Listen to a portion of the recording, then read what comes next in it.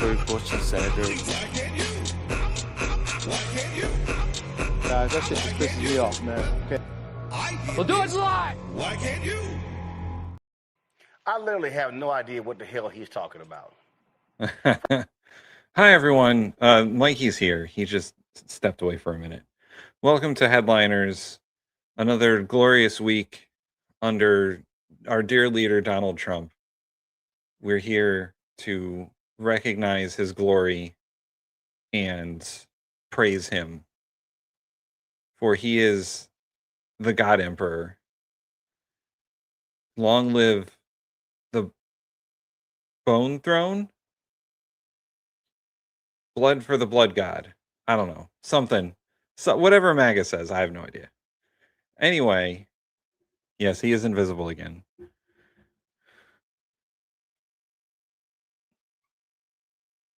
Oh no. Shaza, I'm sorry to hear about your pet. I know exactly what you're going through. That happened to my dog Zeus a couple of months ago, the beginning of March. And I'm still not entirely over it. So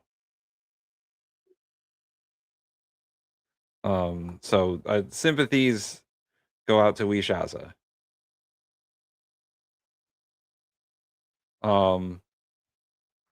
If you all remember, put Zeus's in the chat in memory of Shaza's cat and Zeus. So let's this would work better if Mikey came back. But you know what? Here, I'll do this. I'll pitch the merch, and then hopefully Mikey will be back, and then we can do the thing. I actually have to share the screen to do that.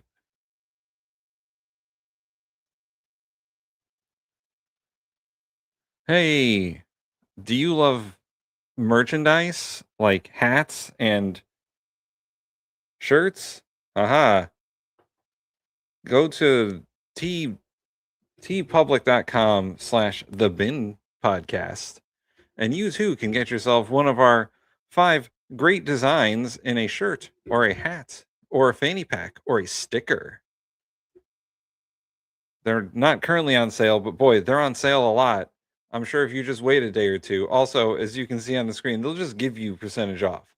So go to TeePublic, buy a shirt, buy a hat, buy a hoodie. If you buy a hoodie, buy one size bigger than you think you need, because they run a little small. But the shirts, fine. They run the size you think they're going to run.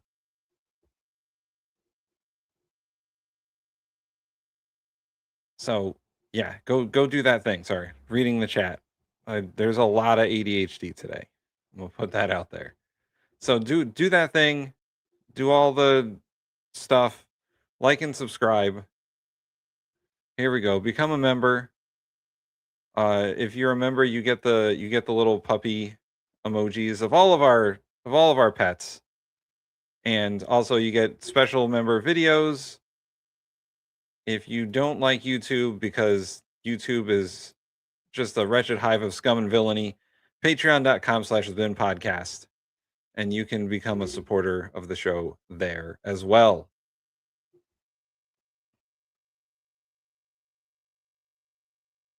All right. So I guess I'll say hi to everyone in the chat, and Mikey will just have to deal with it. We're going to try and... He said there was a button to... Oh, here we go. Oh, Mikey, get over here. Get over here. Yeah. Almost. We almost had him. Then he left again. How's everyone doing in the chat?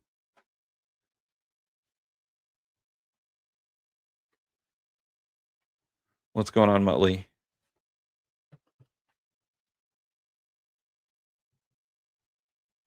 Oh, he returns.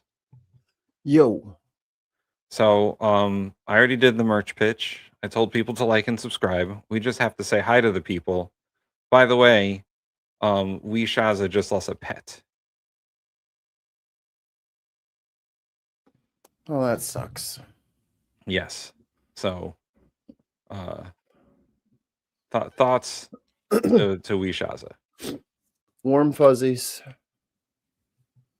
Warm and fuzzy. All right. Am I doing the things or am I doing the buttons? I'll let you do the buttons. I'm prepared.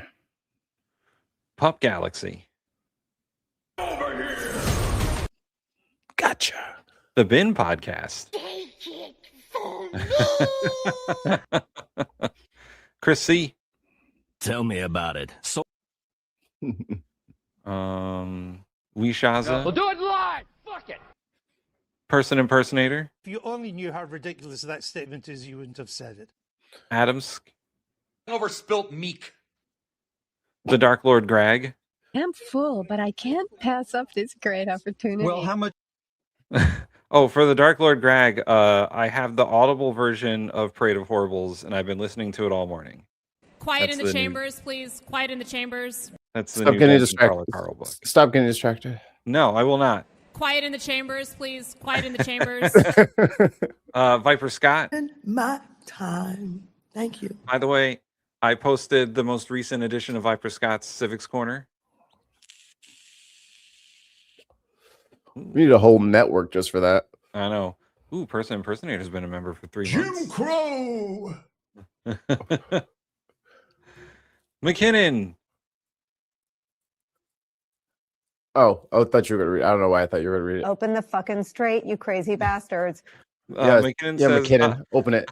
McKinnon says, I'm not doing so hot. The only cure is more t-shirt sales. Defending cankles, McTaco tits, and owning the libs. That's thirst. Muttley. Muttley, I need a dog one. Pool is a shame. He's shameful. It's a good dog. Oh, Dark Lord Greg already read the book.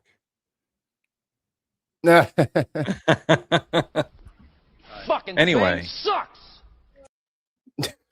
Speaking of things that suck, Mikey, prepare to have your mind blown. Oh no. Conversations are bubbling online over McDonald's and their plans to completely phase out self-serve soda machines over the next. Yeah. okay, so say goodbye to these things. While Mickey D's first announced these plans back in 2023, thirsty customers are now starting to notice. They don't have a fountain drink machine anymore. They get you your drinks. Going and getting your meal and then going over. These greedy ass motherfucking corporations are taking away our free refills. No, you said you wanted a large, sir. That is only 4.3 ounces. You will not be receiving any other liquids, and you may not bring outside liquids into our establishment, or we will be calling the police to have you trespassed. How Understand? How dare they? No, it's going to cost you another $3.50 if you want my fucking poorly cleaned Coke my machine to God. give you some fucking bullshit. Like, you know, you got a lot of nerve to start taking shit away. No, I need the machine out front so I can make sure it's clean. Thank you very much. I've watched Gordon Ramsay's Hotel Hell, Kitchen Nightmares. I've watched what's the one with Tapper? Tapper. Bar Rescue. Bar Rescue. Bar yeah. Rescue. Yo, I still don't order ice in a lot of restaurants because I look around, I look at I listen to the service I'm getting. Does this sound like someone who really takes a bucket of scalding hot water to the ice machine every night? No. You got to get on. You got to get a chair or a step ladder because you got to get way up there, hop, hop, hop, and pour that shit in there. If I don't feel like everybody in this establishment is willing to do that for me, I don't want ice in my fucking drink. Yeah. Yeah. And in fact, I feel the same way, Mikey. The first time I worked for the St. Louis Bread Company, my manager was obsessed with cleaning the ice machine. And that was the only place I felt comfortable getting ice from. If you don't personally clean it yourself, I'm telling you guys, as soon as you let it go 2 days, and if you saw the shit that was growing in those machines, you would demand that they go back out in public so that you can inspect them. Ugh. I learned how to clean the ice machines, and now like I do it at home. I clean the ice machine in my fridge. It's once you know, you can never not know. Because it's a nightmare. It is pure life. Life will arise in that ice machine.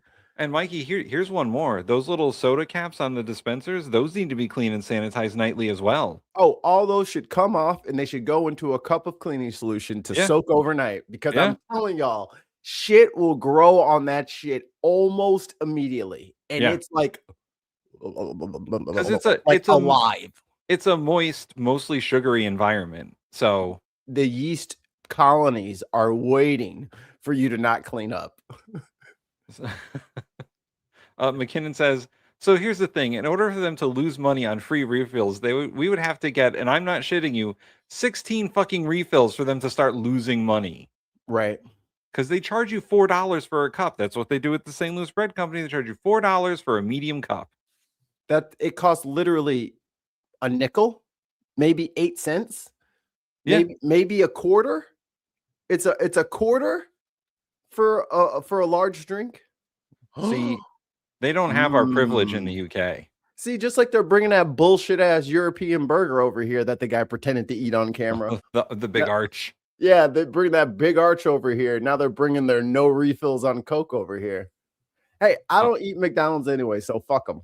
In the UK, a medium Coke Zero at McDonald's costs them 4 pounds, when they're selling them at 4 pence. 4 pence, 4 pennies. They do the little weird. I don't even have that number. How do you guys even do that? How do you make the? What's the key command for the pound signal? Symbol. I don't know. But anyway, this continues. All right. Picking your soda was part of the experience. It's not clear how many of their I like to mix them all. 38,000 locations still have the self. Oh man, when I could have sugary beverages, that's what I would fucking do.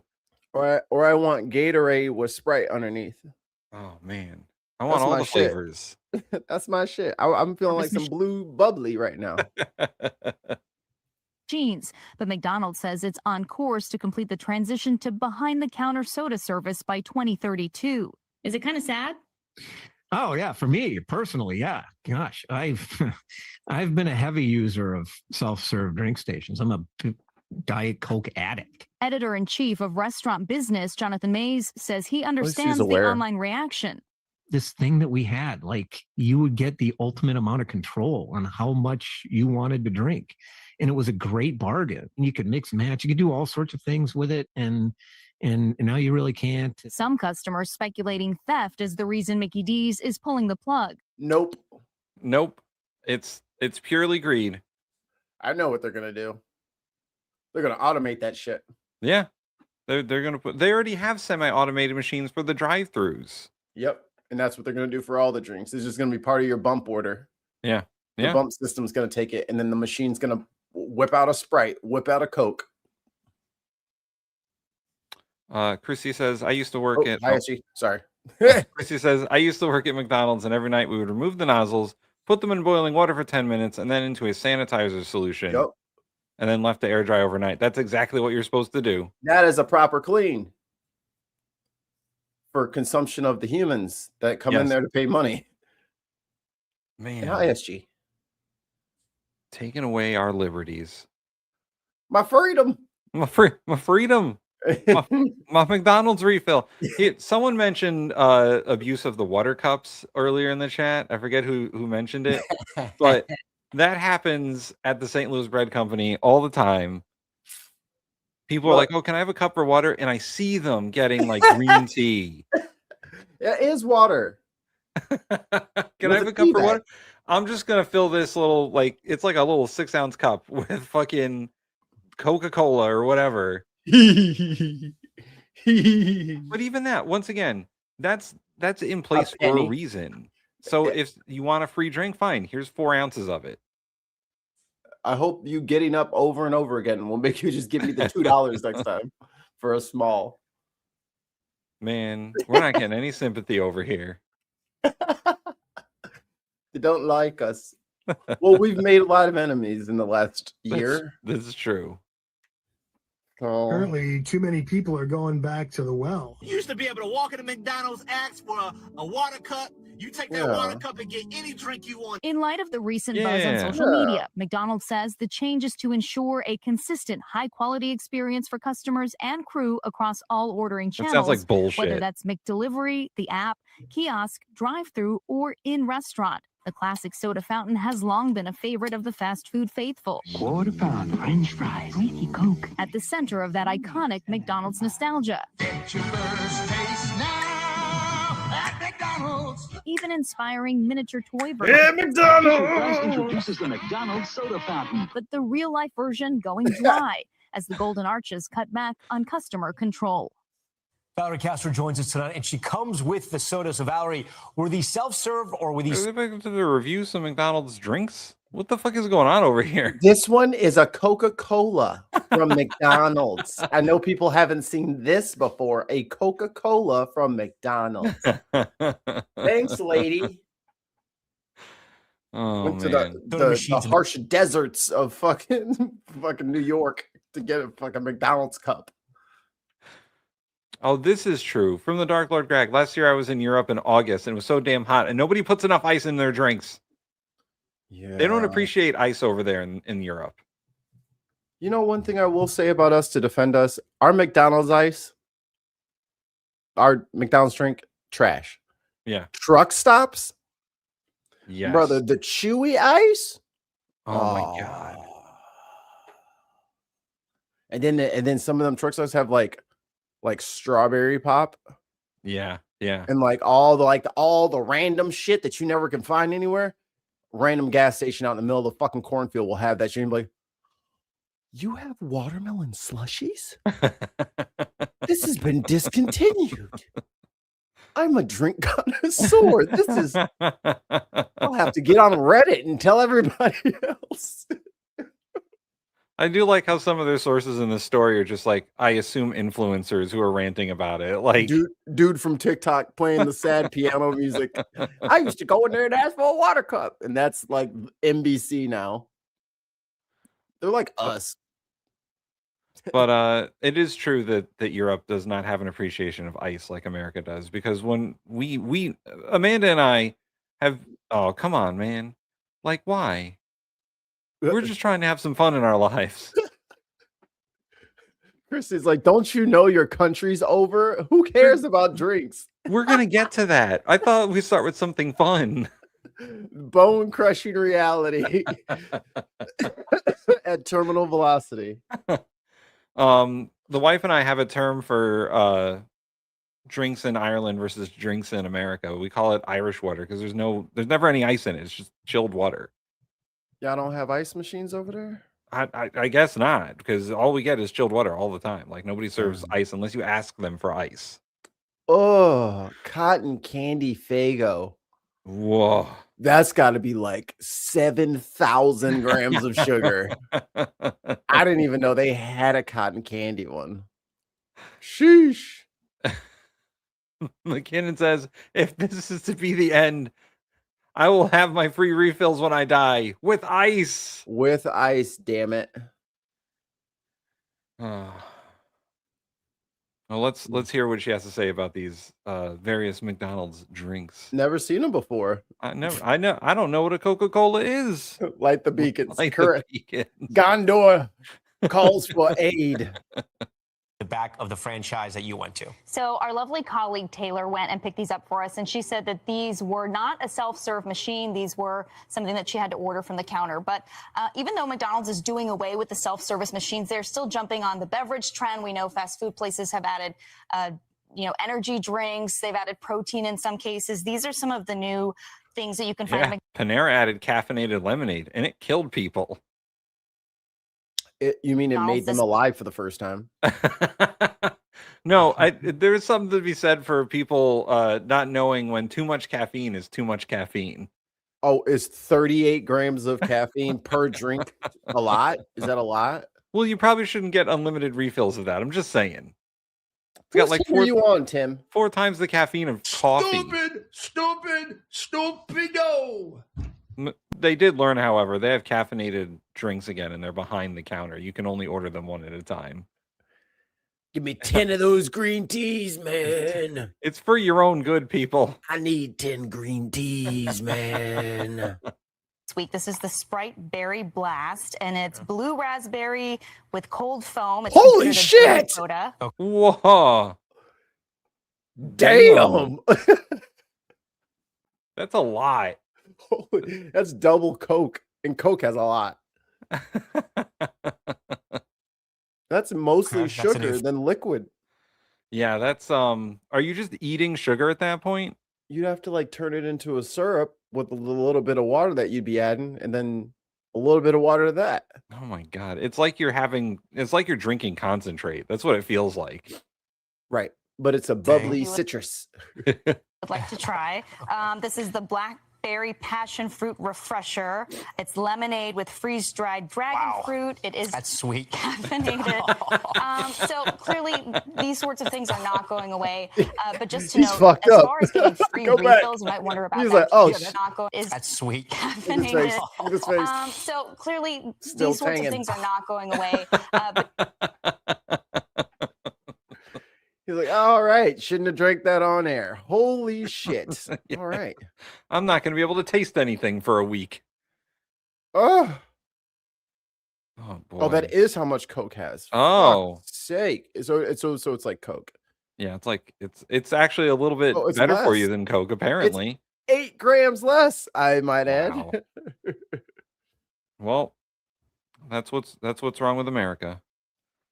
just to note, as far as getting free refills, you might wonder about that if you can't. Yeah, that's the whole thing. I mean, you could go back. That was So great. the company says it's really up to the individual franchisees if they will continue to offer free refills or if you go back. So and store ask by for store, more. case by case basis. Ooh, they're going to blame it on the franchisees. End of an era. Anyways, Valerie, we thank you for being here. Thanks for bringing the drinks. We thank. Don't. He was like, I don't want to drink any of that anymore. No, this is a totally normal, righteous thing that's happening. They're just going to get rid of that machine because a better experience? I guess. That was the line? That was the lot. That was it? Yeah, they want you to have a better customer experience, a more consistent customer experience. Really? Okay. Damn.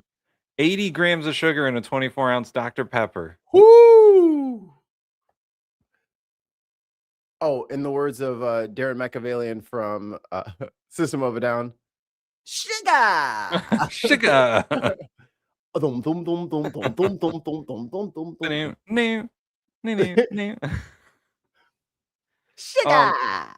Fine. You guys want soul-crushing reality? I'll give you soul-crushing reality. No, I'm Breaking inflation data and what could be the clearest look at the economic impact of the Iran war. Yeah, in April, inflation rose 3.8%. Let me pause you real quick before you even get started. Fake news. The president just fucking told me over the weekend that things have never been cheaper, prices have never been lower. Interest rates are great. The economy is great. The stock market has never been higher. You know what I mean? He's like groaning more now. I don't know how this could the president has assured me that financial green pastures are just over the hill. I'm pretty sure he It said. can only good happen.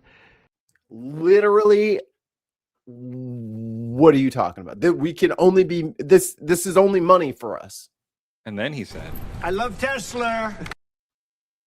I saw a Cybertruck, and I think everybody at the intersection was like, "Fuck you!" I always want to be like, "Fuck you" and flip off the Cybertruck, but I always have this gag reflex that takes over. Like a Cybertruck drives by, and I just go, "Ugh."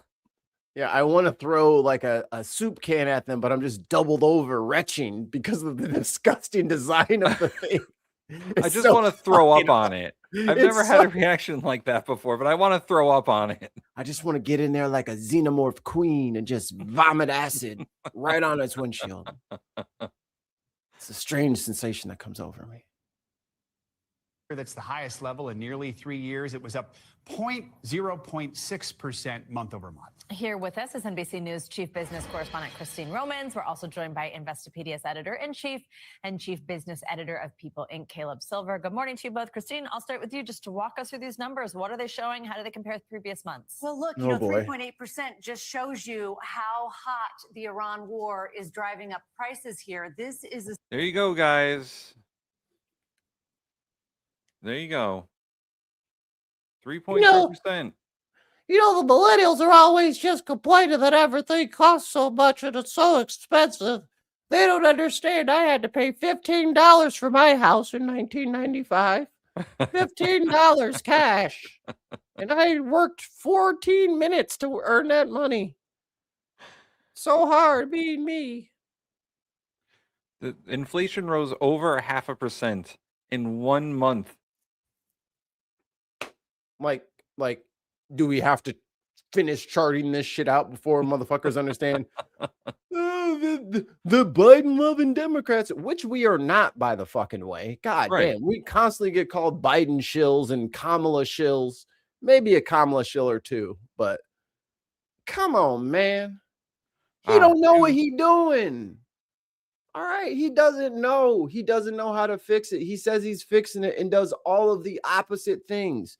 This motherfucker took painting the floor, which should have taken $2 million, and somehow turned it into $11 million. Ooh, I got a clip about that too. Unbelievable. But we got 2 British pounds super chat from Viper Scott for the Civics Corner, which we will definitely do. We have to finish up the first article of the Constitution. Oh yeah, I did see that. But McKinnon says, it's great. I did that. Lowered inflation. Biden didn't. Biden turned left. Biden turned they left. Always go left. Go left. I'm right. Inflation is right. Right? He's so smart and great. He cares about us. That's the thing that'd be crazy to me. They'd be like, he cares about us as people. I'm like, he doesn't even know you're alive. What are you talking about? My favorite part is still that lady at the gas pump who was like, I guess I voted dumbass. I voted for him 3 times, but I guess that's my fault because I'm an idiot. Yeah. significant jump here, 3.8%. Remember, the Federal Reserve thinks 2% is the sweet spot. That's right, guys. And I don't know if anyone knows this, but this means that like prices are still going up. I mean, they were going up in March, but they're going up at a faster rate now in April, and they'll go up at a faster rate in May. Prices were still going up, and the Fed wanted a 2% interest rate, which meant prices were still going up on average 2% every month. Or year over year, whatever the calculation was. I found her. You're a worthless pile of And you voted for him how many times? 3 times. That was my bad. Apparently, I'm an idiot. I think it's only fair, right? It's only fair. Apparently, I'm an idiot. Oh, smoked it. Let's go. We're good. Got it in one. Let's do this. For inflation, 3.8% shows you how those higher energy prices are fueling in to just about everything overall here. And you know, it's not just the energy prices. It is gas prices, but it's also this. By the way, this is the government shutdown, so you can't actually see where prices were there. But now we're more like this here. So those higher energy prices starting to feed through everything. I mean, I'm looking at airfares up almost 21% over the past year. Caleb, we Great. It to go up. The cost of flying in an airplane has gone up 21% in 1 year.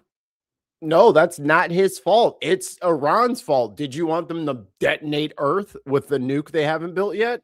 I heard something like that they've canceled like 1 million seats over the summer because there isn't enough fuel for the airplanes. Well, do we get jet fuel out of the Strait of Hormuz? I mean, yeah. Yeah. Oh, you know, this could have some real fallout. Oh, shit. Oh, we don't drill that kind of oil. No, not here. We also don't refine that kind of oil here. Damn, it's almost like that's like an import. Damn. Apparently, I'm an idiot. Damn. Mikey, Goes in, Mikey. tide goes out. You can't explain that. Stupid, stupido. I like how we have enough that they can talk to each other. We just have a whole show of buttons. Let the scripting Fuck your begin. face. All right, we'll do it live. Fuck it. But what's your reaction to this number? Yeah, hot, but especially in the places where we have to spend money. So obviously that's gasoline, that's diesel, and that affects things like fertilizer prices. It goes right through the supply chain. So this ends up really at the grocery store where you still see food prices very high. Some of that is due obviously to diesel prices and fertilizer prices, but we just have this general trend of higher inflation. Christine mentioned the Fed likes inflation around 2%. Those days are long gone. Consumers know inflation probably isn't even 3.8%. It's higher than that when you think about the things we buy on a daily basis. Yeah, and Christine, let's go. Yeah, that 3.8% is average inflation across everything. Which means a lot of things went up 0.1%. Right. But it also means like airplane tickets went up 21%. Yeah, so 3.8 overall, you know.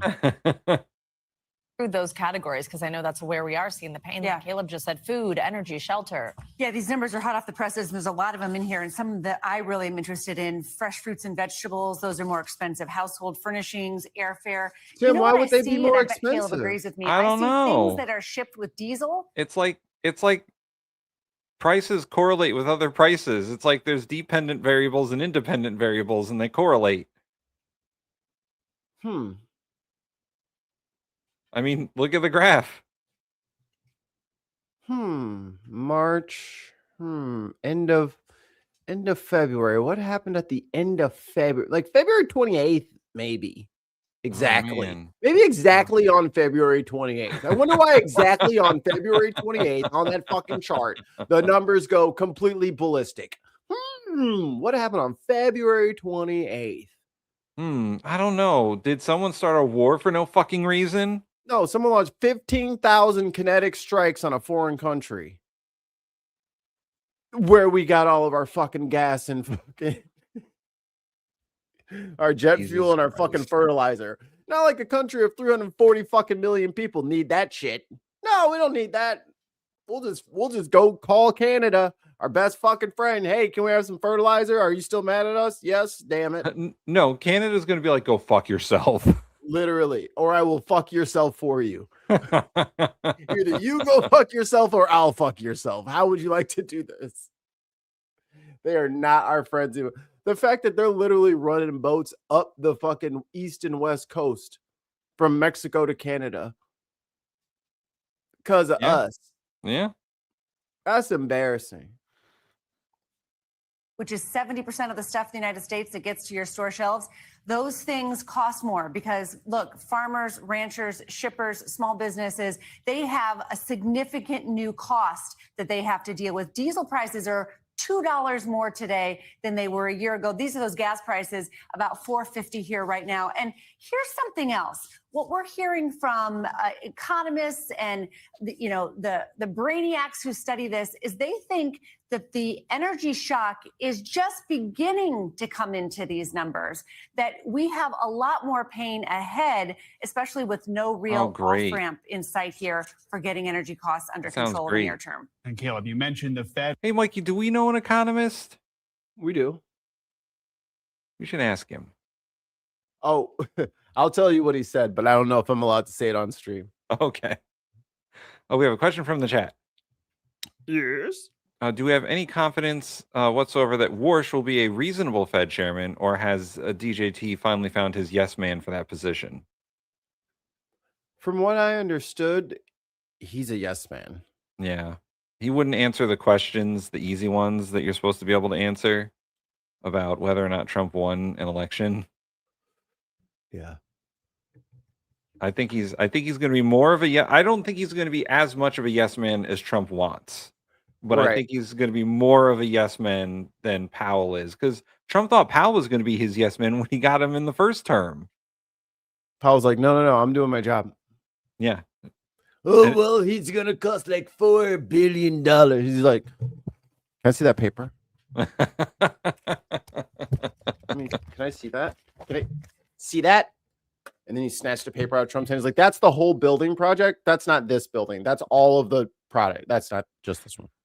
Just so you know. And then Trump was like, who appointed this guy? The guy who appointed this guy is a complete idiot. The guy who fucking appointed this guy is probably an Epstein pedophile friend. What? The guy who appointed this guy should probably be investigated. We should put him in jail without any questions asked. Well, in the Oval Office, they were like, you know that, like, do you know that you appointed Powell, right? And he's like, I have no idea who appointed him. Who wrote this shitty Mexican deal? This U.S. Mexico Canada agreement. This is the worst fucking deal I've ever seen in my entire life. Boy. If you look, your big fucking pedophile signature is on the bottom of that, dumbass. You wrote it in Sharpie because you think Sharpies are pens because you don't understand what markers are. Well, he likes the color, so you know. Got no grips. Month, right? I have to imagine this just locks in what was already inevitable for them. Yeah, you mean in 36 days, 5 hours, and 13 minutes? We'll probably have a new Fed chair by then. Kevin Moore's confirmation hearing set for today, and the inkling was for rates to go down. Right, Mikey, confirmation hearing set for today. Find that shit. Oh, the confirmation here? Yeah. Is it going on right now? Looking. I mean, we got a couple of things that we got to watch. We got to watch some Hegseth budget hearing, and we got to watch this Warsh confirmation hearing. Going anywhere. I just looked out until the meeting in September. You actually see a 9% probability of a rate increase by then if inflation doesn't cool. How possible is that? I mean, that's we're looking at 3 months, so it really depends on the duration of this war, how high oil prices stay for how long. That's going to impact just about everything. For the next And year. The Fed's going to have a very tricky decision on its hands, probably with a new Fed chair in charge. Christine, this is the first time that inflation has outpaced wage growth since 2023. What? It did what? You're saying wages are not keeping up with inflation? Oh boy. Stop the presses. Stop the presses. They've solved it. They've solved it. What the are you kidding me? Democrats are revved up. How massaged are the numbers that she's just saying that for the first time probably in her life? Like, how stupid can you be to think that? Oh my God. I've never had my flabbers so gasted. Like the dumbest, wrongest answer. Aggressively dumb and wrong. Open the fucking straight, you crazy bastards. At least. Budgets are already under pressure when you have a fact like that. Look, the consumer sentiment indicators have been telling us this. People feel like the money's not lasting the month. And guess what? It's the not, numbers man. show the money's not lasting the month. The money that you're making, your wage. Every single person that I work with has a second job. And they're working more than 40 hours between those two jobs. Like, they are desperately trying to keep up with their bills. And it ain't working. It's not their fault. It's not their fault. But they got to have 2-3 jobs just to fucking get by. Zero, where you at? And I'm not just talking about the St. Louis Bread Company. I'm also talking about the university as well.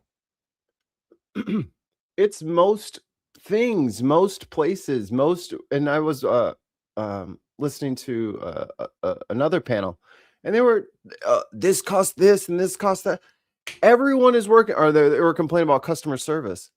Everyone's got an attitude and they're on the phone. It's like, because they're fucking tired and they're grumpy and they're broke all the fucking time. They have to work all these hours and they're still broke at the end of it. Oh, that's because finally inflation has eclipsed wages. What the dumbest shit I've ever heard. No, McKinnon's right. We're just being lazy. Real men work 3 jobs to make ends meet.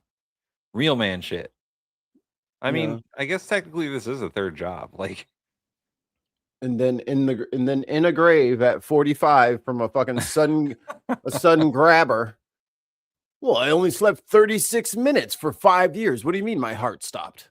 that's what I'm talking about, man. Like, some of the people who I work with, like, they're fucking like not sleeping. They're just not sleeping. They wake up at 5 a.m, go to work at their first job, and then come to the second job And then I don't know when they sleep. They don't.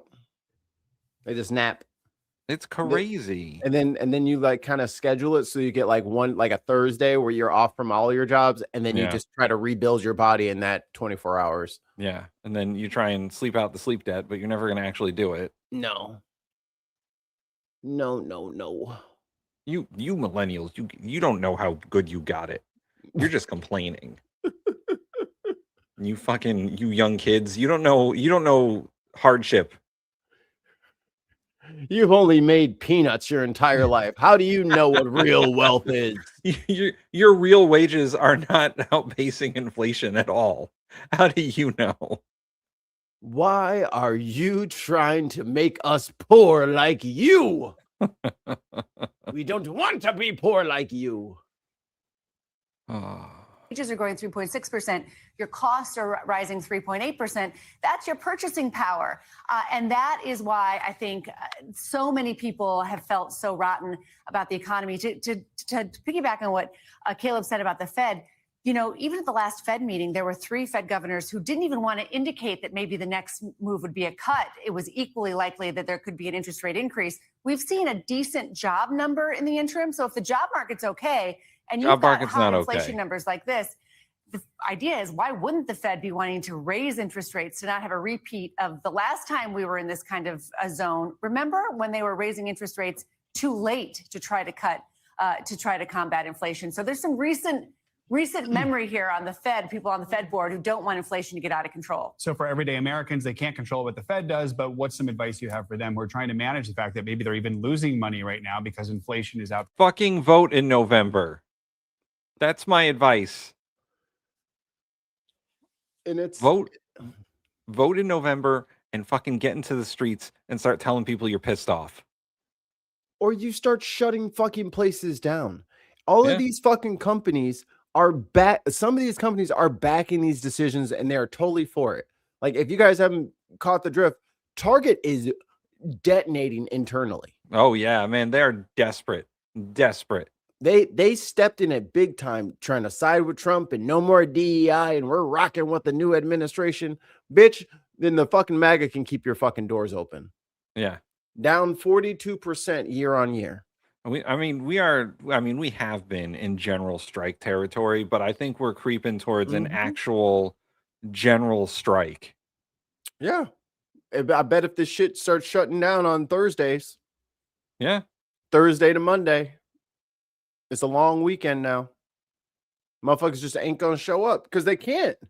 What are they supposed to do when it costs you, if you have an hour commute to work, that could be, what, $40? I have an hour commute to work, and yeah. So you want me to pay $40 per shift?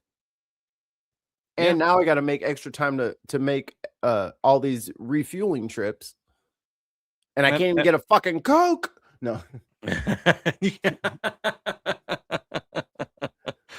No, I have an hour commute to work. Let's see. My gas mileage is fairly good. I get 28 miles to the gallon. Yeah, that's pretty good. Let's see.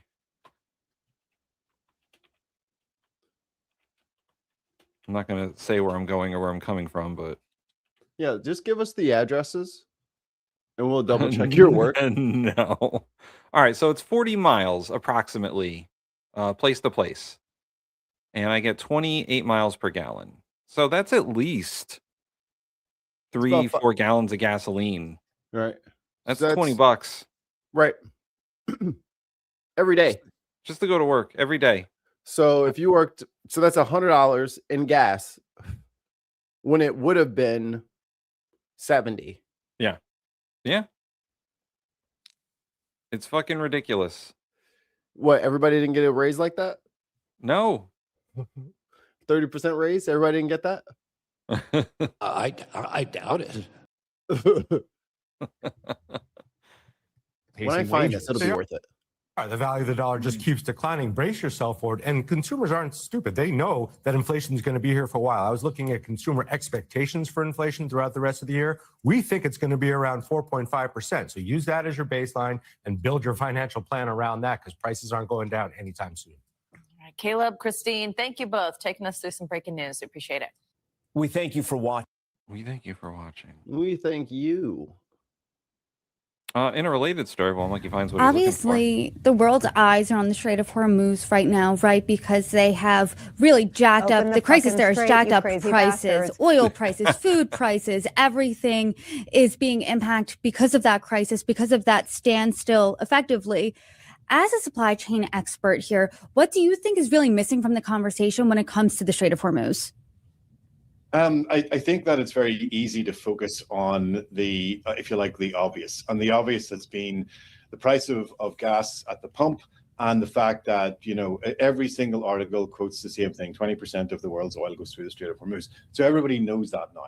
And so it's been very focused on, especially in the US, it's been very focused on the price of gas at the pump. That has been the one big indicator. I think what's been missing is the downstream impacts of every petrochemical product. It is the fertilizers, it is the plastics, it is all of those other things. And I don't think that there's been enough discussion about those. And I don't think that maybe industry has weighed in enough to say, this is hurting across a lot more than just the gas pump. There's a lot more that's going to impact. It will take slightly longer because the supply chains are different and they've got a little bit more longevity. But we've been using up a lot of that, if you like, work in progress to the point whereby, you know, you have started to see not only fuel shortages in, you know, some of the Southeast Asian countries, which has led to tailbacks and queues and, you know, frustration at a pure civilian level. But there's shortages of other key components for consumer electronics and other things which are going to hurt as well. You might not have seen that yet, but what it will do is it will drive prices up later on in the year. So again, thinking about holiday season, thinking about all of that, we haven't understood yet what the knock-on impacts could be. And that just hasn't been part of the discussion because the focus has been how much, you know, is a gallon of gas. And because that's the primary, that's what everybody goes to first. And so, you know, whenever you start to see. Yes, Mikey. No, I freaking out. I pushed the wrong button. I was like, oh, 10 things are playing.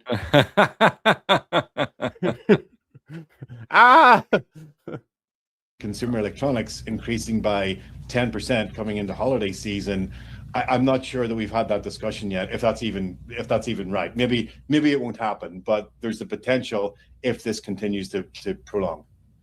I think you make a really good point there, right? Because everyone's talking about gas prices because that's the headline, right? And also everyone or almost everyone needs to use gas. Everyone sees gas prices. They're so visible. You drive by any gas station, you can see they're right in your face how much they are. They've been up over $1 year over year, up almost 30 cents week over week here this week. But like you said, less things that are being talked about are fertilizer prices, fertilizer shortages. And when you think of that, I mean, fertilizer is obviously used to grow. Get ready to not have food. Exactly. Like, soon. They didn't understand any of this when they started. They didn't understand any of it. No. They didn't understand what they were doing when they did it. And they still don't understand it now. Because if they understood what was going on, they would not be blockading the Strait of Hormuz. No, we need that shit immediately. An entire fucking airline is gone now. Right. Like Spirit, yeah, wasn't in the best financial health. They had filed for bankruptcy previously, but they would still be around right now if the price of jet fuel and the availability of jet fuel was still there. Oh, so you're saying when things are unstable, it's bad for business? Well, especially businesses who are not already weakened financially. Right. Like those are the businesses that are going to go under first.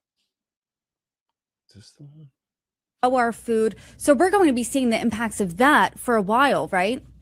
Right. And you know, and even if you have products that are not in any way related to oil production, and you think, well, those are going to be fine, those are not going to be impacted, they still have to be transported. And they'll either be transported by ocean, by air, or by road, all of which are seeing fuel increases. So you can't.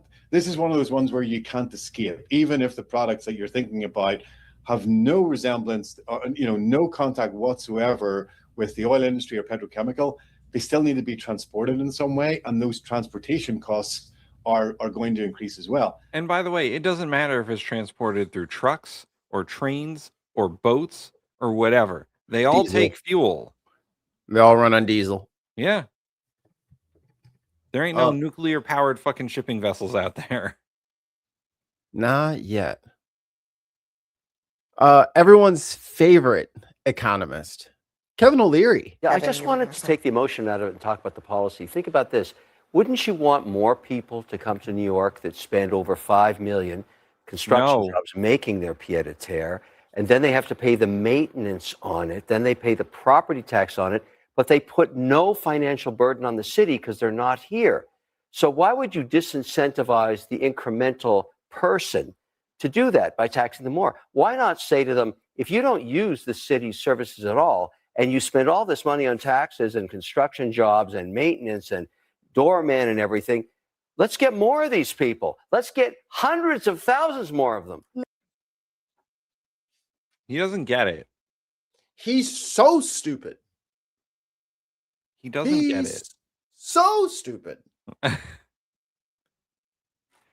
So then just move everyone out and everyone go live in the fucking woods, because Elon can afford to have a pied-à-terre second home in everybody else's home. So just move the whole city out and just let him do that. Is that what you want? So just have the whole city be empty and owned by somebody? What a fucking moron. What an absolute fucking moron. It's the people who have the pied-à-terre houses that are driving up the price of living in New York City. Right. It's the people who have the fucking $10 million fucking apartments or a building named after them who are driving up the rents in New York City so that no one else can fucking live there. And I think the proof is in what happened during COVID. Yeah. When the pandemic started happening and people were leaving New York City because A, it was too expensive to live there, and B, their jobs were disappearing, they moved elsewhere because they couldn't afford to live in New York City anymore. There was no reason to live there if they didn't have a job there. Right. You can't live there. You can't live somewhere where you can't feed yourself or pay the rent or mortgage or whatever. You have to be gainfully employed, especially in New York. So what did they do? If they still had jobs in New York City, they moved to the suburbs. They moved to Connecticut. They moved to upstate New York. They moved to Jersey. If they didn't have a job in New York City anymore, they just fucking left. No, they were leaving New York because they hate New York because the liberals were so and nothing to do with taxes.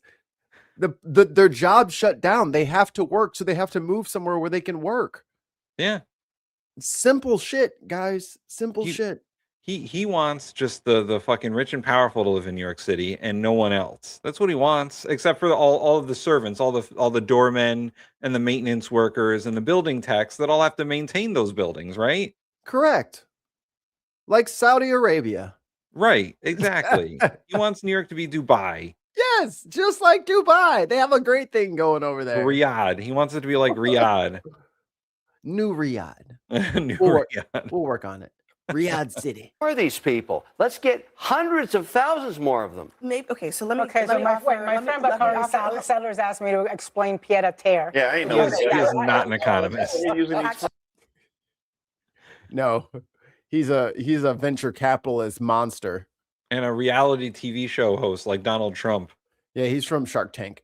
Shark Tank US, because there's different. Yeah. I thought it was a sandwich. I thought it was a sandwich with second home. I thought it was a sandwich with ham and extra slices. Just to your point. I want you to tell us something about that actual video. 60 million views within 4 days. And I asked one of my social media editors, how did they produce that? He said, by the way, we think that.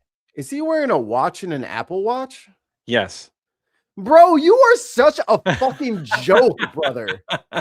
This guy is such a clown, man. You don't wear two watches, sir. That tap, tap, tap on the window, that's post. It's genius what that guy is doing. He's got a team making social media. No, it's genius and what you want is to that clicks, but it is not genius and what you want is for Ken Griffin to continue building his project on Hold on 1 second. Yeah, I don't want him to continue building his fucking projects. But Tim, saying tax the rich is a racial slur. Who says who? Says who? Ken Griffin. I'm sorry, what? He said that's a racial slur. When y'all say tax the rich, that's what y'all mean. Y'all are hating on his class of people. He's being discriminated against. This is class warfare, Tim. And he is just a unwilling participant and a hostage. Where's Kay in the chat with all warfare is class warfare? Man, no, that's not how racism works. That's not how discrimination works. You're discriminating on them based on their success. No. How dare you tell me to pay my fair share? That's racist. that is baffling, man. That is baffling. Only people who paid $10 for coffee say dumb shit like this. That motherfucker is lucky that we're saying tax the rich and not eat the rich. All right.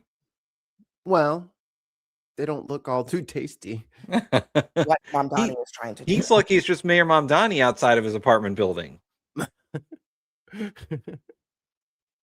Oh, there we go. Diz in the chat.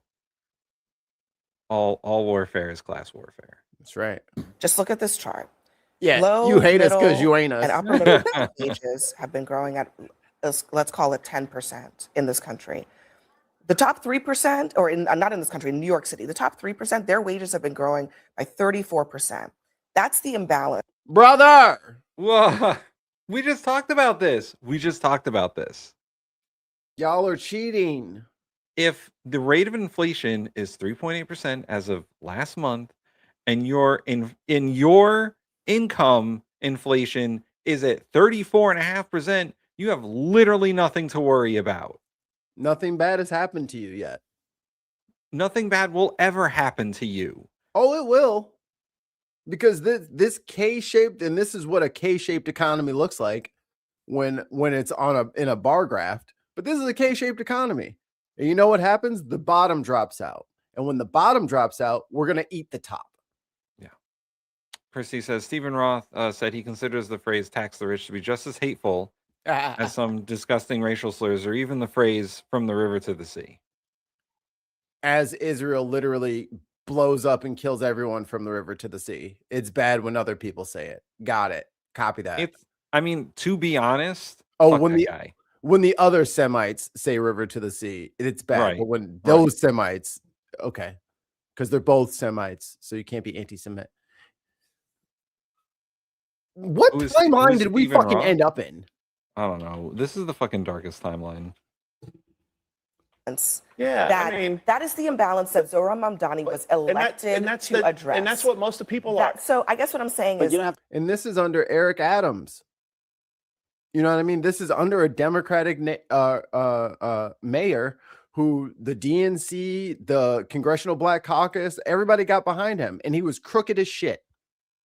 And instead of correcting course and saying we need to cast him out and he's a problem and he's not getting it done for New Yorkers, they said, well, what, you gonna fucking go with Sliwa or Cuomo?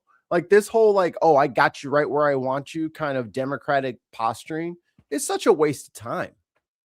You know what I mean? Because you're just gonna fucking lose. I'm glad in this case it was a DSP member that won. But this is why Trump wins all the time. They try to do this oh, I got you cornered. You're painted into a corner. You have to do what I tell you to do.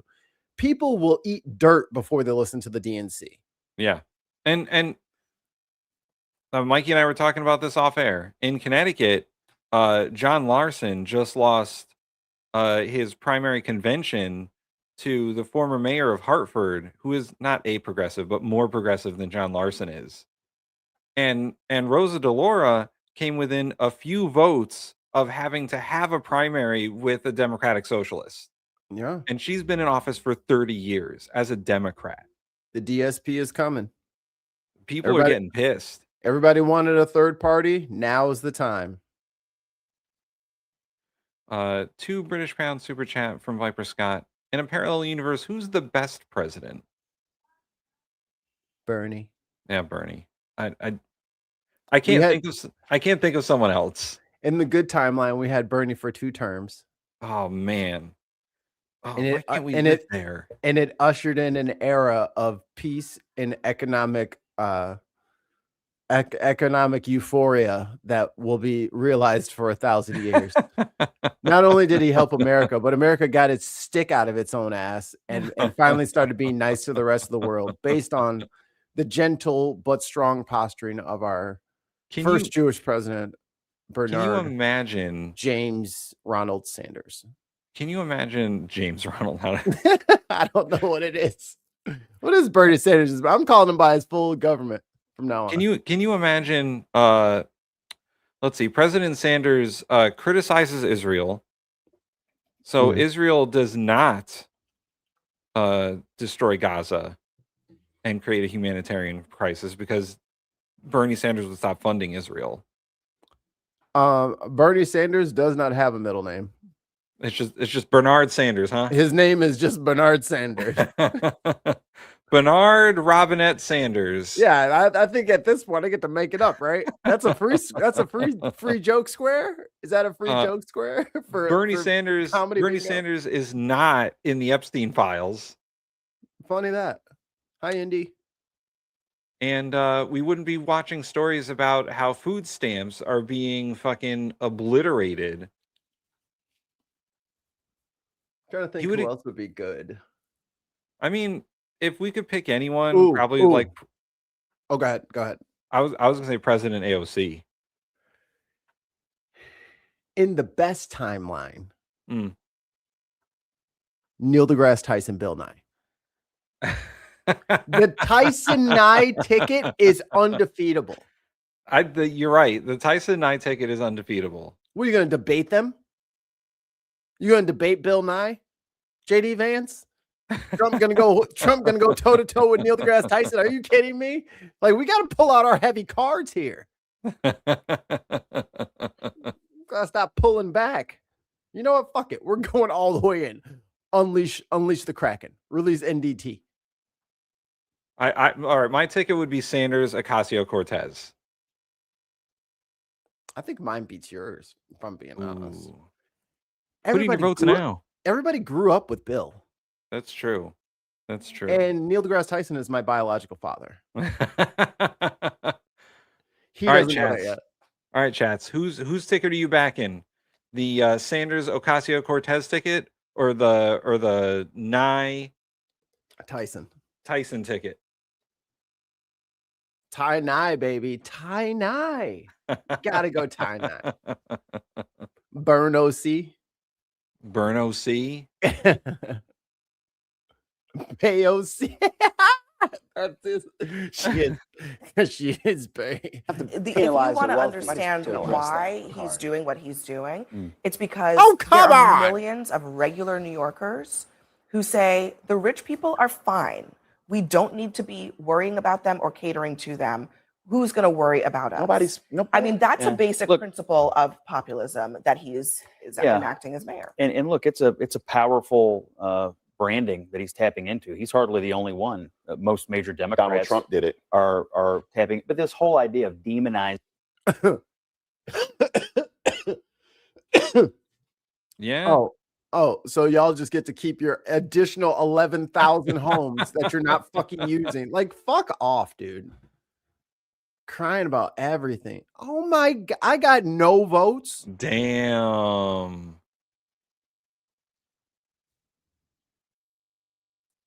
Even Viper Scott.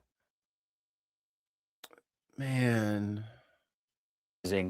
People who've been successful. It's a powerful thing right now, but I think they could be in the cabinet. Acknowledged point extends Anna's point, which I think was very well stated, and I agree with you 100%. There's a dark undercurrent of rage and violence that comes with this. You look at the Luigi killing of the United Healthcare CEO. Yeah, okay. What cabinet positions would you put Bill Nye and Neil deGrasse Tyson in? EPA chair. And who's in charge of NASA? Oh, it's military now, right?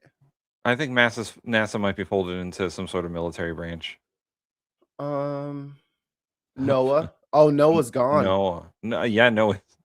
Yo. We're gonna have to rebuild NOAA. I would put. There's got to be like a secretary of. Let's see. There's a science secretary, isn't there? Yeah, there's got to be cabinet.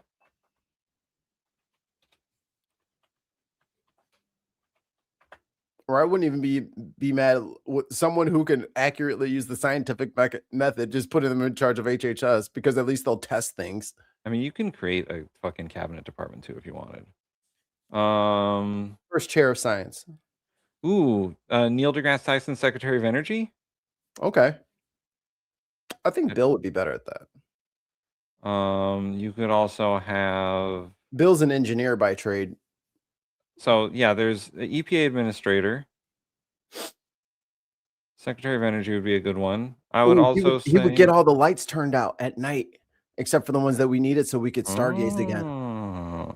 He would launch an initiative called Lights Out America, where he would periodically turn off the lights in certain areas all the way from the grid so that people could see astronomical phenomena.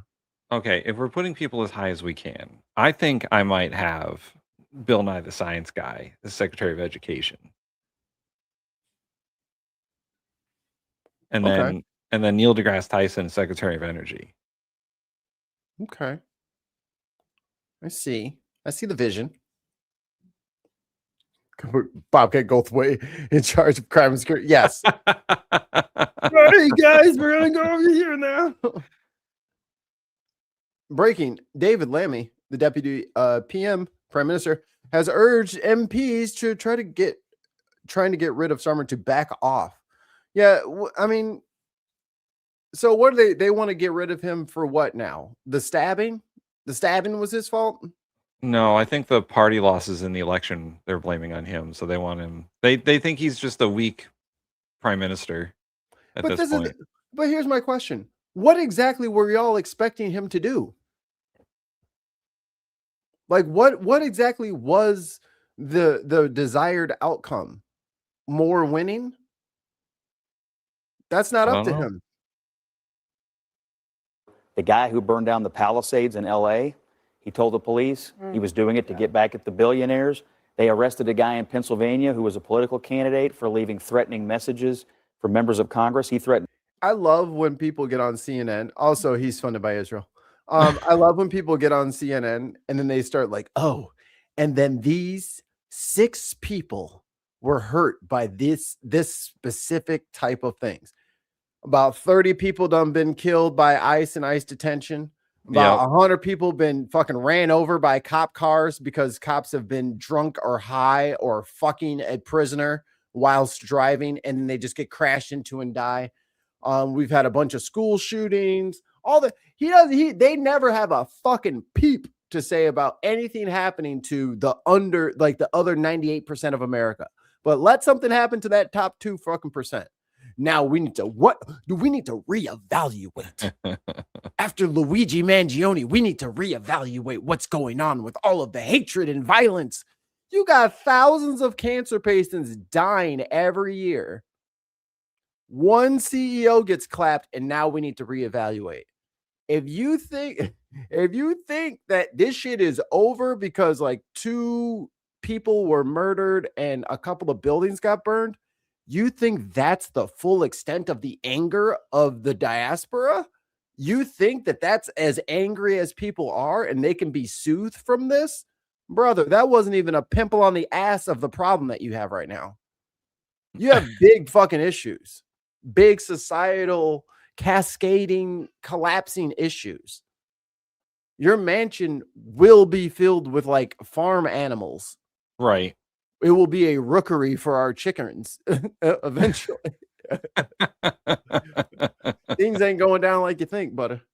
They killed Donald Trump. You listen to the transcripts. He's saying, we're going to surround all the rich people in the country and we're going to slit their throats. I think the unacknowledged undercurrent. And what is your counter to that?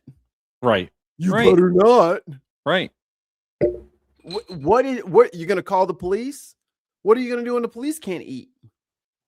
You think they're going to show up to protect you when they're hungry too? and you're sitting there having feasts with your lights on. I remember electricity. They still have lights. This is the fucking society that you guys want. You want us to go into hunter-gatherer. Only the strong will survive. Do you want to go up against a bunch of broke motherfuckers who just got off of meth to see who can survive in an apocalypse? Is that who you want to go against? Should have picked a better opponent. Which one? What? I paint. Oh, the pimple on the ass. Gina, a member for 8 months. Gina. Oh, wait, where is it? I'm talking to you. Hey, right here of violence and radicalism is going the Democrats are playing with fire. Oh my God. And it needs to be discussed. I feel the exact same way. Come on, guy. Shut the fuck up. You think it's scary now. Wait till the anger really shows up. Oh my fucking G. Yeah. Take the fucking motorcade into the reflecting pool. Unmute. The National Mall claims the project, a nonprofit group trying to stop President Trump's reflecting pool renovation on the National Mall, claims the project breaks federal law. The Cultural Landscape Foundation filed a lawsuit today. Yo, I heard that Trump gave out a no-bid contract to the company who did this, who is also a company that he likes and uses all the time for like Mar-a-Lago shit. Where's Congress? Oh, it's fine. Let him do whatever the fuck he wants. Yeah, let him do what he wants. He's just, oh, it's $2 million. That turned into $1 trillion. Oh, it's fine. I just love these guys. He's fucking laundering money. Yeah. Corrupt fuck. Saying the National Park Service violated an historic preservation act by repainting the pool, quote, American flag blue. The complaint says the new color, quote, will fundamentally alter the visual and experiential character of the pool. The president announced the project last month and drove through the pool's construction site just last week. The New York Times is also reporting that its initial cost of less than $2 million has now ballooned to 7 times that figure. For more on the project, I'm joined now by one of the reporters covering. Brother, paint the fucking floor, drain the fucking water, sweep out the fucking leaves, put down the paint. What the fuck cost you $14 million? You could have built a whole new fucking monument for $14 million. Oh my God. What is the problem over here? What is wrong with everybody? It's just like cost $14 million to paint a floor. It's just like Kristi Noem and the hundreds of $1 million she spent on fucking commercials that she shot with her friend's film crew. Yeah. She acted like she built a second. Oh, that's what she did. She had to build a clone. Yep. That was the cost. Well, why are you cloning the fucking pool? Pour the paint on the floor and spread it out. It's easy to paint the floor. No, they're using American flag blue is what Trump is calling it. He's Because like, he- you ever because he seen wants it to blue? look like, yeah, he wants it to look like fucking Dubai. He doesn't want it to Yeah. look like a reflecting pool, Yeah. which is what it is. That story. That's David Farenthold of the New York Times. David, welcome back. Let's begin with your reporting on this that shows that initial cost estimate from the president of $1.8 million, now up to $13.1 million. What happened there? Well, the President Trump has said multiple times that this project is only going to cost $1.8 million or less than $2 million. That's never been right. From the beginning, the federal government had expected to pay $6.9 million for this contract. And then on Friday, that cost jumped again by another 88%. So now we're talking about $13.1 million. And the contractor for this project, your reporting also showed, had no previous federal contracts. How unusual is that for a renovation like this? It's quite unusual for a renovation of this size and this sort of importance. Remember, this is not a swimming pool. This is a pool that's about 2,000 feet long.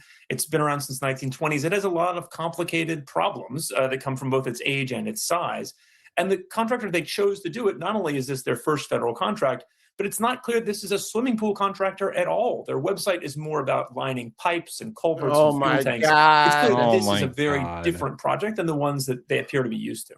So folks will remember the image. They're not even using the people that they need to use.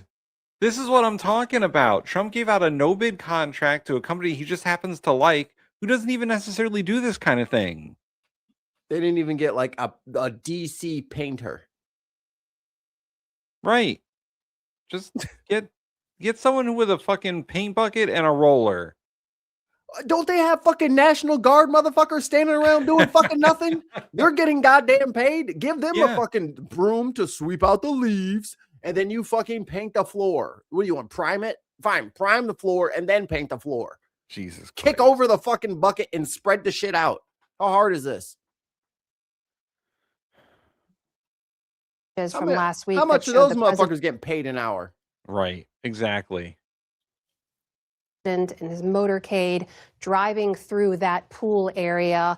When we saw those, I know a lot of folks had the same question, is that going to impact the pool in any way? What does your reporting show you on that? Well, from folks we've talked to, it will not probably make the pool look any different in terms of reflectivity. If you're standing on the steps of the Lincoln Memorial, you're standing at the World War II monument on the other end, and you're looking across the pond at a low angle, it'll probably still be reflective. The difference, though, may come when you see it from a higher angle, from an airplane or the top of the Washington Monument. This is a space that's meant to sort of be invisible. It's supposed to reflect back the gray stone and the trees all around it. If what you see instead is kind of an artificial blue, like the water hazard at a mini golf course, that could stand out in a very jarring way on the National Mall. We know that the president has framed some of these renovations as part of a broader beautification effort.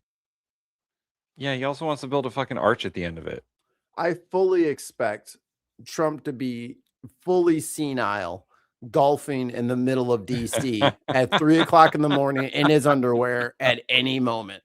Oh my Any God. night now, we'll be getting breaking news that this motherfucker is in his diaper chipping outside the fucking Lincoln Memorial or something like that. Yeah, Just he'll be hitting like, the ball This is great. in his little golf cart, in his underwear. It could only good happen. Something in my eye.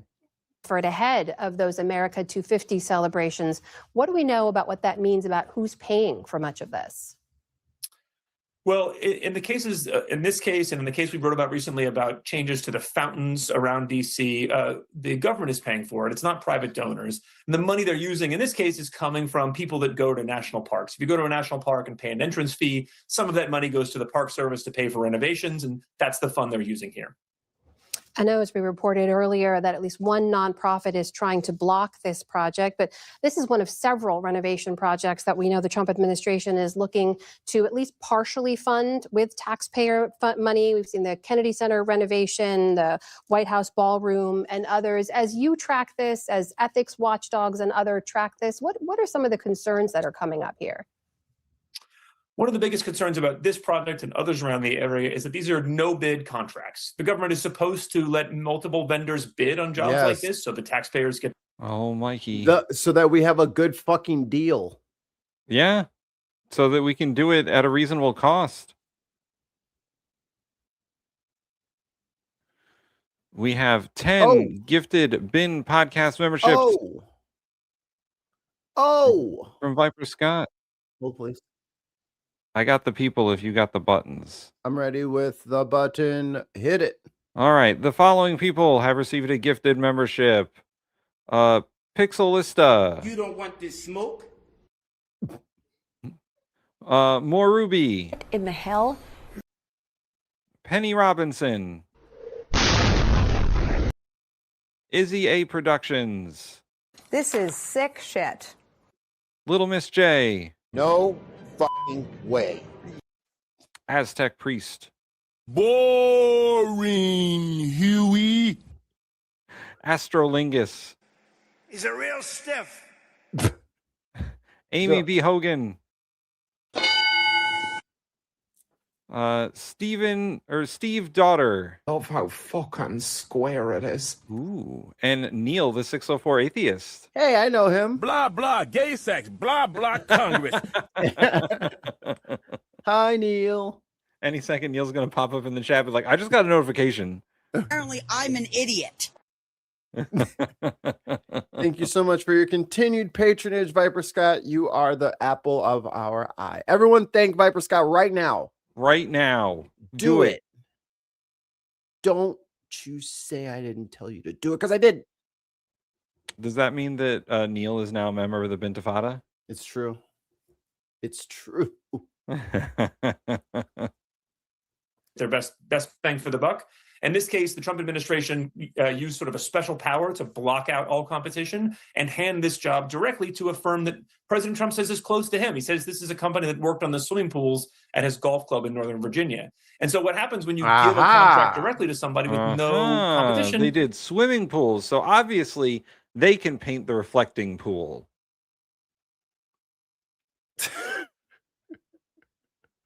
God damn it.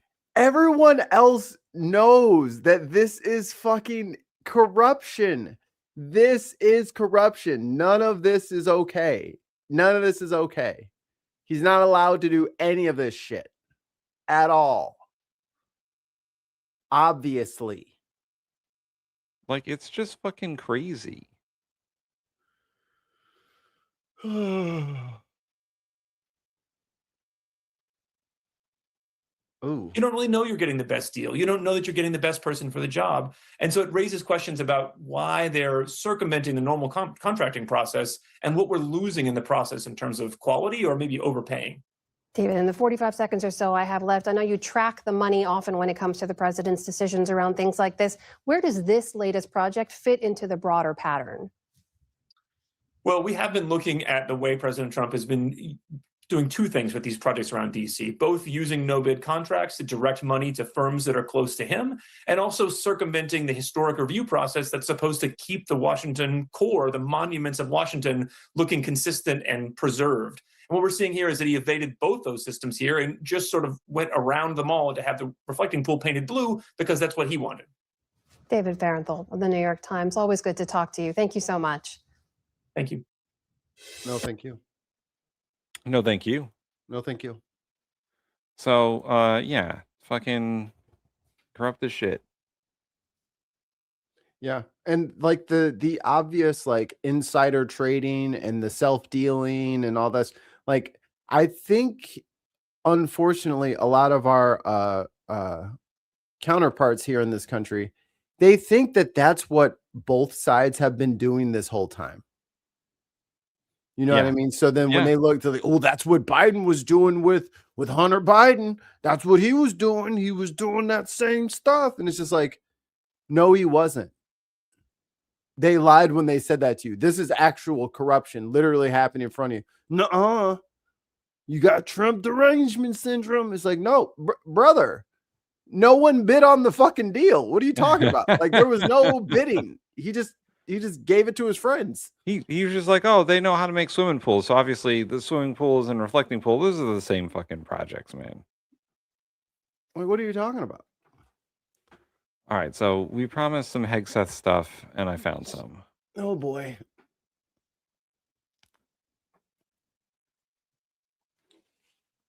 And it's muted again. Tim, the video is muted again. Oh, damn it. That's what I was seeing. Thank you very much, Mr. Chairman. Mr. Secretary, the war in Iran has not only cost 13 American servicemen. Tons of mice, $5 in the super chat. Tim's hat 2026. He peed in your pool. It's true. That'll be my campaign slogan. It's got pipes. It drains. It's a chlorinated pool. It's fine. Remember lives. It is also costing American taxpayers dearly. Tens of billions of dollars and counting, and that's money that could be helping people perhaps get health care. But instead, we're paying for bombs dropped in a war that American people overwhelmingly oppose. Now, earlier this morning, I know that your team testified Trump's war with Iran cost $29 billion so far. That is $29 billion blown on a war of choice, and that's what it would have cost actually to save the ACA tax credits. But as my colleagues have already stated, what is concerning as well is it seems quite clear that that cost estimate is suspiciously low. Right. Now, your acting comptroller suggested that damage to U.S. facilities was not factored into that figure.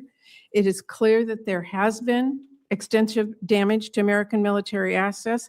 New reporting from the Washington Post and others indicates that Iran has hit at least 228 structures or pieces of equipment at U.S. military sites. Can you tell us what the cost of damage done to U.S. facilities is because of this war? Well, I think Jay covered pretty clearly what we can or cannot share, but I would simply respond that, and I think it's an important point, considering what the president is undertaking, is what is the cost of Iran obtaining a nuclear weapon? And the fact that this president's been willing to make a historic and courageous choice to confront that, it comes with cost, and we recognize that. I understand what you're I don't know how much the gas would be if Iran had a nuclear weapon. I don't know if it would be more. Probably what it was, right? It might probably be a be few the cents same. here or there. I don't know if it would go up, honestly. It probably would still be going. It was going down. I mean, if they had a nuke and that would let them open up the strait, then I would say it would go down. Yes. Yes. I'm just gonna throw it out there. It would go down. It would probably go down. Your judgment is, we have a judgment as well, and I'm asking if you can tell us, and at what point you can tell us what the cost of damage done to U.S. facilities is because of this war. Yeah, ma'am, thanks for the question. So for future posture in the Middle East, we don't know what that's going to look like. We don't know how we're going to design these bases. The damage to date, you do not have any cost estimate on it at all. For the military construction, I don't have a cost estimate to provide you at this time. Well, when will we get that?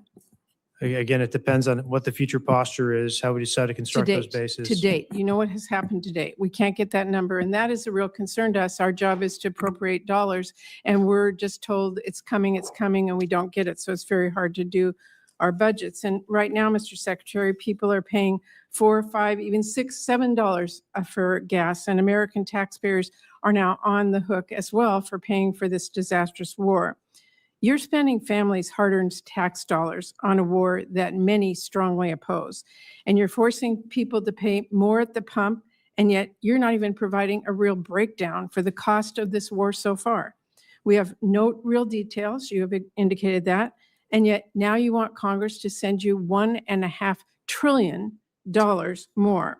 To me, that is unacceptable, and I hope our Republican colleagues will join us in not only rejecting that absurd request, but in insisting that the American people get the actual answers on how much money, their money, we are spending. Here's what the Republicans are going to do. They're going to kiss Hegseth's ass. They're going to kiss Trump's ass, and they're going to be like, here's your money, daddy. Did you want our money for our kids? Here, take that too. How about our old people? You can have that too. Like, they don't care. They don't. I don't think they ever cared. Just in case you guys were wondering, this is what it looks like from all the different bases being hit. Because like when they keep saying that, oh, Iran is attacking its neighbors. Yeah, sometimes like hotels where American troops are stored are put there, but they're going for American bases in those countries. But they only reported that they're attacking the country. What are they attacking in the country? The Americans in the country. They're attacking us. They're not attacking their neighbors. They're attacking us. And they've apologized to their friends like, hey, I'm sorry that I blew up some shit in your country, but I was trying to get the people in your country. So maybe get them out of your country and then I won't attack your country, but I will attack them if they stay there. So I guess what do you give it, like 3 more months? And then I'd say the Middle East countries, the GCC, the Gulf Coast states, they'll probably just put us out. Yeah. Just like Nigeria did, just like a bunch of places did. They'll just, you can leave now. I mean, Saudi Arabia almost did it. Right. And then we made a deal with them. Oh, with that, the escorting of the ships bullshit. They're like, oh, would you like to get all of your shit the fuck out of here? Yeah. They're like, oh, you want to, do you not want to use our airspace? Because that's what we're going to do. Because you can fly from fucking Kansas next time. Because I heard you and the Germans are falling out, which is a whole nother thing that they haven't, which is like Europe and the rest of the world is kind of sick of our shit. Like we were kind of in a very privileged position in our posture and seating after World War II.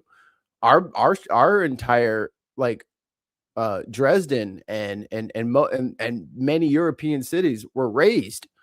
You know, they're still finding bombs out in the UK, unexploded ordnance. We didn't have any of that shit. All of our fighting was done away from here. Right. They had to rebuild. We got to stay built.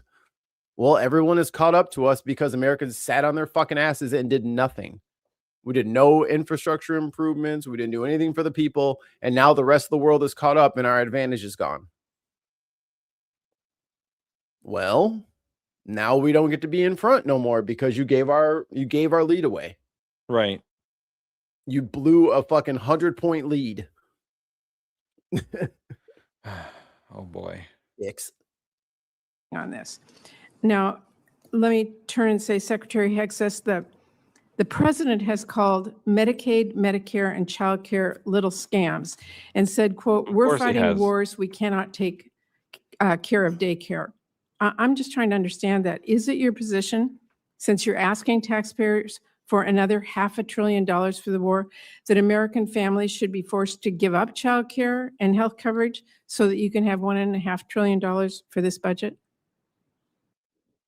Senator, that's not my department. I certainly support this, and I also support the president's efforts to find and remove fraud wherever possible in a general sense. I'm not talking and we do about that in our fraud. department as well. I'm at every step. not talking about fraud. I actually asked whether an American family should lose their health care or their child care to pay for this budget. That is literally Answer the what the question. president suggested. Right.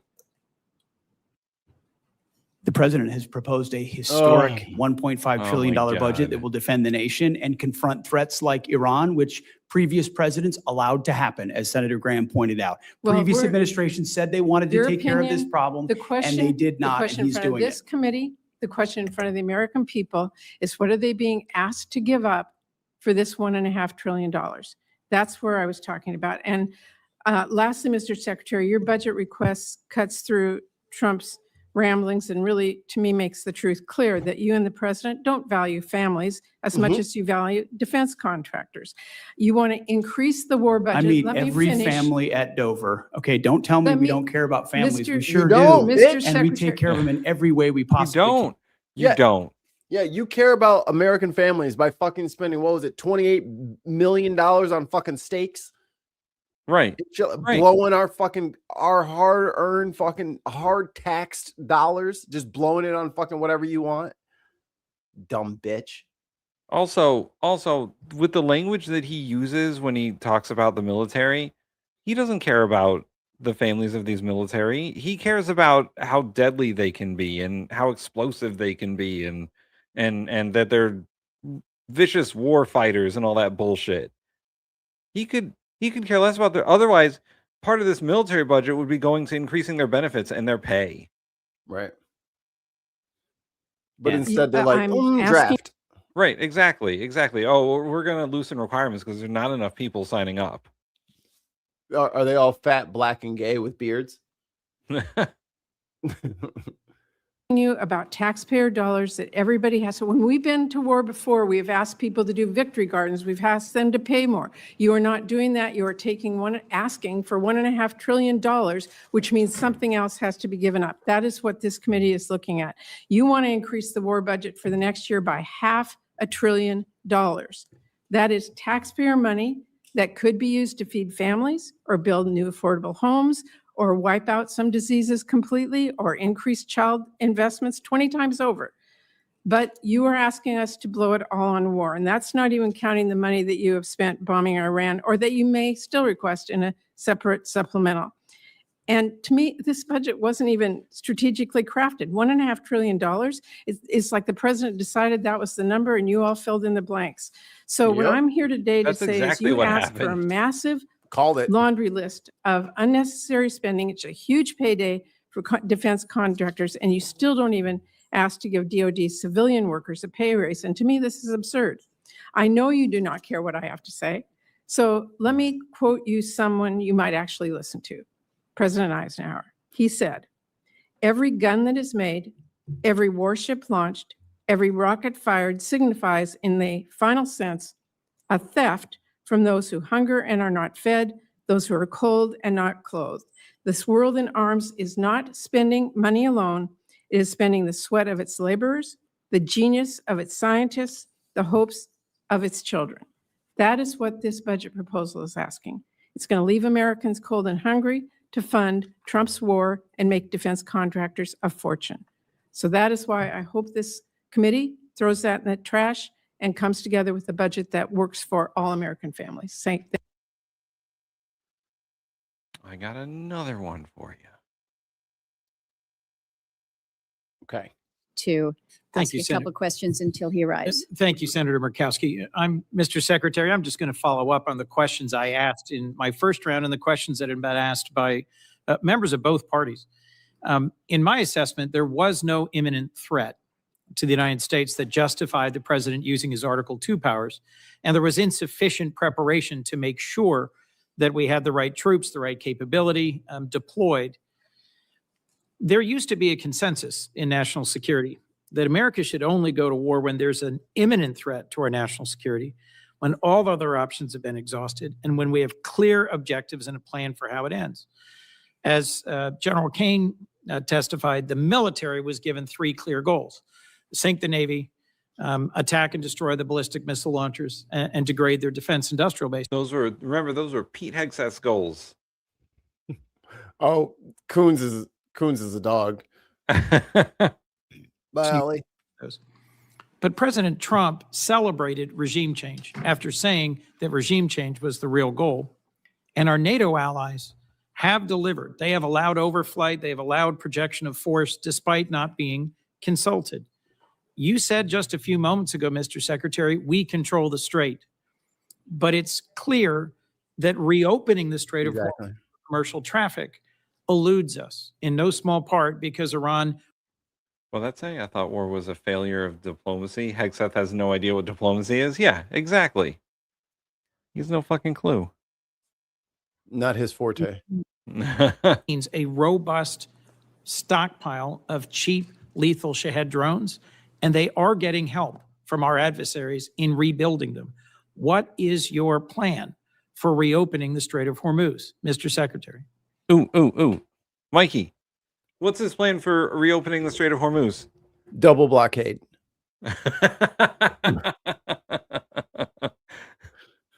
We don't let our own ships in there. How about, oh man, here's his plan. He's going to sink our ships in the strait so that no one can ever get through. Aha! If it's all jammed up with sunken ships, how will you pass now? I would just note that the majority of your question was highly disingenuous and loaded with suggestions that I very or perhaps even disingenuous. much don't agree with.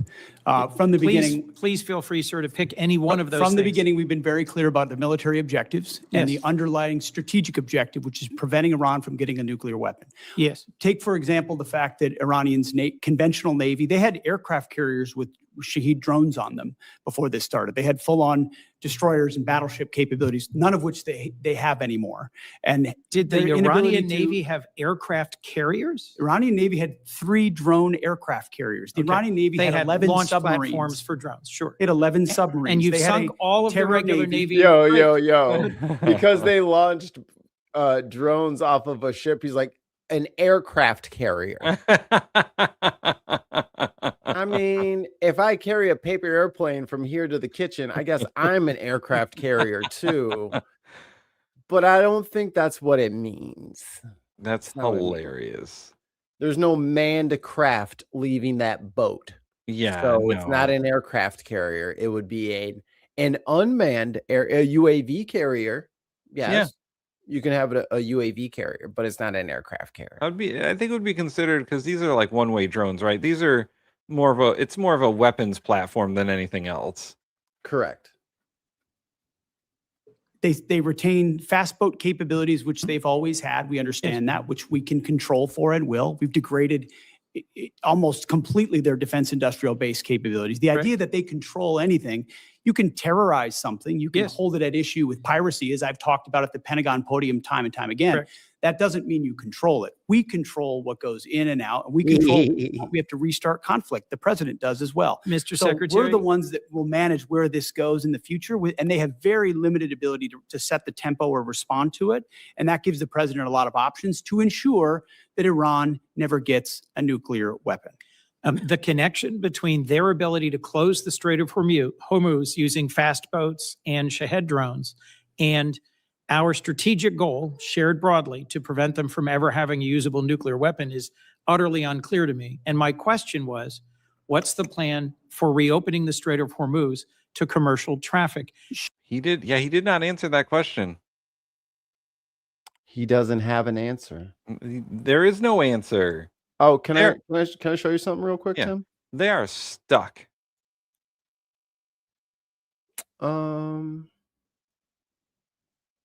Take a look at this little beauty.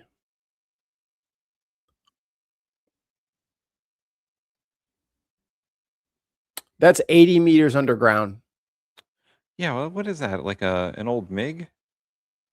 That's an what did they say? That is an Eagle 44. Eagle 44. Iran unveils its new Eagle 44 underground air base. So there you go. Genius. Good job. Yeah. We blew up some of their stuff. They have a whole fucking airport in the mountain. They have boats in the mountain. They have a bunker that's a mountain. You got any D-mountain bombs? No? Okay. I mean, they do have those giant bunker busters. That's not gonna, that will put a big divot in the mountain. They have a whole airport under a mountain. By the way, we got a fact check from Chris C. Iran has never had any aircraft carriers. Their quote drone carriers were converted commercial container ships, and they only had 2. Oh, so we hit their barges that had a bunch of drones on it, aka aircraft carriers, for their naval Come on, guys. Oh, by the way, Trump said that underground air base is a AI because, of course, the USA destroyed all of Iran's military. Okay. Considering the obsolescence and limited strike ability of in-service aircraft such as the F-4 Phantom II, F-5 Tiger II, F-14 Tomcat, Su-24, and MiG-29, the strike role would be assigned to the Su-35, which is Russian. So they have Russian, American, and MiGs. So, hey, $2 from the Dark Lord. Thank you so much. Knife stockpile 2 of mountain blades. Is that a Carl Dungeon Crawler Carl reference? Not that I'm aware of. Knife stockpile. Shared broadly, but never executed. Shared broadly, but never executed because previous administration didn't have the willingness to actually do what it would take. And when Iran was at its weakest moments following the 12-day war, but still wanted the pursuit of a nuclear capability, President Trump made the courageous decision to go at their conventional umbrella and shield, which they were using to protect their nuclear program, which we knew came with threats and branches and sequels. My concern, Mr. Secretary, is that you've achieved a series of tactical successes, but are on the verge of a strategic loss because we are now negotiating. Just think it's so foolish. Here we are in a committee in the United States Senate, 74 days in, and you're talking about strategic loss. We have the ability to defeat a 47-year threat of a pursuit of a nuclear weapon. We have more leverage than we've ever had. Yeah. We've had incredible. Once again, before we started, no, that's Mark. Mark plays Bannerlord. We will tell Mark that. Yes. I missed it. I don't play. I've seen and I appreciate Bannerlord, but I have not played it. I'm gonna put it in the group chat so Mark can laugh. Yes. The day before they started bombing Iran, once again, we've reported this over and over and over. A third-party negotiator from Oman had said that Iran was going to give them everything they wanted and more. Yep. A better deal than Obama got. They were going to give up all their nuclear material and they were going to be like, we don't even want a bomb. We just want to be part of the world economy again. Yeah. We want to have no sanctions, please. Yeah. They wanted to have their oil unsanctioned. They wanted to have nuclear power plants. And they were Right. just going to give up all their enriched uranium, except for what they needed to power nuclear power plants. Because, I mean, if you have uranium deposits in your country, why the fuck would I use coal? Right. I have fucking uranium. I'm using that. That's free. That's free energy forever. Hello. And as many people in the chat have told us, uranium enriched to a level where you need it for a nuclear power plant is not the same as enriched uranium that you need for a nuclear weapon. Yeah, the concentration is much lower. It's less than 10%, and then for bombs it's over 90%. Right. But I mean, and this is something that I don't think a lot of people really understand. If Iran really, really wanted to just do the maximalist damage and they didn't like have a overall like trying to become a regional actor plan, they could still launch that material that they have now. Right. It just wouldn't detonate in the same efficiency, or they could just spread the radiation everywhere. Yeah, it would be more of what do they call it, like a dirty bomb? Yeah, it'd be they could still dirty bomb it. So with 60%. But that's clearly not what they're trying to do. Yeah. They said outright, it's like, whoa, well, you tore up the JCPOA, then I'll just enrich to whatever I want then. Right. And said, what are you doing enriching to whatever you want? Once again, Trump tore up a perfectly good thing and then was like, I want that again. Why are you not abiding by the rules that I tore up? Right. Because you tore them up, stupid. Battlefield successes, and you're talking about a strategic loss, Mr. Secretary, disingenuous questions. Mr. Secretary, this is how you undercut efforts that could otherwise and are otherwise. I am being not very your effective. enemy, sir. I am not your adversary. I share your goal of preventing Iran from ever having a usable nuclear weapon. To finish my sentence, control of the Strait of Hormuz, the ability to degrade our partners and allies' gas and oil production capabilities through cheap drones, the ability to harass and harry commercial shipping remains in Iran's hands. And their demands are that we recognize sovereignty for them over the Strait of Hormuz, which I believe our president's rejected, you've rejected, I reject. But my question remains, how do we reopen the Strait of Hormuz to commercial shipping? If we control it, how do we reopen it? And your average American is seeing this at the gas pump every single day as the cost of gas continues to rise. Senator Coons, I know that your question has not yet been responded to. And it deserves an answer. It does But I also deserve an understand I'm answer. delaying my colleagues. But But- that's Can the you- question that can you pause deserves it? an answer. So it says core of Iran's peace demands from May, right? So the most recent: end sanctions and blockade, lifting of all OFAC sanctions on Iranian oil, and removing the U.S. naval blockade on Iranian ports. That's number one. Number two, Strait of Hormuz sovereignty, recognition of Iran's control over the Strait of Hormuz as a new mechanism or long-term tolling system. Reparations and assessment, payment of war reparations by the U.S. for damage caused, and release of billions in frozen assets in foreign banks. End regional hostilities, a comprehensive halt to all attacks by Israel and the U.S. in the region, including Iraq and Lebanon. Nuclear program stance, Iran has proposed a 5-year timeline for negotiations, delaying discussions on its nuclear program, and refuses to transfer its enriched uranium stockpile to the U.S., preferring to dilute it. Which is also a very reasonable way of, like, if we can't get it out of there, dilute it and send it out. Because I think they've already capitulated that they don't even need to store the additional nuclear material in the country. It can stay in a separate country.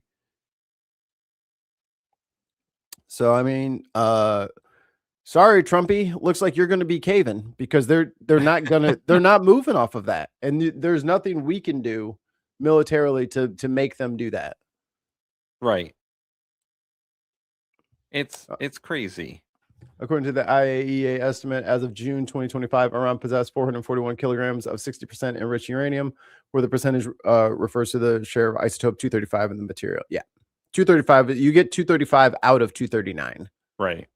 You got to spin 239 in its metallic form in a gas, and then yeah, or no, it's you put it into a some sort of fluorine gas, and then you have to spin that. And then all of the heavy ones fall out, and then you get the light ones, and that's the ones you want. And you have to do that for weeks. And weeks and weeks and weeks. I got one more Hegseth video. It's with Murkowski. I'm waiting on. So Kash Patel is supposed to be testifying in front of the Senate. Oh boy. Live. It hasn't started yet, so I have an open window waiting for that to happen. I got a Keir Starmer clip after this too. Well, unmute it like a good boy. There we go. Like a human. Thank you, Mr. Chairman. Mr. Secretary, gentlemen, thank you. I wanted to start off my questions with a focus on the reconciliation package. I know that it has not yet been introduced, but we're told $350 billion. Here's my concern, and I'm just going to be really direct. We've got a second reconciliation that we're going to be dealing with in these next few weeks regarding immigration enforcement. And we're halfway through a calendar year. A third reconciliation may or may not happen. I'm just being direct and upfront. I think certainly the Tim, focus will be I to just try realized to move something. us to that. You can't put fucked in our title. That's why no one's here. Really? Yeah, it's I'll put some stars in there. Okay. I was like, wait. Are we, we're being filtered out. I get it. You can't swear in the title. You can't swear in the title. Yeah. Oh. I was like, no trolls today? Yeah, you can't swear in the title. McKinnon says, I've tried Kash Patel's whiskey. I haven't blinked in 3 days. Oh, don't tell me you drank that with your mouth. No. We only use that for cleaning off bolts. It's an anti-seize. That's funny. You drank it? Poor lad. Yeah, you can't swear in the titles, I guess. Yeah, I'll switch it. It's no worries. Maybe. But here's my concern. If we have a $350 billion sitting in the reconciliation package, you look at what is contained in that. 53 of your 85 requested F-35s. So I look at that and say, wow. No trolls, but you got a duck.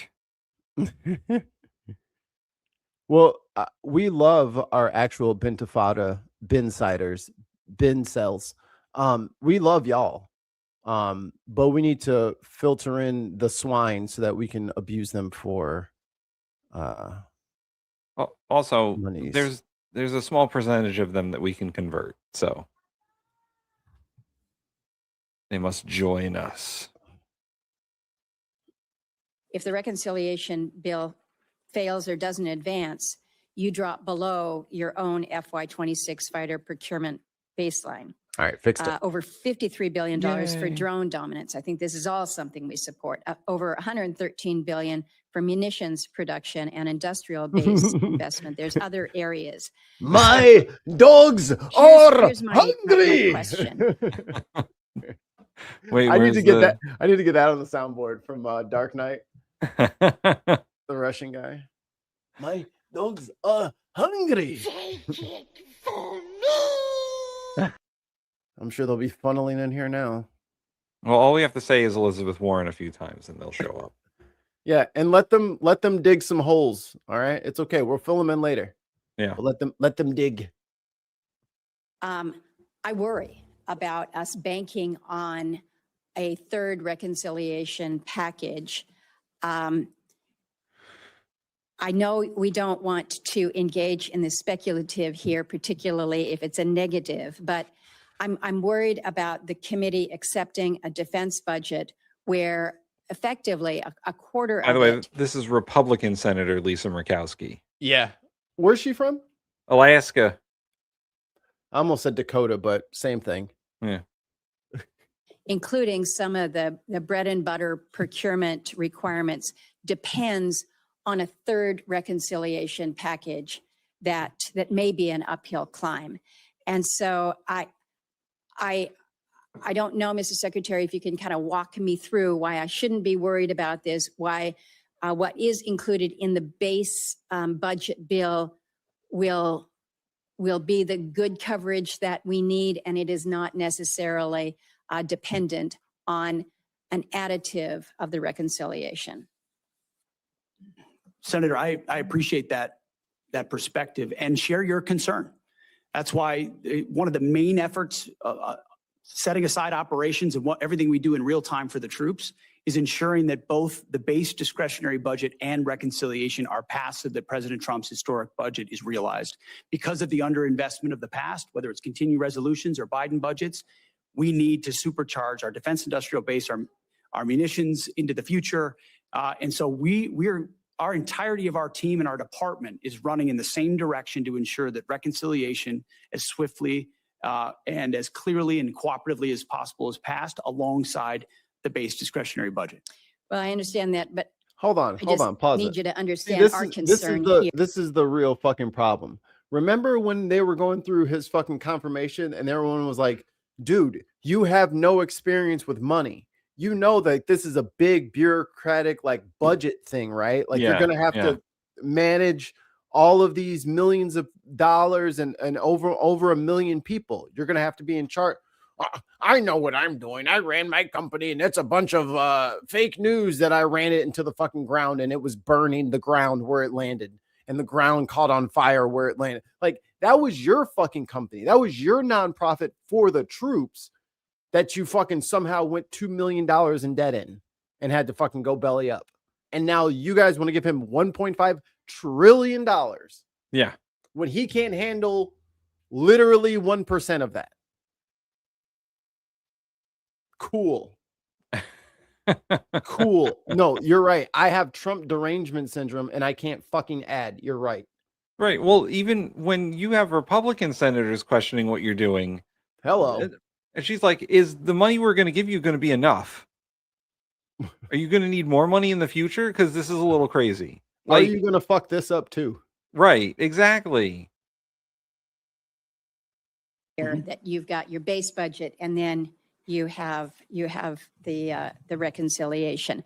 I want to ask about the Iran authorization. No great secret around here. I have been talking about an authorization of use of military force.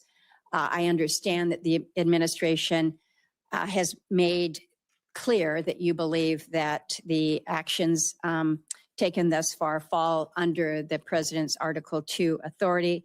I think reasonable people have disagreed about the boundaries of presidential war powers for a long time.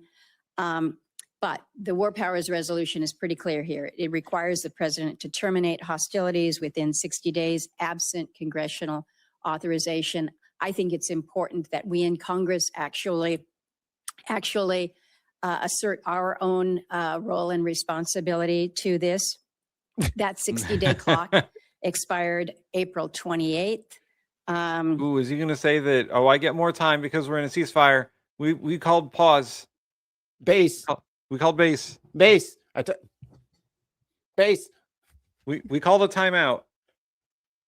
Car.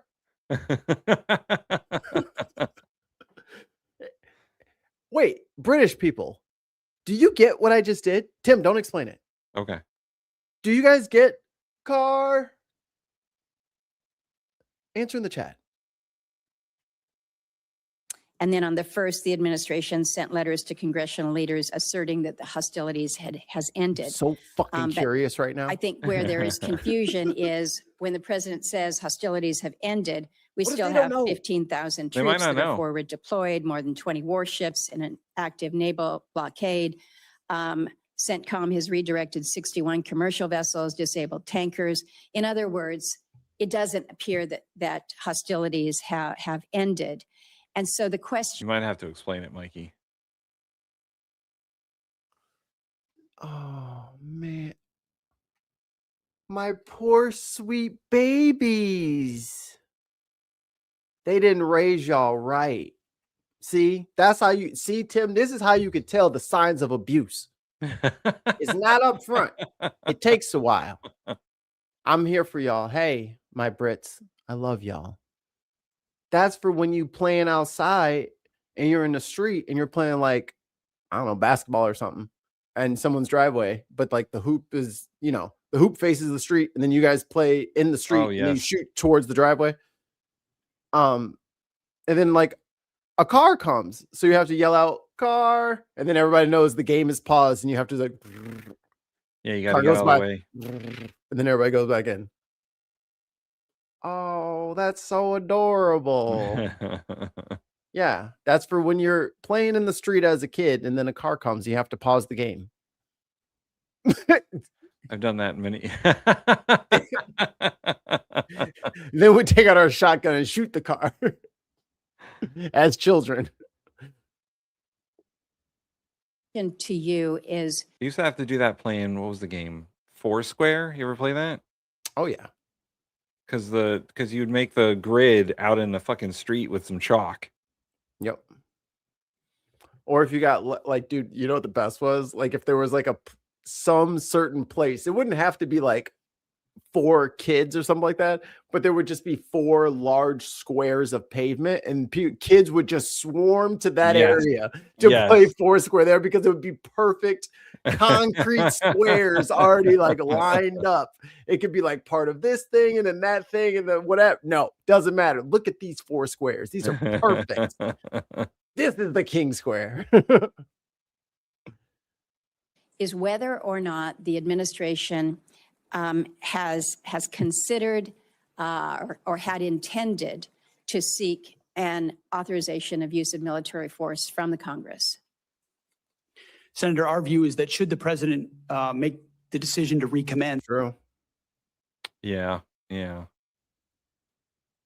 it's that we would have all the authorities necessary to do so. Do you think that it would be helpful to the president if it was made clear that in fact the Congress did provide an AUMF? I think the president, our view is that he has all the authorities he needs under Article 2. Right. Yeah, no, unitary executive theory. Thanks, Do whatever Chairman. the fuck he wants. All right, Mikey, play your Starmer video because Kash Patel has begun. Oh boy. Oh. You guys don't care about my oil cooler? Right now, the chair of the committee is doing his opening remarks, so you got time. Has insisted he will not walk away despite Going to the UK, baby. the disastrous election results last week. But more than 50 Labour MPs have now called for him to go or to set a date to leave. Sakir says he's proved his doubters wrong in the past and will do so again. Okay, why are they mad at him? Because they're losing elections? Like, what is UK people explain this? Brits, why are you upset with Starmer? Like, our systems are, octagon, hexagon. Like, they're very, very similar, but there's a lot of places where they do not overlap. And this is one of those places for me. It's like, I feel like y'all just put him in. But I'm on my 4 years. I'm on my 4-year system. So maybe they don't think about it that way. But I feel like he just got there. You know what I mean? Like I don't know that something catastrophic has happened to y'all that everyone wants to get rid of him yet. Like I don't think if something did, yeah, get rid of his ass. But has that happened yet? Has it gotten that bad that fast? Uh-oh. Oh boy. Oh god damn it. All right, get rid of him. This says local elections. I'm not I like him, but public sentiment is in the toilet. Labor has been making vile attacks on disabled people. Oh, the part. See, and that's the other part that we got to disambiguate, because it's like the party and then the person. So, okay. So Labor is like corporate DNC. No, I think the Labor Party is the Labor Party, right? The Labor Party aren't they the left-wing party? That's him then. The left party is that's what I'm trying to figure out where the spectrum actually falls Hold here. on, I'll look this up. What's the US equivalent of your Labor Party? Would it be like DSP or like an AOC Democrat or like a It looks Hillary like Clinton Democrat? Labor is left of center. So they're liberals.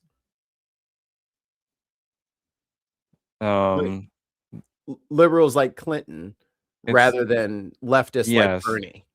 I think so. And then the Unionist Party is right of center. The Liberal Democrats are the centrist party. Reform is the Nigel Farage party. MAGA. Or MEGA. So they're saying Bernie Sanders AOC, but that's not part. Like, I don't get how that the Labor Party is transphobic and the AOC Bernie. Like, you know what I mean? Like, so certain things are not translating here, and I'm trying to get a universal translation. You know what? Maybe I mean, because they consider themselves the Labor Party, right? Maybe if they are a workers' rights centered party. Are they workers' rights centered? Realistically, Labor's are okay. A few dumb moves, but progressive for our media. But too progressive. So they're the wokies. They're the wokies.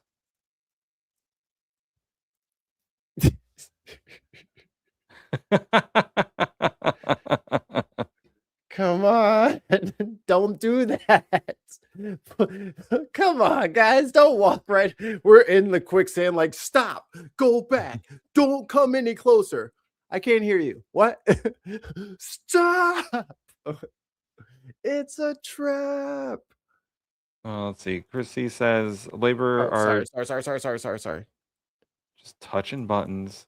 I tried to help. What is going on here? All right, you go. All right.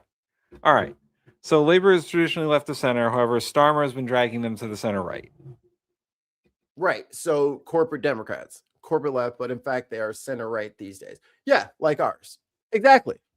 It's exactly the same. They're the Democrats, like the Democratic part, the DNC Democrats. Labor are not Bernie and AOC. Yeah. See, this is where party and ideology get weird. You know what I mean?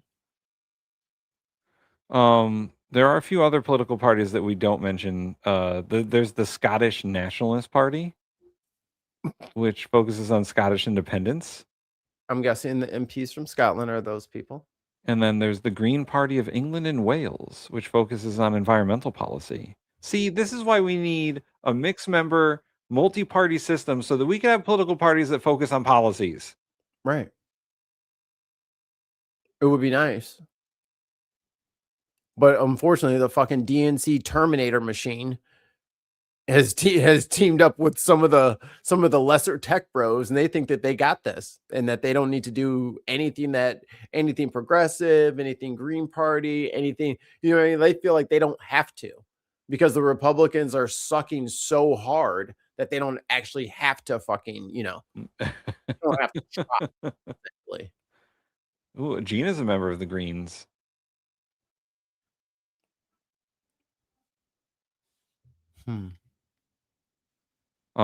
There's also we'll have the stupid party. Yeah.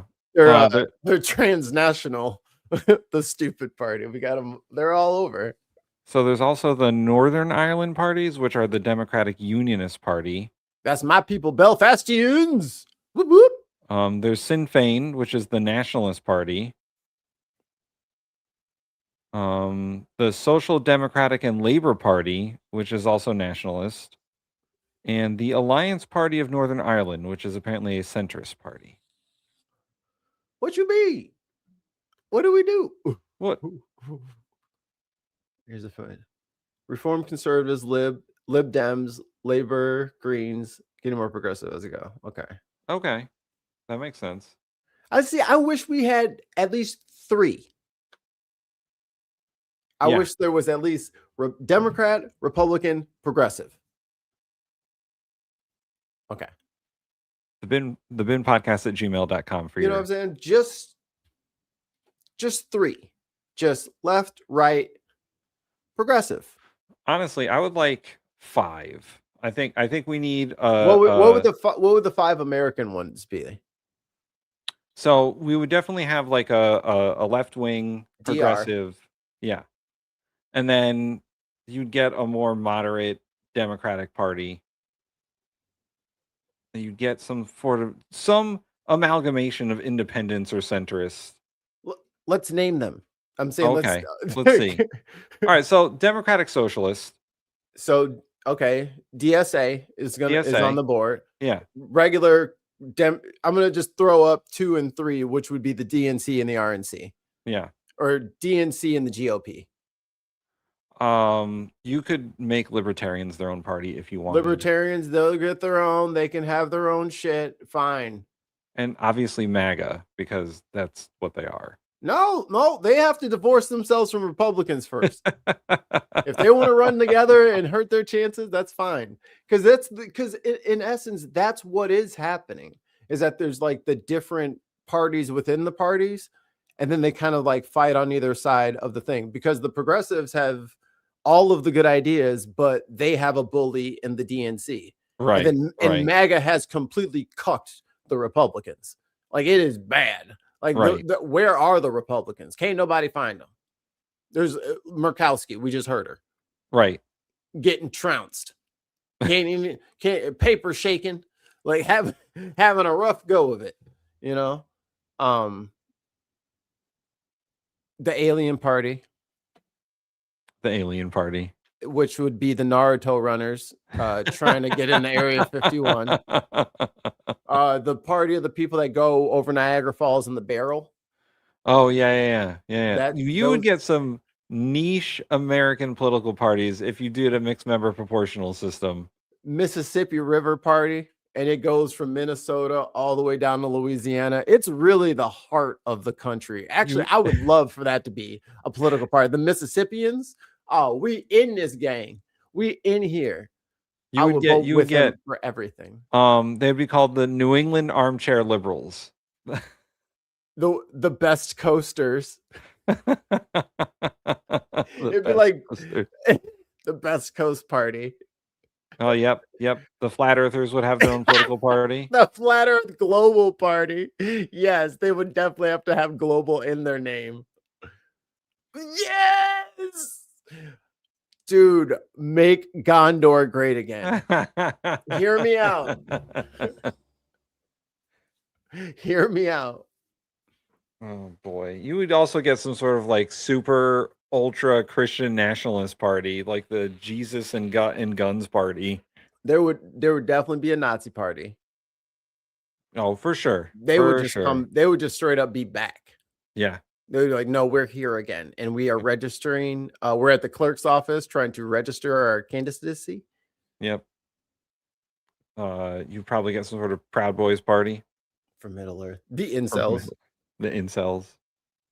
Crucial speech this morning. There would 100% be a Manosphere party. 100%. The Joe Rogan party. The Podcast Bro party. Oh my God, the Rogan party. Oh, Dan Bongino and Rogan. Oh boy. And Destiny. Yeah, they'd all be friends together. Nick Fuentes, Clavicular. God. He admitted his government had made mistakes, but said he got the big political choices right. Our political editor, Chris Mason, is following it all in Westminster and joins us now. Chris. Yes, hello to you. A roller coaster today for the government and for the Prime Minister. And just in the last couple of minutes, 2 resignations, 2 ministerial aides, parliamentary private secretaries, as they're known, the lowest level of being on the government benches, have resigned, saying that they think that the Prime Minister himself should also resign and should go. And okay, did I miss some? When did they say what he did?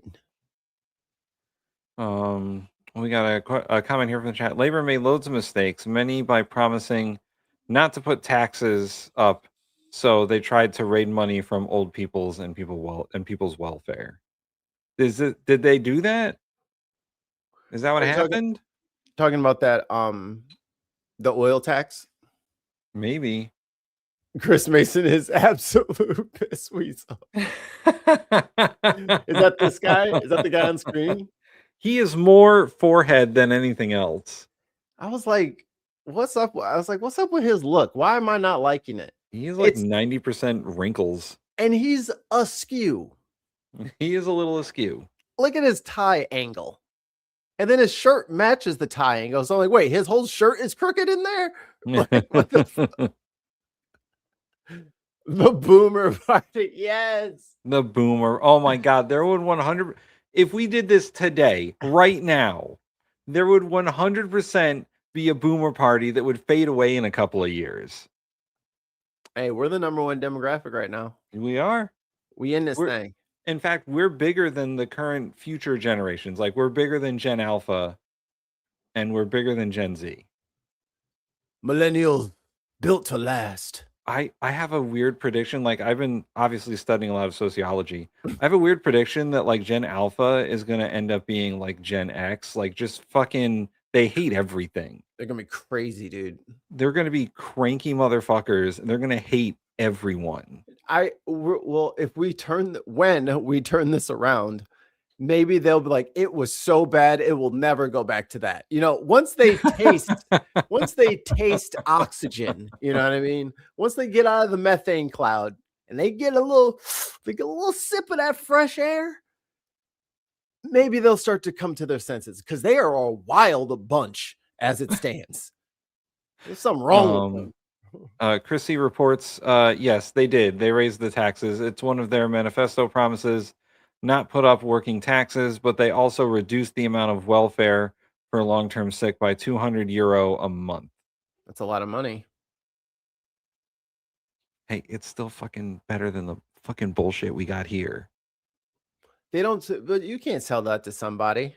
You know, I know. You can't tell them that it's worse. It's worse. No, that don't feel good for them. It is cultural relativism. Like, what they pay and the reduction in services that they've gotten through their government is devastating to them, right? But if we were to get their benefits as they stand right now. Yeah. Well, this is after 14 years of attrition and what's the other word? Where they let shit fade out over time. I think attrition. Austerity. Austerity. Yeah, this is after 14 years of austerity. So they've been like, this was supposed to be the life preserver, and it is not very fucking buoyant. Yeah. Like, it is not lifting. So okay. Yeah. You gotta open up the billfold, dude. You gotta tax rich people. Like, well, there's a real simple solution for all this shit. And I know it's a slur these days. You're gonna have to tax the rich. You're gonna have to do it. Tax the king. Tax his ass. Sell the king. Yo, he loves America so much. Sell him to America. Sell him to Canada. They're too polite to say no. They'll have to take him. Yeah, cut the lifeboat as slow as thing. Yeah, the people need help now. Well, and you know what the problem is, and I've read some of the books on this. It's us. We did this to them. Yep. We gave Nigel Farage power. We sent Steve Bannon over there. Yep. 10, 15 years ago. Well, that's the Epstein connection. Right. But Steve Bannon went over there and was like, hey, we can do MAGA, but in the UK, and fuck up their campaign finance system and fuck up their healthcare system. Like, we're exporting our shittiness to other countries.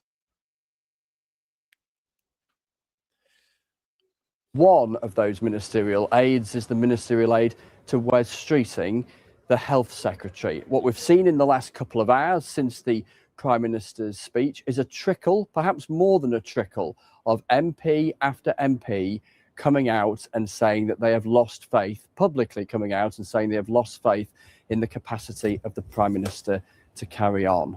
What a day. Here is how it's panned out so far. So far, Prime Minister... Thunderous applause. Thank you for that smattering of applause. Let's see something. Do I have like another window hidden somewhere?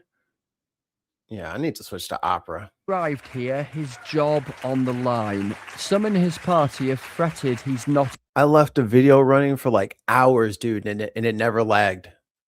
I was On like, Opera? yeah. up to it for I always months. wonder if I should like go back to Firefox because Firefox was better than Chrome too. But then we have issues in here, I think. Yeah, we do. That's the problem is Firefox isn't compatible with everything, but it takes up so much less resources. We're fucked. And then along came last week dire election results. I get it. I feel it. And I take responsibility. I know I have my doubters. And I know I need to prove them wrong, and I will. Okay. Here is the greatest difference. Ooh, unbelievable. And I think this is why, Mikey, we're like, what did Starmer do? Like, why is I know that he kowtowed to Trump a bit. Yeah. But the greatest difference between him and American politicians is he says that. Maybe he doesn't mean it, maybe he does. An American politician would never in a million years ever say it's my responsibility that things are fucked up. Right. They would not. They would be like, it's so-and-so's responsibility. I'm doing a great job. Fuck that other guy. It's all his problem.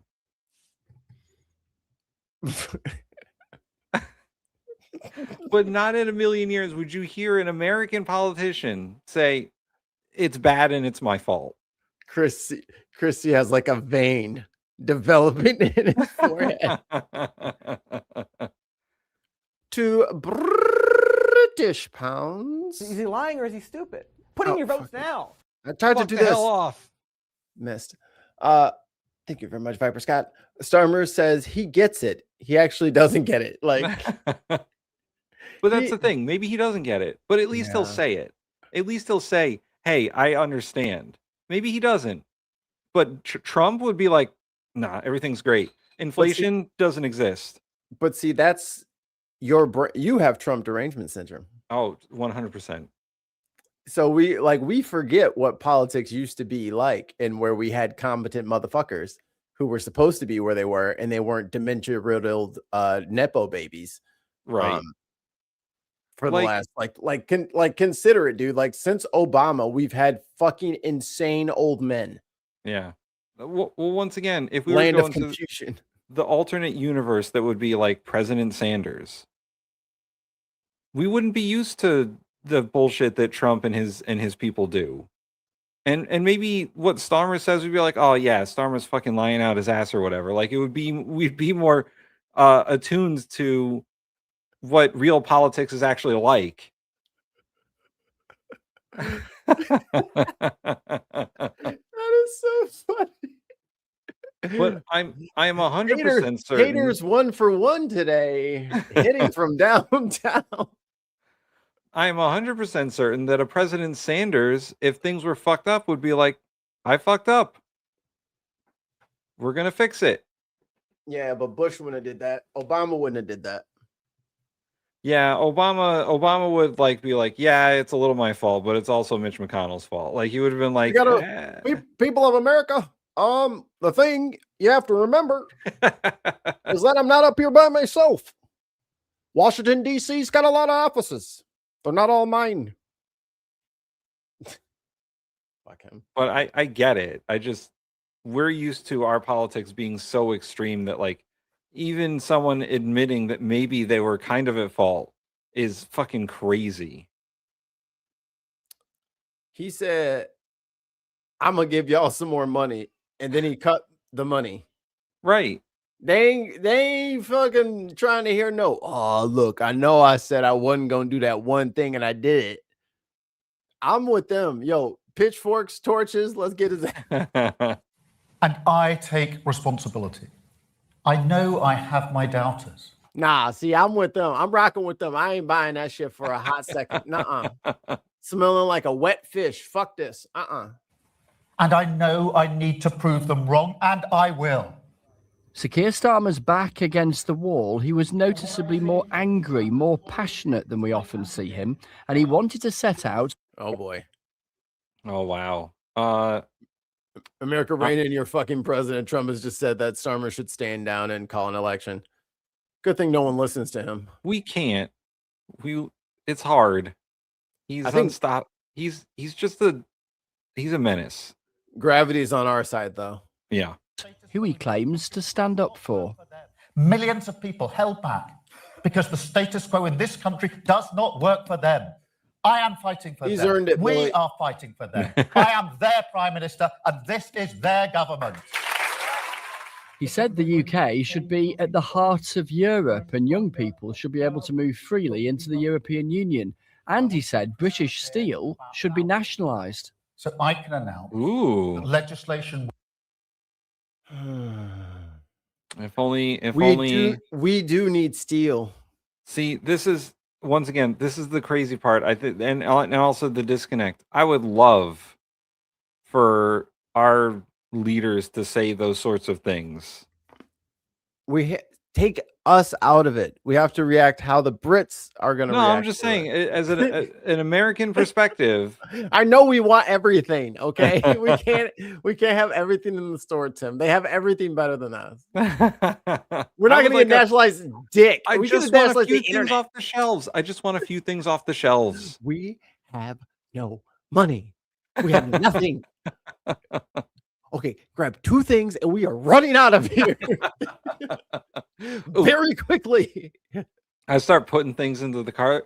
Nationalized healthcare. Mikey, can we get that? Put the multiple parties inside.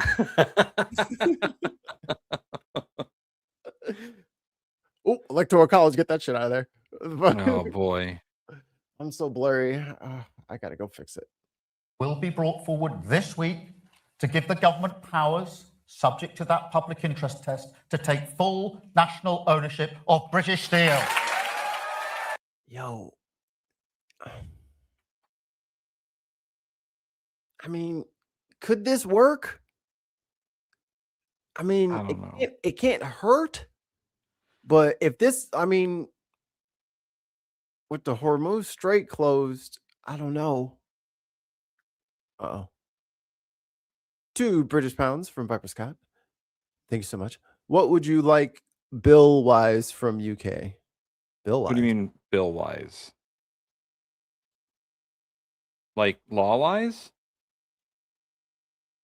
Like what policies would we want from the UK? Most of them.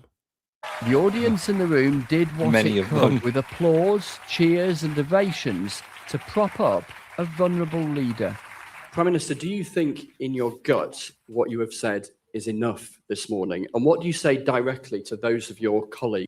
Like, is it crazy for me to say you guys should rejoin the EU?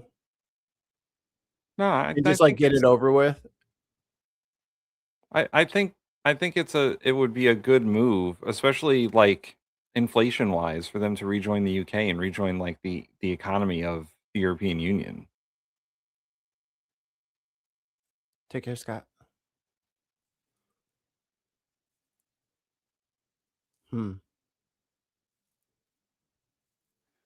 Proportional representation. If I was to only take one thing off the shelves. Here we go. Can I point out the only reason why Starmer is on about renationalizing the steel industry is because they haven't been able to find a private buyer. That's what I was saying. I'm like, is it a good deal? Are they going to be able to turn $1 over? And if they can't, Well, that's a bad idea. Here's the problem the other way. Didn't a Japanese steel company buy US steel? Yeah. So like all the complaints about, American steel and all that Trump did was let a Japanese company buy US steel. Right. He allowed that merger to happen. And after all of his like, all of our steel is going to be made in America and all that bullshit, he just let a Japanese company come out and buy it. Bill Wise is a guy downtown who will loan you a few bucks, but he'll break your knees if you don't pay him back. Oh, NHS, for example. Oh, I would love an NHS. Yeah, a national health service would be great. So if Mikey, let's say you get to pick 2 things off the shelves. I want the NHS and I want the the prime minister structure. I want to get rid of the presidency. Okay, so Mikey wants the NHS and a parliamentary government. Yeah, parliament. I want parliament. Okay. I will take off the shelves the mixed member proportional system for elections. And let's see, what else do I want? The UK's campaign finance system. They got limits. They got limits. We don't know what that is here. We have not seen that in 16 years. Not since Keith Olbermann foretold the prophecy was made whole. Honestly, if we were to take those four things and just change American government that way, more perfect union, baby, it would be so much better. I don't know what Jefferson and Adams were fucking thinking when they were like, we'll take the parliamentary system and make it shitty. Was 340 million people even existing on the planet at that point? I doubt it. There's more people in this country now than there even was on Earth back then. Like the whole House of Commons, House of Lords thing's fine. It's whatever. But I would greatly appreciate that over the Electoral College or this fucking separation of powers no longer being a separation of powers. I was close. There was 600 to 680 million. So almost half of the population of the Earth at the time, they would have never thought would be in this place. Who are weighing up right now whether to back you or to suggest that you should go. What I'm doing is setting out the response, the direction that we a la carte. We're at the buffet. We're at the buffet. What works? What doesn't work? Let's do this. Yeah. I don't want the prefix menu. Yeah. I want a la carte. I want to be able to choose. It's just like the soda machines. Need to take. And the acknowledgement that in the world we live in now, we like our choices. We need a bigger response than 2024. It is a different world. And later he said, I think what we witnessed with the last government was the chaos of constantly changing leaders. And it cost this country a huge amount. A huge amount. A Labour government will not inflict that on our country again. Then at lunchtime, a key moment, a statement from the former minister, Catherine West, who told the BBC over... I was about to say, cameraman, what are you doing? The weekend, she was willing to begin a leadership challenge to try to remove the Prime Minister. So, what is she saying now? I have reluctantly concluded that this morning's speech was too little, too late. Like education, would you use the Nordic Finnish model? Shartan, who doesn't do too many things with us too much anymore, is in Sweden, and he's from Norway. Their schools are crazy awesome. Yeah. Like their kids are like so happy about school every day, and they eat like restaurant meals and like sing, and it is like an episode of The Wiggles up there. It's crazy. Their schooling is great. Okay. Fantastic education. Here's what I might do. I might put, all right, it's a tough choice, but I might put campaign finance system back on the shelf and take their higher education system. Yeah. Where student debt is not $2 trillion.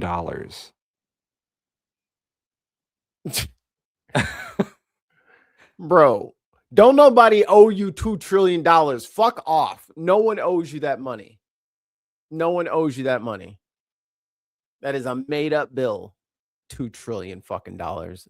For what? For what, I say? I am hereby giving notice to Number 10 that I'm collecting names of Labour MPs to call on the Prime Minister to set a timetable for the election of a new leader in September. So she is clearly not happy, but crucially, she has backed down from threatening a leadership challenge.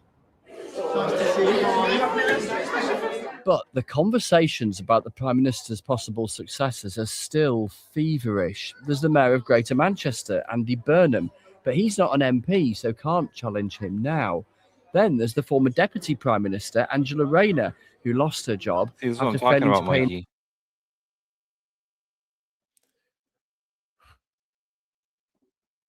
They just get to go to school. So they can know more stuff. Mm-hmm. Probably makes them a better member of society when they're not, Yeah. punished for learning. Congratulations, $80,000. Enough tax on a flat. We as a party have to do better than this. And we can only prove we mean our Labour values. I thought that shit said ooh woo. I was like, what the fuck? Ooh woo. You guys gotta fix that. By putting the common interest ahead of factionalism. Oh, okay. And we can start by accepting that Andy Burnham should never have been blocked. It was a mistake that the leadership of our party should put right. Mr. Burnham would love to run for the leadership, but the literally, bro, party blocked. Oh, okay. Them was running. I thought it looked like he was running in Timberlands, didn't it? Look, it looked like he running in fucking work boots. I'm like, this Who motherfucker runs in tan shoes? This motherfucker jogging in boots. Look, Mr. Burnham would love to run for the leadership. He is but the jogging party in boots. Yo, like who this- jogs in boots? Yo, where do you gotta run in boots? he fake. He's like, oh, let me go out for my run. Shit. Grab these. blocked him from being their candidate in a by-election in February. But his friends say he should be allowed back. I half expected him to run past. Like behind him. On your left. But needs a few months. All this talk, though, of an orderly transition. If Andy Burnham tries to come back and there's a on your left, not till September election, that'll be a complete circus. It won't be orderly. Look, if there's a by-election, we'll have to fight that by-election. And even winning it's not straightforward. Of course, but here's the difference.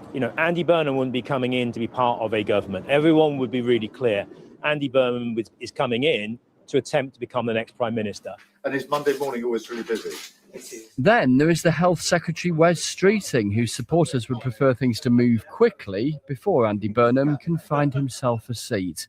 And all afternoon here, one after another, yet more Labour MPs saying the I have nothing but respect for Sir Keir Starmer. He transformed our party and led us to an election victory. I am proud of what we have delivered for Plymouth already. Record dockyard investment, new hospital buildings, defense tech growth, pride in place funding, and free school meals. I left the Royal Marines to stand in 2024 because I felt Britain desperately needed change. But sadly, it is unavoidably clear that under current leadership, many people are not feeling that change in their lives. Last week, we saw countless hardworking, brilliant Labour colleagues lose their seats.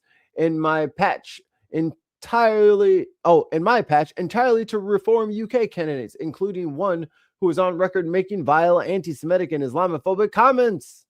The Prime Minister was right in his speech today. We do face very dangerous opponents. It is because of that danger that we must change course. It is clear now that to deliver on our promise of change and to secure Britain's future, we must look to a new leader. And leaving your post does what to accomplish that goal? Right.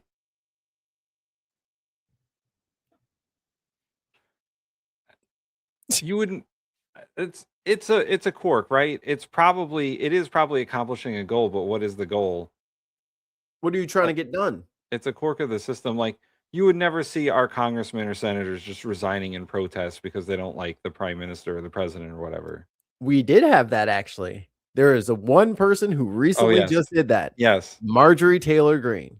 But you wouldn't see an en masse, like, congressman saying, we don't like the president the direction the president's going in, the 10 of us are quitting Congress. Right. You might get a couple. Actually, no, they don't quit. They resign. They're like, I need to spend more time with my family. Or they don't run again. Right. Right. But they'll finish out their terms. Right. Let me see if I can get the other one. In here, the message was given by the voters on Thursday was clear as day. The Labor government has to change, or we will change the Labor government. Local councilors who had given decades of public service between them bore the brunt, the message bearers. We now have only 2 Labor councilors left in Newcastle, the lowest ever. Having spoken to many constituents over the past few weeks, I know many voted in sorrow rather than anger, but they were clear that they could not support the Labor Party at this time. We are not connecting with voters, and they do not feel we are delivering for them. This despite some of the most profound reforms to children and families, housing, young people, employment, and immigration to the country has seen in generations. It has become clear that it's time for a new leader to take us to the finish line of this term and on to the next. So they'll just switch leaders mid 5-year elections. They can. So that's what they're talking about. Okay. Yeah. A leader that will waste no time looking inward and but relentlessly deliver the manifesto that we committed to at the general election. A leader who has the clear, unwavering sense of direction and proven track record of delivery and an ability to connect with the voters on the left, right, and centre. Because you guys are weird. It is vital we now see a swift and orderly transition so we can get on with delivering on the promises of change. The voting public have been crystal clear. We have no time to lose. on after another, yet more Labour MPs saying the Prime Minister has to go. I'm not reading hers. Chris Mason, BBC News. It's about 700 words. All right, get your novel off the internet, lady. All right, Mikey, are you ready for the high-octane thrill ride that is Kash Patel? Unmute.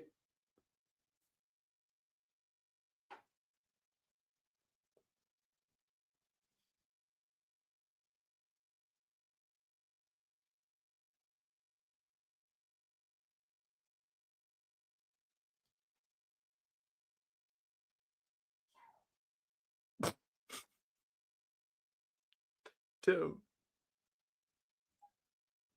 What? You gotta unmute it, dog. I thought I did. Oh, I muted it twice. Sorry, that's my bad.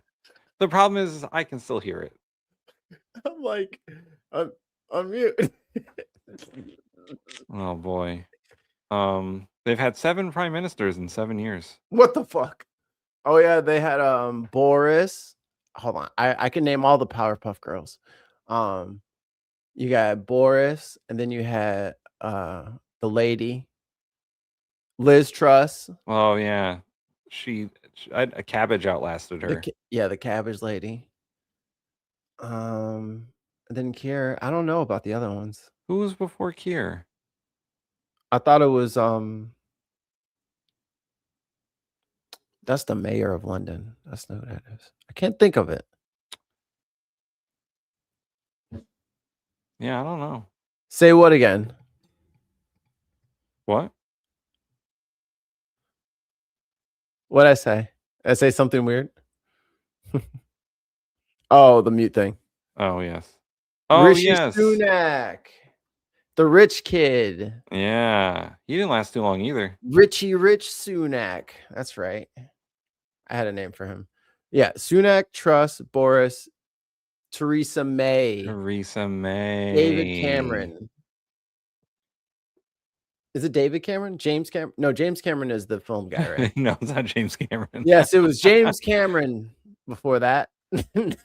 Oh boy. Right after he got done with what, Avatar? Is that what he did? Yeah, all the Avatar movies. I feel like we're in a fucking Avatar movie. Yeah, we are. We're the blue people. Worst of the worst, who posed a danger to our communities. That would be fine. But if you look at the Department of Homeland Security's own data, overwhelmingly the people being targeted and locked up pose no risk to public safety. So when you divert resources away from fighting serious violent crime to locking people up who mostly don't pose a risk to public safety, you're making us less, not more safe. Let me close by thanking the thousands of law enforcement personnel, both local, state, and federal, who work tirelessly each day to keep us all safe. And I look forward to the hearing and discussion today. Mikey, a bit of breaking news. Do you know who Brandon Clark is? I think so. From the Memphis Grizzlies? Oh, okay. He died. Brandon Clark.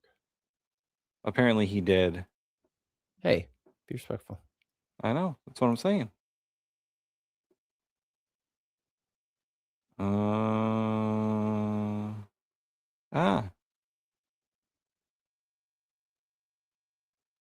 Well, go on. Play the video.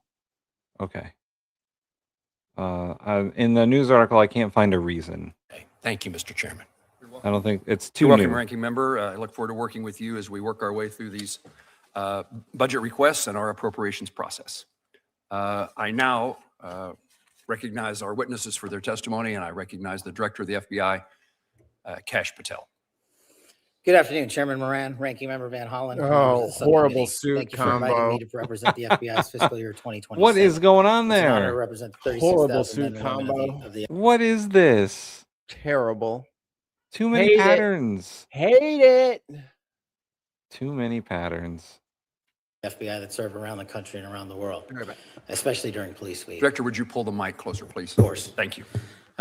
This week, especially for Police Week, we pause to commemorate the incredible dedication and bravery of our law enforcement communities across the country who stand on the front lines and shield our citizens from dangers and threaten our everyday way of life. Every day, the FBI safeguards our nation's safety and security with our law enforcement partners. To achieve our no-fail mission, we fully support the President's Get to budget him getting proposal asked for the questions. FBI for $12.53 billion to get us right-sized. Before getting into specifics, I'd like to highlight that the importance of the FBI mission is never more important than at this critical time, especially during the recent violent. Us to surge resources when threats necessitate enhanced judicial security. But you bring about. Rob and Gaddy have said, after a thorough review by our OPR, Office of Professional Responsibility, yes, sir. Director Patel, do you agree with these three gentlemen? As Yes, the head sir. of the FBI. So you agree, Director Patel, that if one of your agents was unable to perform his or her duties because of excessive drinking, you would need to take corrective or disciplinary wait, action. what? You agree with that statement? Hold on. I would do that. And would you agree that if one of your agents was unable to perform his or her duties because of excessive drinking, you would need to take corrective action or disciplinary measures? Yes, sir. Director Seralta, same question for you with respect to the U.S. Marshal Service. Do you agree with the responses from Director Sakata? Ranking Member Van Hollen, that would be correct. I would do that after a thorough investigation by our internal affairs. Administrator Cole, same question to you with respect to the DEA. Yes, sir. I would echo what Rob and Gaddy have said. After a thorough review by our OPR, Office of Professional Responsibility, yes, sir. Director Patel, do you agree with these three gentlemen? As Yes, head of the FBI. So you agree, Director Patel, that if one of your agents was unable to perform his or her duties because of excessive drinking, you would need to take corrective or disciplinary action. You agree with that statement? We would implement the inspection review process, just like these other agencies have their own internal investigations, and complete that review. As I said in my opening remarks, I really don't care about your personal life so long as you are able to perform your public and official responsibilities, which are awesome responsibilities. Multiple reports, including reporting by The Atlantic, have alleged episodes of excessive drinking, unexplained absences, and behavior that concern current and former FBI and DOJ officials. You have publicly denied those allegations and filed a defamation lawsuit. So today, as you testify before Congress, is it your testimony that those allegations are categorically false? Unequivocally, categorically false. So there have been no occasions during your tenure when FBI personnel were unable to promptly reach you. Absolutely not. You can ask my entire workforce. They hear from me at every single hour of the day, as do these great gentlemen here, as do the men and women of the interagency and state and local law enforcement and the White House. And so there have been no occasions when your security detail had difficulty. Yeah. Patel is the next one to get booted. What an idiot. Even too many photos of him shit-faced drunk. For sure. Waking or locating you, is that right? Nope, it's a total farce. I don't even know where you get this stuff, but it doesn't make it credible because you say so. I'm not saying it, Director Patel. It's been written and documented. You are literally saying it. No, I'm saying that these are reports, Director Patel. No, And unlike I your will baseless say, reports, the Director only person that Patel- was slinging margaritas in El Salvador on the taxpayer dollar with a convicted gangbanging rapist was you. You know, the only person that ran up a $70,000 bar tab in Washington, D.C. at the This lobby suggests bar to me- was you. So this the only individual suggests in to this me that room the that has allegations been are drinking on true. taxpayer dime during Damn. the day. Cash Patel brought the heat. Director Patel, come on. These are serious allegations that were made against you. They're in a allegations lawsuit are that you false. filed. You drinking margaritas with a gangbanger Actually, is true and on it video. just goes to show you You don't- running a $7,000 bar tab at the lobby bar has Patel, been filed by your own this office. goes to drink show- during the day. That's you. Mr. This is Chairman, the ultimate example of hypocrisy. Chairman, I will not be Damn. tarnished by baseless allegations let and me ask fraudulent questions. statements from the media. The fact that you mentioned that indicates you don't know what you are talking about. Now here, The Director only thing I Patel- know is you're the one drinking margaritas with felons. Actually, that's a false statement. And I'm asking you about your statements. I've answered that. And I'm asking you about a particular report. We're pretty close to live here. And This is it's not a probably testimo- so let me ask you this. 10 minutes off of live. Are you willing to take the test that it's called the audit test that members of our active duty military and others take to determine whether they have a drinking problem? I'll take any test you're willing to take. I will take it, Director Patel. I'll take it. You ready to take it? Let's go. Yes or no? Let's go. Side by take it. side. I'll take it. All right. I think that the fact that you're so, have you ordered polygraph tests of members of your team to determine how that story came about? The FBI conducts polygraph tests all the time. No, have you ordered polygraph FBI tests members? for members of your team to determine who was the source of the stories that I'm asking you about? I don't order any polygraph tests. There's an internal inspection review process for any and all leaks, especially of baseless information at the FBI that's been in place for the last 30 years. Those processes are followed by career intelligence and agents on the ground. So I'll take that as a yes, since you said that these were unauthorized disclosures.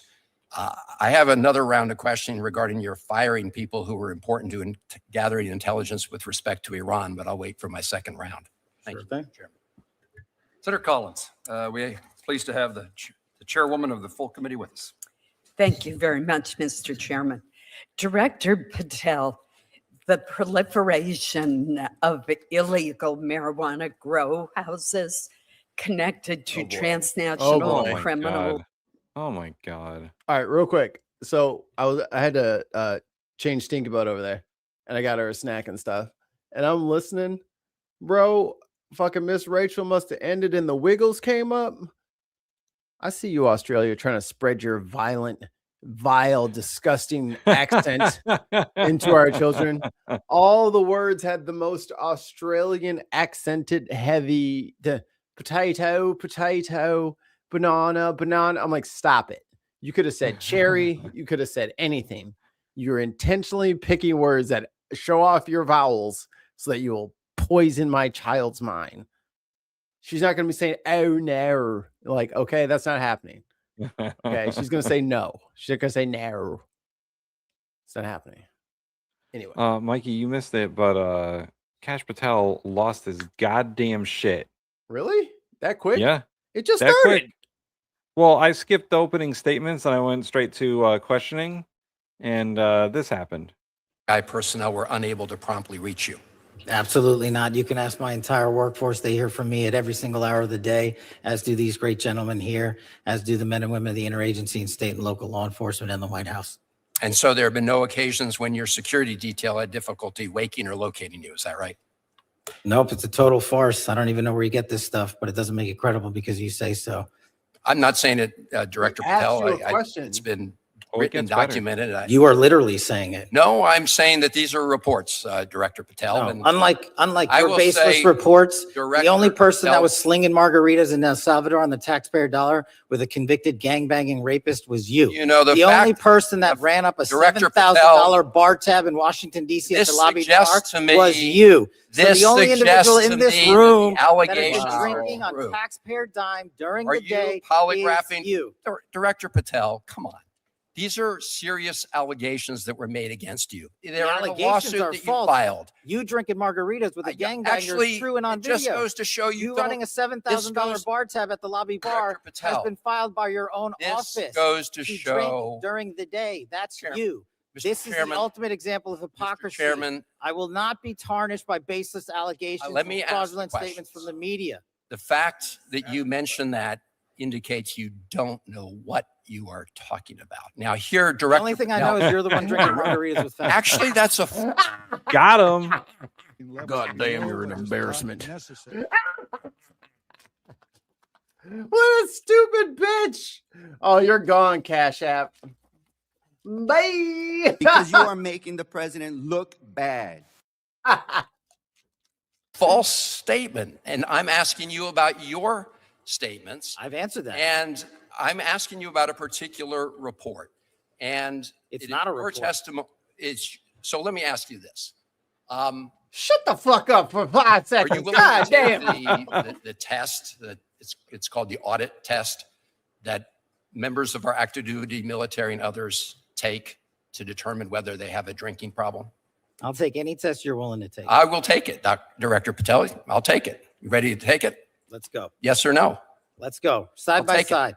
I'll take it. All right. I think that the fact that you're so have you Cool. Cool. What a cool interchange that was. Fucking come on. Shit. You ruining the internet.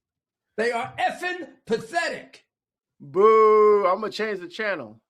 have you ordered polygraph tests of members of your team to determine how that story came about? The little The FBI gnomes. conducts polygraph tests all- He does. He also kind of looks like a fucking gnome. So The Justin Timberlake Pixar movie.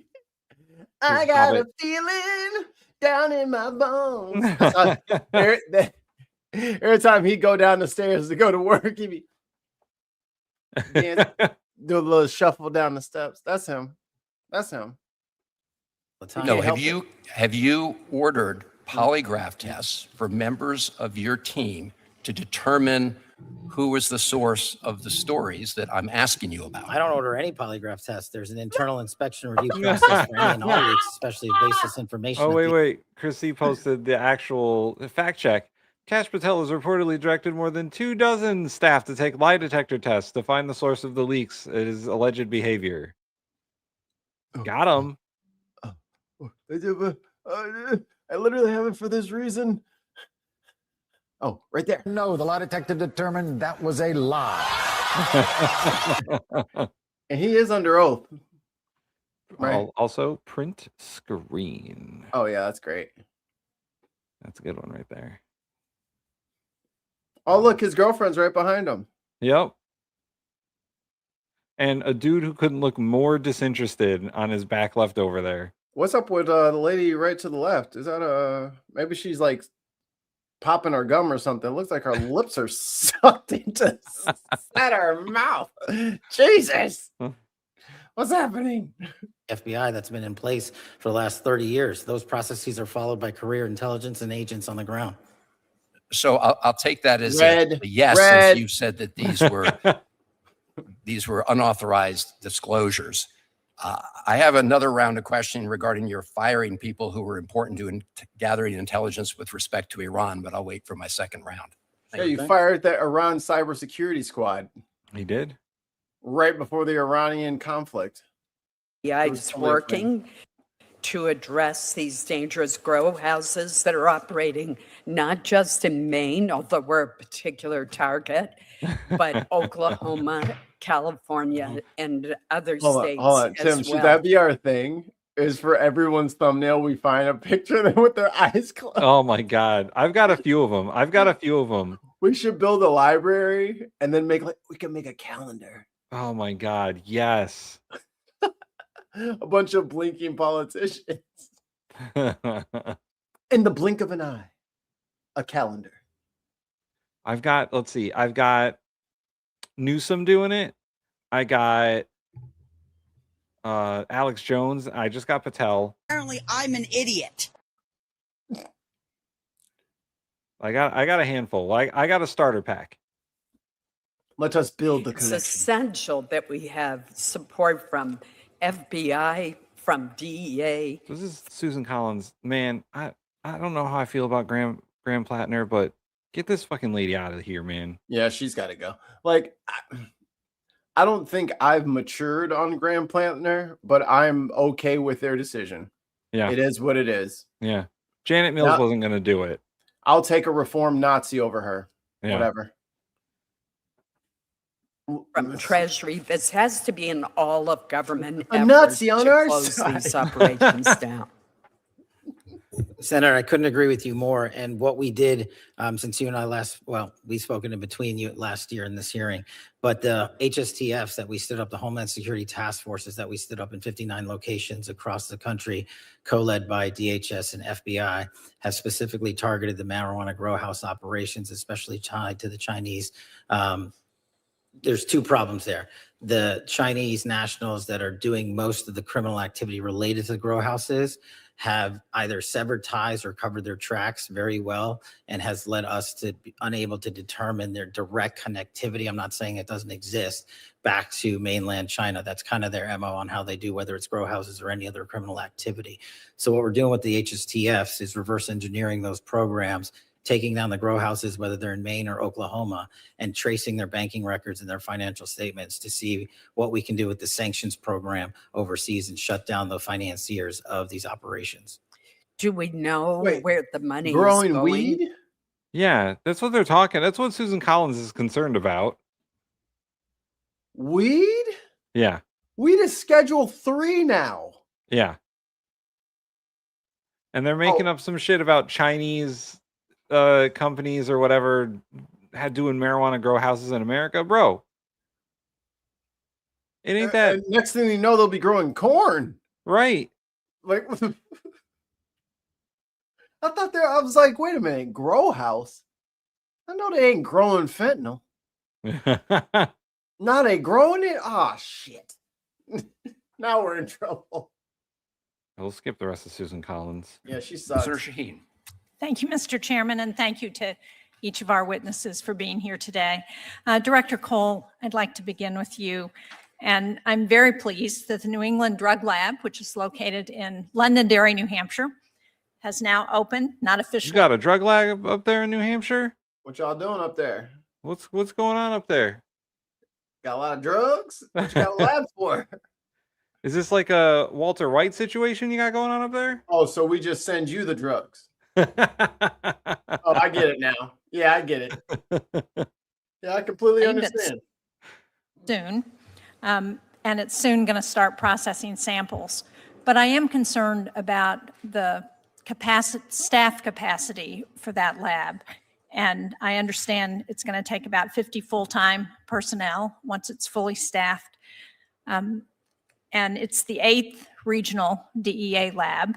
So can you tell me how many positions the DEA needs to fully staff all of its labs, and whether you have requested money in the budget to do that?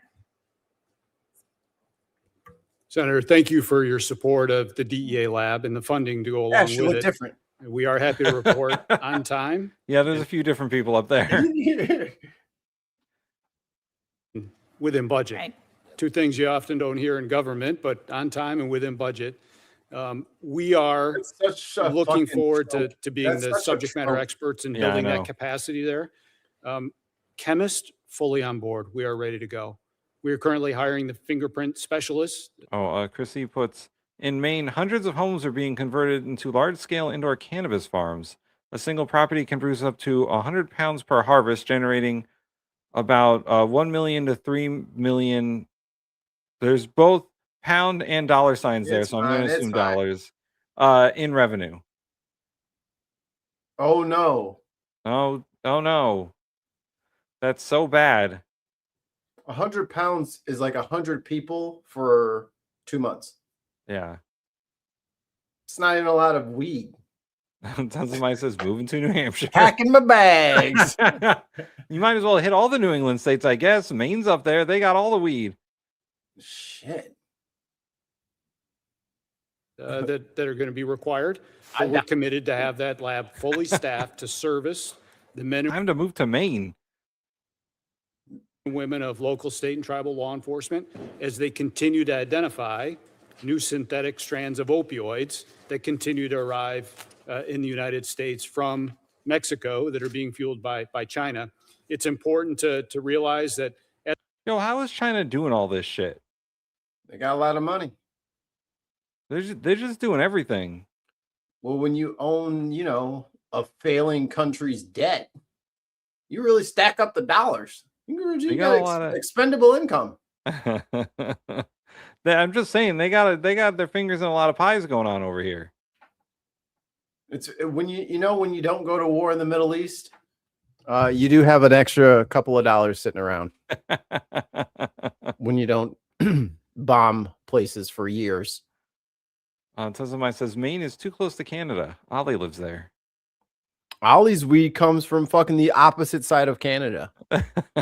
His weed comes from BC. And he's literally out in the Atlantic. Yeah, he doesn't get his stuff local, I guess. It comes in the fucking mail. To identify these strands and push out these PSAs. We have a recent PSA, public service announcement, that went out last week. We know what that means. 3 more strands of synthetic opioids. This Yes, lab is. we're seeing that in New Hampshire, and we're very concerned about it.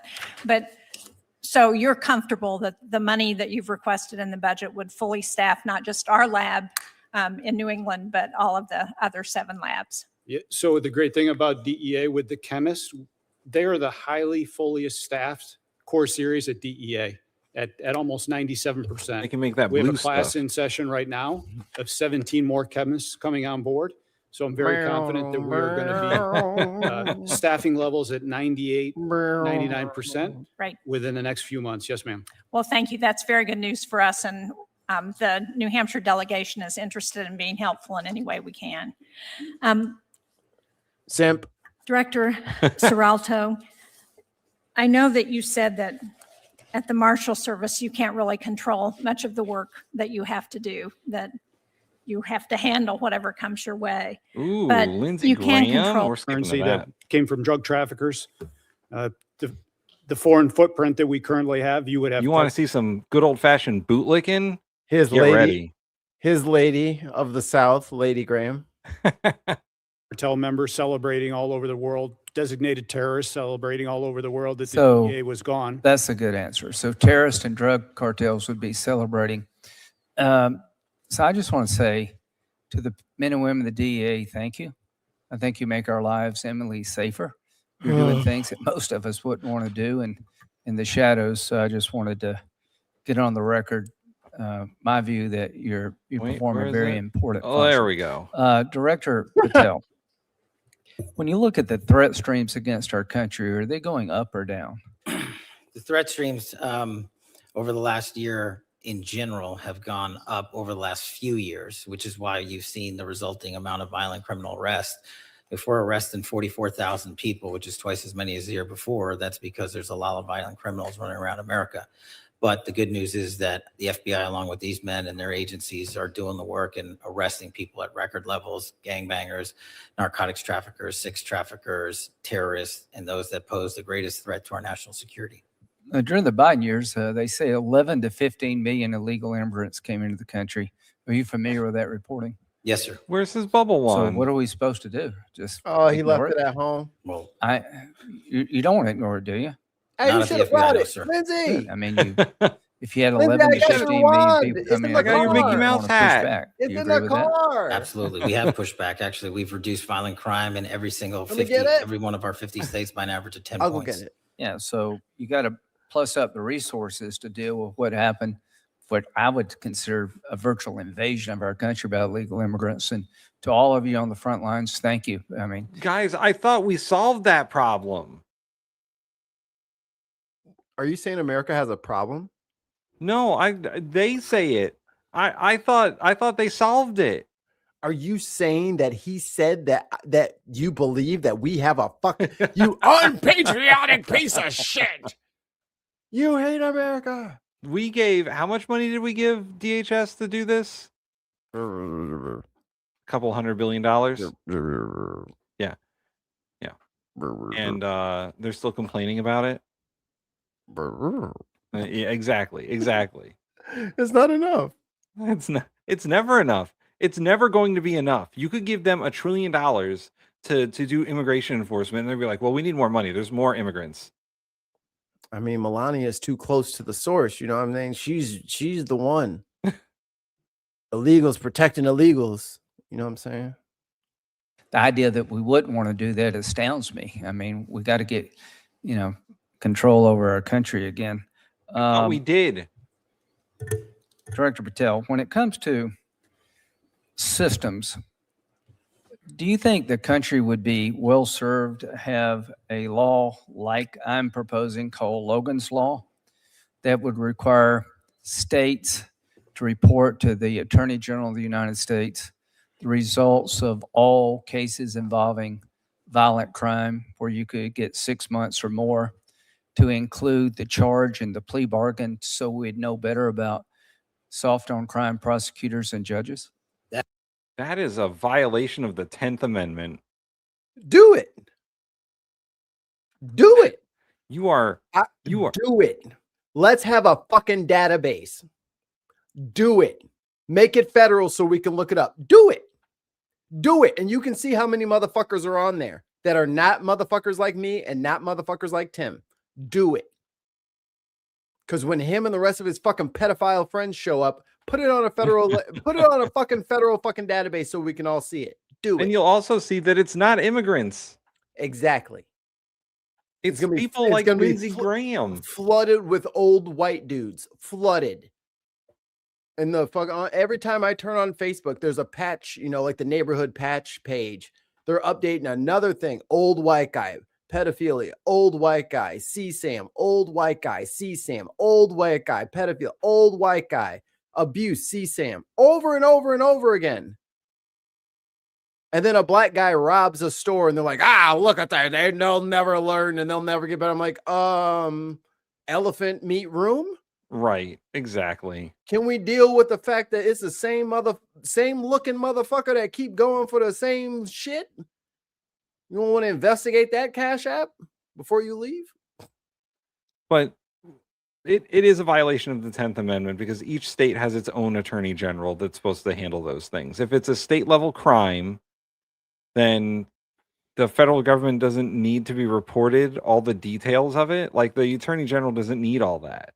Well, they can push it up to a federal case, and that way they can get those people pardoned.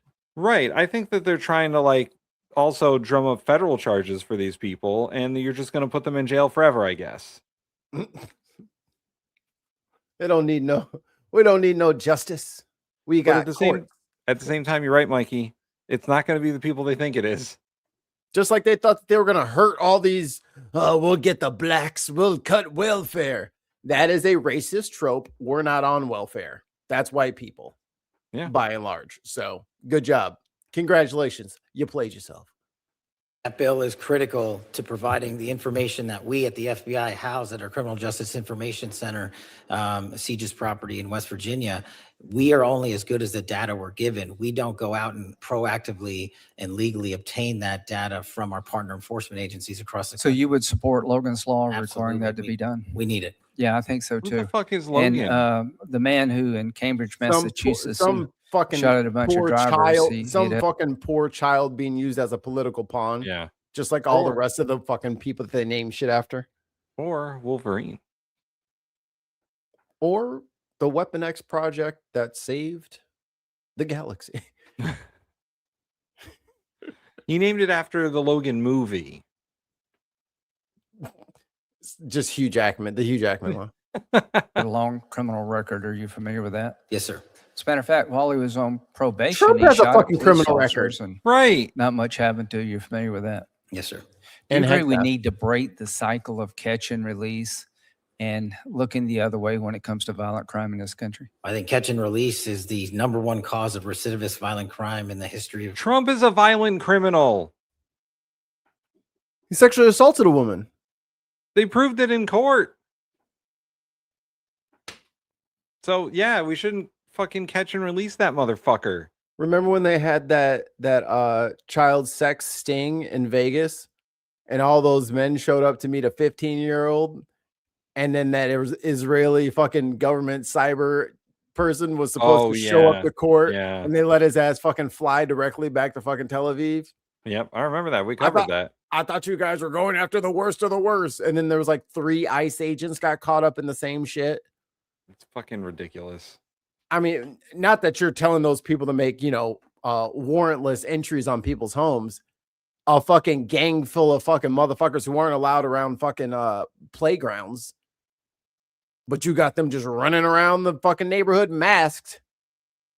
What could possibly go wrong? Tell us more, Cash App. The United States of America. Okay. When it comes to the FBI, how's morale? I'm sorry? How's your morale at the FBI? Morale has never been better. When I go across the country, I talk to the line agents and the intelligence analysts and professional staff. I travel around the country. I talk to our state and local partners. They tell me one thing resoundingly: we're finally going to do the work that we were asked to do with the resources that we needed to get the Thanks job for done. going to Italy And to that's what drink this beer. administration is focused on, and that's why you're seeing the results that we talked about. Thanks for buying jets. Yeah, thanks for I like transporting it. your girlfriend all over the country in a fucking FBI jet. She has a 24/7 SWAT team now. Right. She's not even famous. The girlfriend of the director has a SWAT team protection Well, service, Mikey, she needs help with her country music career. which is soon gonna start any year now. Mr. Cole, do you think we're seeing dividends from your focus on illegal drugs and No. cartels and all the above? Oh. Chris C says Logan's Law is a federal bill by Lindsey Graham and Representative Russell Fry to create a national public registry for violent offenders named after murder victim Logan Frederico. So Mikey is correct. A Political pawn. Yeah, they always find some tragic case, name it after them, and you want those families, loved one, to be forgotten? So weak, dude. So weak. What do you want me to say? Yes to your face? I can. Right. Like, it's not that big of a deal. It's a name, dude. Absolutely, Senator. And we will stay on the offensive, whether it's taking Nicolas Maduro out of Venezuela or capturing the next Chapo or helping coordinate the next Mencho El operation. Chapo, We will bitch. El continue to Chapo, target come on. those foreign terrorists that are killing Americans. Do you agree that the Maduro operation not only was flawless, it sent a new message that And is a war crime? new sheriff's in town and created deterrence we haven't had before? I think it sent one great message to everybody in the Western Hemisphere and the dictators and foreign terrorists around the world that they will be held accountable for sending this poison to the U.S. What does the DEA and the FBI have to do with Maduro? He was part of Tren de Aragua fentanyl narco trafficking ring. Oh, okay. I mean, that makes sense. That's what the evidence will show. Or Whether or not that happened or not. or was he just the president of a different country that didn't like Donald Trump and danced to his own song about Donald Trump? He was trumping on Trump, and that's why he ain't like him. Yes. Oh, yes. And we can't forget about the Colombian president. Yeah. Who our FBI and our ATF caught, arrested, prosecuted, and then Trump let go. He just said, "You're pardoned because I don't want other future presidents to not pardon me." He's like, they treated him so badly and he was the president of a country. Oh, he paid. His people donated to the ballroom. Yeah. So he's out. Honduran. Yeah, you're right. Sorry, Honduran, not Colombian. Thank you all very much. Senator Coons. Ooh, Senator Coons. Thank you. Yeah, 400 tons thank of you, that. Madam Chair. That no. Thank you, powder. Chair Moran, Ranking Member Van Hollen, That Senator powder Murkowski, chowder. and I appreciate each of our witnesses for being here today. During National Police Week, I just wanted to express my particular appreciation for the men and women of each of your agencies. When I was county executive, I was responsible for the second largest law enforcement agency in our state, and our partnerships with Marshals, ATF, DEA, FBI, and many other. Blah, blah, Freudian slip there. Blah, Congress. Bit of a Freudian slip there. Ruh-roh. Elements of federal law enforcement were really critical to our investigations and working to advance security in my home community. In just the last few months, the Newcastle County Police have worked with the FBI to arrest a suspect who had both plans and weapons to carry out a mass shooting at the University of Delaware. Worked with DEA to investigate methamphetamine distributors. Worked with the Marshal Service to arrest a suspect with a warrant out for attempted murder. These are just a few brief examples. I have other topics to get to, but if each of you could just briefly tell me, what are your plans for strengthening your partnerships with local law enforcement, and what more do you need from Congress to execute on those plans? Director Patel. $1 billion. Thank you, Senator. One thing we always need more of is data from state and local. Anything we can do from a legislative perspective at the federal state level to get us that Hell data no. so No. we can ingest the data and get it back. Oh, to you know our what? partners. That's Yeah, you know what the FBI could use? A national gun registry. That kind of data. Talk to the NRA. Get us a Yeah. national gun registry. Yeah. Maybe we should get a list of all the people who own guns and have committed crimes. How about mandatory mental health screenings? There you go. There you go. How about that kind of data? Are we talking about that kind of data, Cash? critical. What we're doing to expand specifically at the FBI, for the first time ever, we stood up our pause real LEPIC, our quick. law enforcement partner engagement. They want legislation to allow AI to comb through everybody's shit to build the AI database. That's why he wants data. It is not so that they can research. No, they're going to feed everything into Grok, probably actually Grok. Just like our fucking social, all of our social security numbers are in there now. Yeah. So I'm pretty sure if you went on Twitter and asked the right questions, it would fucking tell you all of our shit. I mean, this once again goes into like the whole surveillance capitalism bullshit, where they just want as much data on you as they can get so they can tailor everything to you and probably predict if you're going to do crimes in the future. Like, this is getting towards several science fiction nightmares. They're telling you that they want to watch everything that you want to do, and that way you'll never be able to do a crime because we'll know everything that you're saying and doing. Yeah. And the Republicans are the ones that are for this.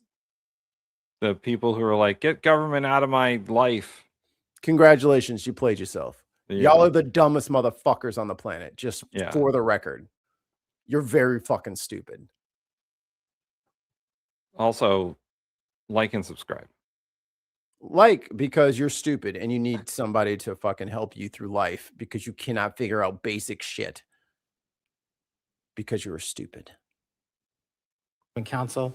So I didn't want to just hear from police officers from around the country by email and phone call. I embedded 10 officers and sheriffs and tribal officers permanently at the FBI because they're the best connected.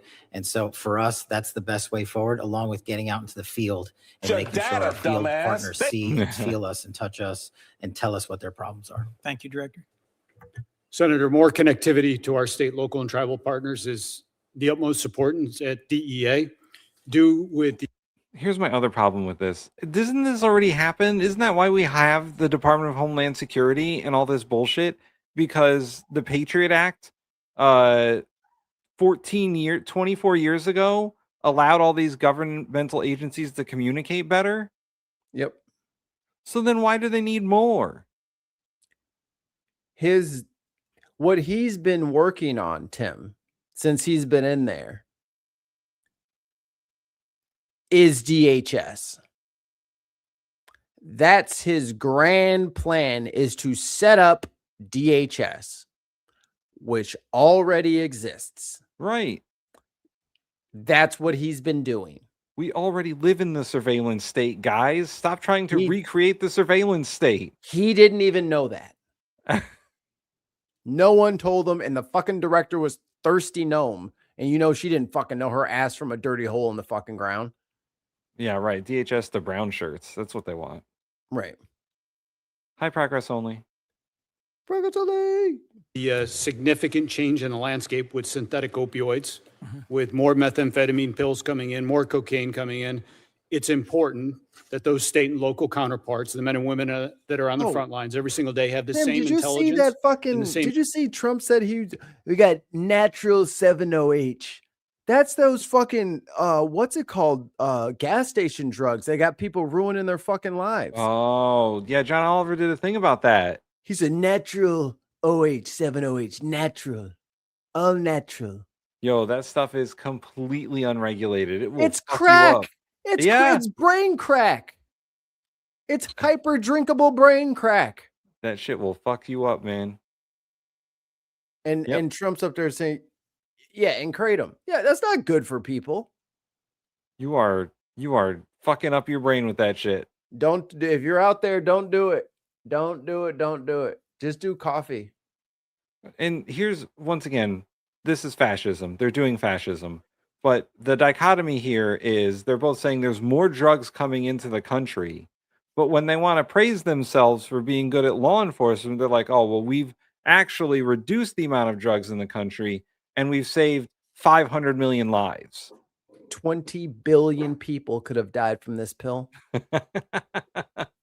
So once again, the enemy is both strong and weak at the same time. Right. Information that the DEA does.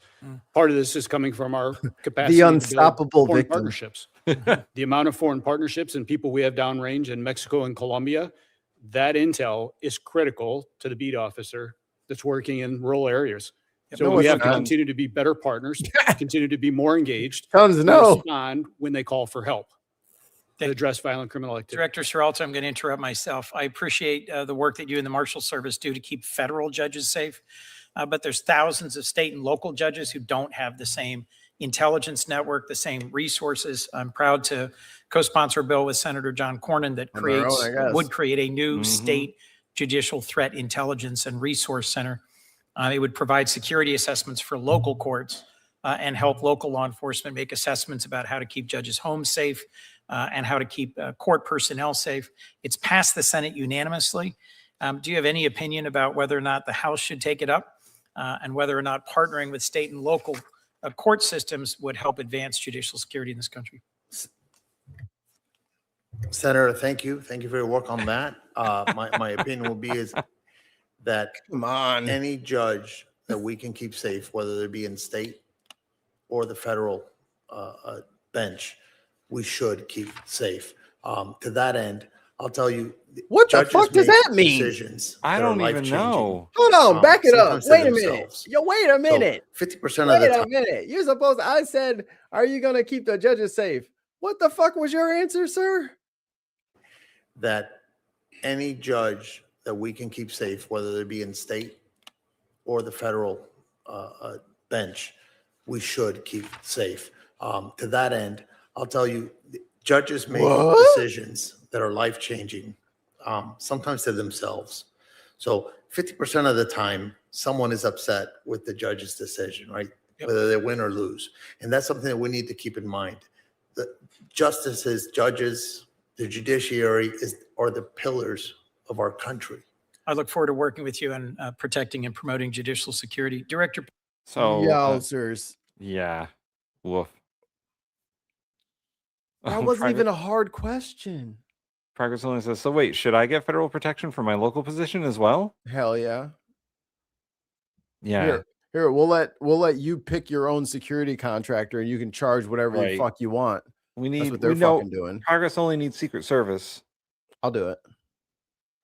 I'll take a bullet. Patel, reauthorization of Section 702 is something I've previously grappled with, but we've not heard at all from officials from the FBI or the other intelligence agencies testifying about the proposed 18-month clean extension. Were you invited by Chairman Grassley to testify before our committee about Section 702? What I recall, Senator, is that we in the FBI team have been providing briefings pursuant to the chairman's request. So we've done at least a dozen in the Senate and at least half a dozen or more in the House, including myself and Director Ratcliffe personally. Okay. I have not participated in or benefited from any of those briefings. And doing oversight on the reforms that were put in place and how closely they're being followed is critical to my concluding whether or not I'll vote for an extension. Director, I have to ask you one last question. You attended the Olympics in Milan. Oh, here we go. How much did your trip cost? And Here we go. to what extent did that help you carry out your mission as director of the FBI? I greatly appreciate the question, Senator. As you know, the FBI and DHS are responsible for the security of the Olympics, the World Cup, the F1, the Super Bowl, and everything else. We had 250,000 Americans travel to Milan. We're proud that we stood up our jock there and had zero major security incidences involving American citizens. You had 250,000 Americans? That's For a lot the of Americans. for the Olympics? Wait. No. Or does he mean in total per year? Let's see. Because Senator, as you motherfucker, know, ain't no motherfucking way 250,000 motherfuckers could afford to fly over to fucking Italy for a week trip and fly back. Ain't no motherfucking way. FBI and DHS are responsible for the security of the Olympics, the World Cup, the F1, the Super Bowl, and everything else. We had 250,000 Americans travel to Milan. 250,000 people traveled to Milan? I don't think that's true. Bullshit. I don't think that's true. Bullshit. How many people went to the Milan Olympics total?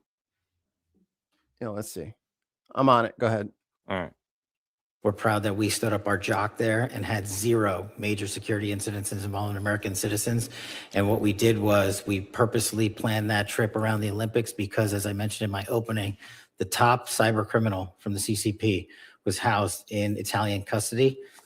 While there, we were able to work an agreement, an arrangement to have that individual expelled from Italy instead of going back to China, like has so often happened in places like Serbia.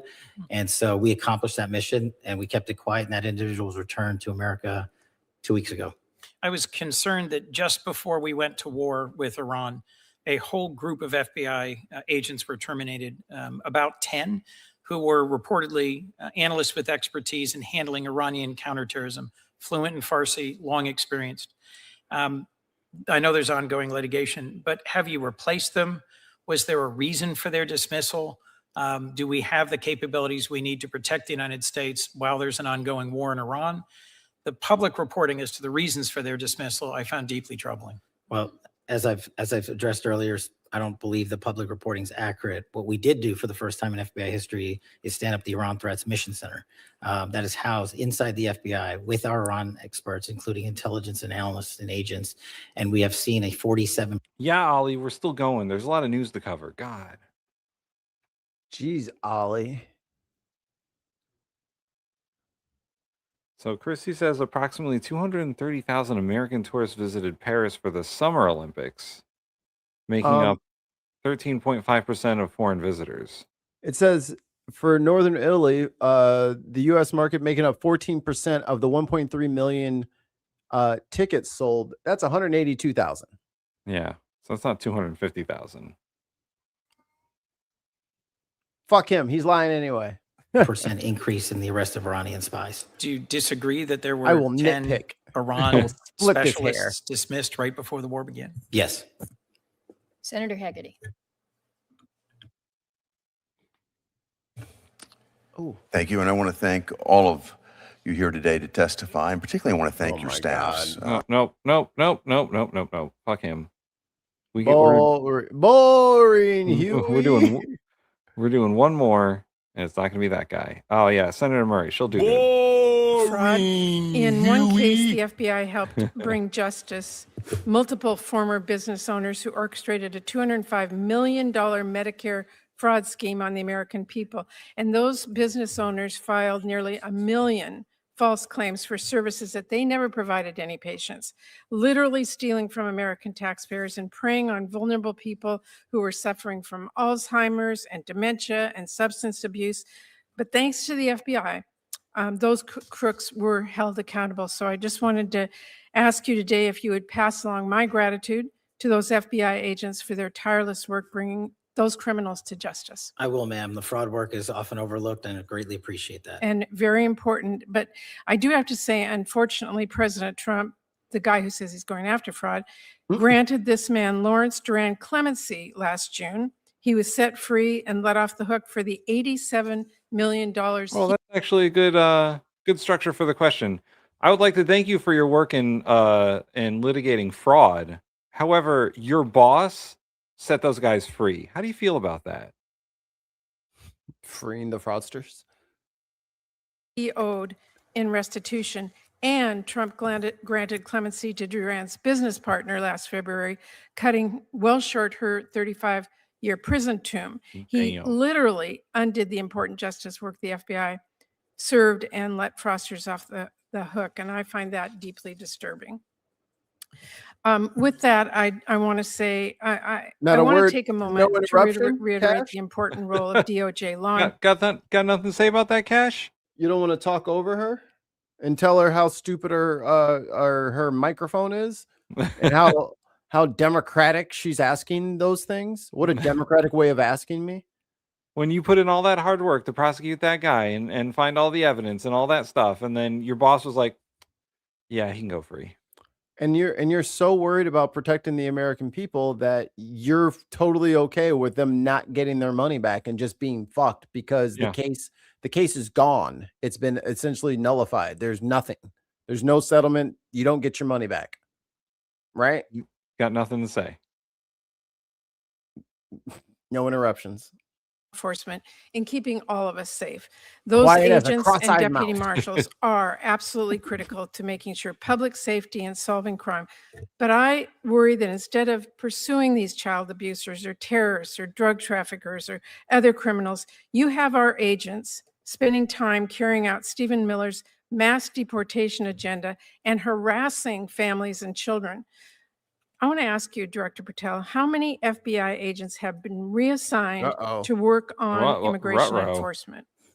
No one at the FBI has been reassigned to work solely on immigration, ma'am. There's another word for it. I would differ with you because according to the Cato Institute, go back. More than 2,000. I saw a micro expression. Watch when he says reassigned. Reassigned to work on immigration enforcement. No one at the FBI has been reassigned to work solely on immigration, ma'am. Oh, I saw it. So it's the wrong word. No one at the FBI has been reassigned. Yeah. And now he's looking. He's told and this is a behavior thing, you guys. He's staring her down afterwards, immediately after the lie, to see if it landed, to see if he needs to follow it up with anything. And his instant reaction is, it looks like she bought it, so I'm just going to break eye contact. Right. Run it from the top. How to spot a liar. Ask you, Director Patel, how many FBI agents have been reassigned to work on immigration enforcement? No one at the FBI has been reassigned to work solely on immigration, ma'am. Well, I would differ with you. According to the Cato, it's a different word. Chris C has the stats here. As of October 2025, about 3,000 FBI agents, nearly 25% of the Bureau's workforce, has been reassigned to immigration enforcement. The data indicates that some major field offices, up to 45% of their agents have been diverted to national security and criminal investigations to assist. Right. So instead of reassigning them, they're assisting other agencies. Right. Or whatever weird little kid. Yeah. Because she didn't say the magic fucking word, he doesn't have to tell the truth. Right. And it's the it's the authorization thing, the 60 days authorization thing. Well, technically we're in a ceasefire, so it doesn't count. Base. Car. We called car. Institute. A bucket doesn't More count. than 2,000 FBI agents were reassigned to work on immigration enforcement in 2025. By the way, it's not just the FBI. more than 2,000 agents from the DEA, more than 600 from the Marshal Service, and more than 1,000 ATF agents are spending their time on immigration enforcement. That has really pulled critical, highly trained assets off of work to keep our communities safe from drugs and guns and other threats. And I find that deeply disturbing.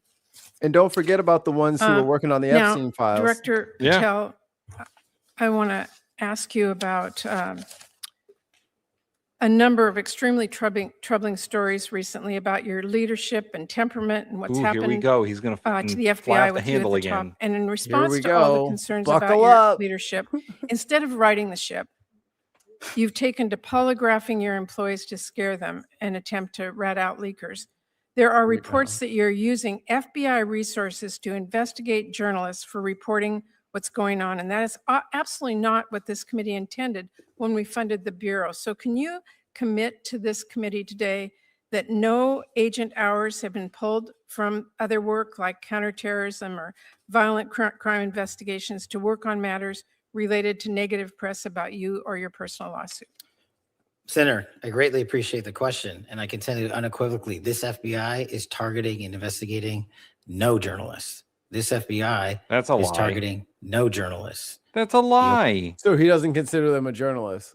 Right. They're targeting 2 journalists specifically. He doesn't it's all lies by omission. And if they can just twist the definitions of things and redefine things in their own little circular logic fashion, they feel like they can just say stupid shit. Because even a fucking 10-year-old can tell you're lying, Cash. Right. Even a 10-year-old could tell. I don't remember the names of the journalists, but a journalist from the Atlantic and a journalist from the New York Times were specifically investigated by the FBI. They were taken in for questioning. You think he's in charge of the FBI or something? Oh, right. It's ridiculous. Bro, we know it's you. Wait, hold on. We got one for this. If you only knew how ridiculous that statement is, you wouldn't have said it. Like, motherfucker, you act like we can't see you in the, like, we know you're the FBI director. Right. That's why she asked you. It's not just, she's just picking it out of a hat. Like, maybe she won't know that I'm the FBI director. Yes, motherfucker. You're the reason everybody's here. Obama and Biden administrations targeted dozens of journalists, targeting no journalists. The Obama and Biden administrations targeted dozens of journalists, sent out 1,200 interviews. I didn't ask you about the Biden administration. I asked if you can commit to this committee that no agent hours have been pulled from other work. We have not done so. Okay, well, there are reports that are using FBI resource to investigate journalists. You are saying to this committee today that that is not true. That's correct, ma'am. Okay, well, that's easily proven, dumbass. Yeah. Director Patel, we need a serious budget, but we also need serious leadership. Yeah, Don Lemon was investigated. And I will say this, there's one clear priority in Trump's overall budget. He's a journalist, he's a podcaster. It is war. Because while Trump is proposing cuts to programs that really do keep people safe, he wants to increase war spending by $500 billion. And I don't need to tell anyone here, we are not going to bomb our way to safer communities. So I intend to help rip that budget up and write bills that keep families safe. But beyond. Ooh, bam. Patel ordered FBI. Oh, sorry. You read it. Patel ordered FBI agents to investigate Sarah Fitzpatrick from the Atlantic after she wrote a story about him. And that was the one with him passing out and they had to fucking use the jaws of life to get into his goddamn room. So just lying to Congress. What reporter is a liar? Right. You know what I mean? Like the one that you say doesn't exist. All those reports are lies. Are you guys going after reporters? I don't know what you're talking about. Okay. Said no, the lie detector determined that was a lie. He's not even trying. He's not even trying. He's not trying. He does not care. He's the laziest lying I've ever seen in my entire life. That budget. We need serious leadership at the FBI that the American people can trust. And I am deeply concerned about the reports that your leadership has not been serious. We need somebody at this agency who's focused on solving criminal cases, not passing out branded bourbon or jetting around the globe. Ooh, your she job went is after to the be reachable. whiskey. And I know Senator Van Hollen Don't asked you you about say this, nothing about my whiskey. but I got to say, if Don't you say nothing about my bourbon. It's got my name on it. I love my bourbon. It's delicious and it's smooth and it burns. My favorite part of that is putting his name on that bottle devalued it by 30%.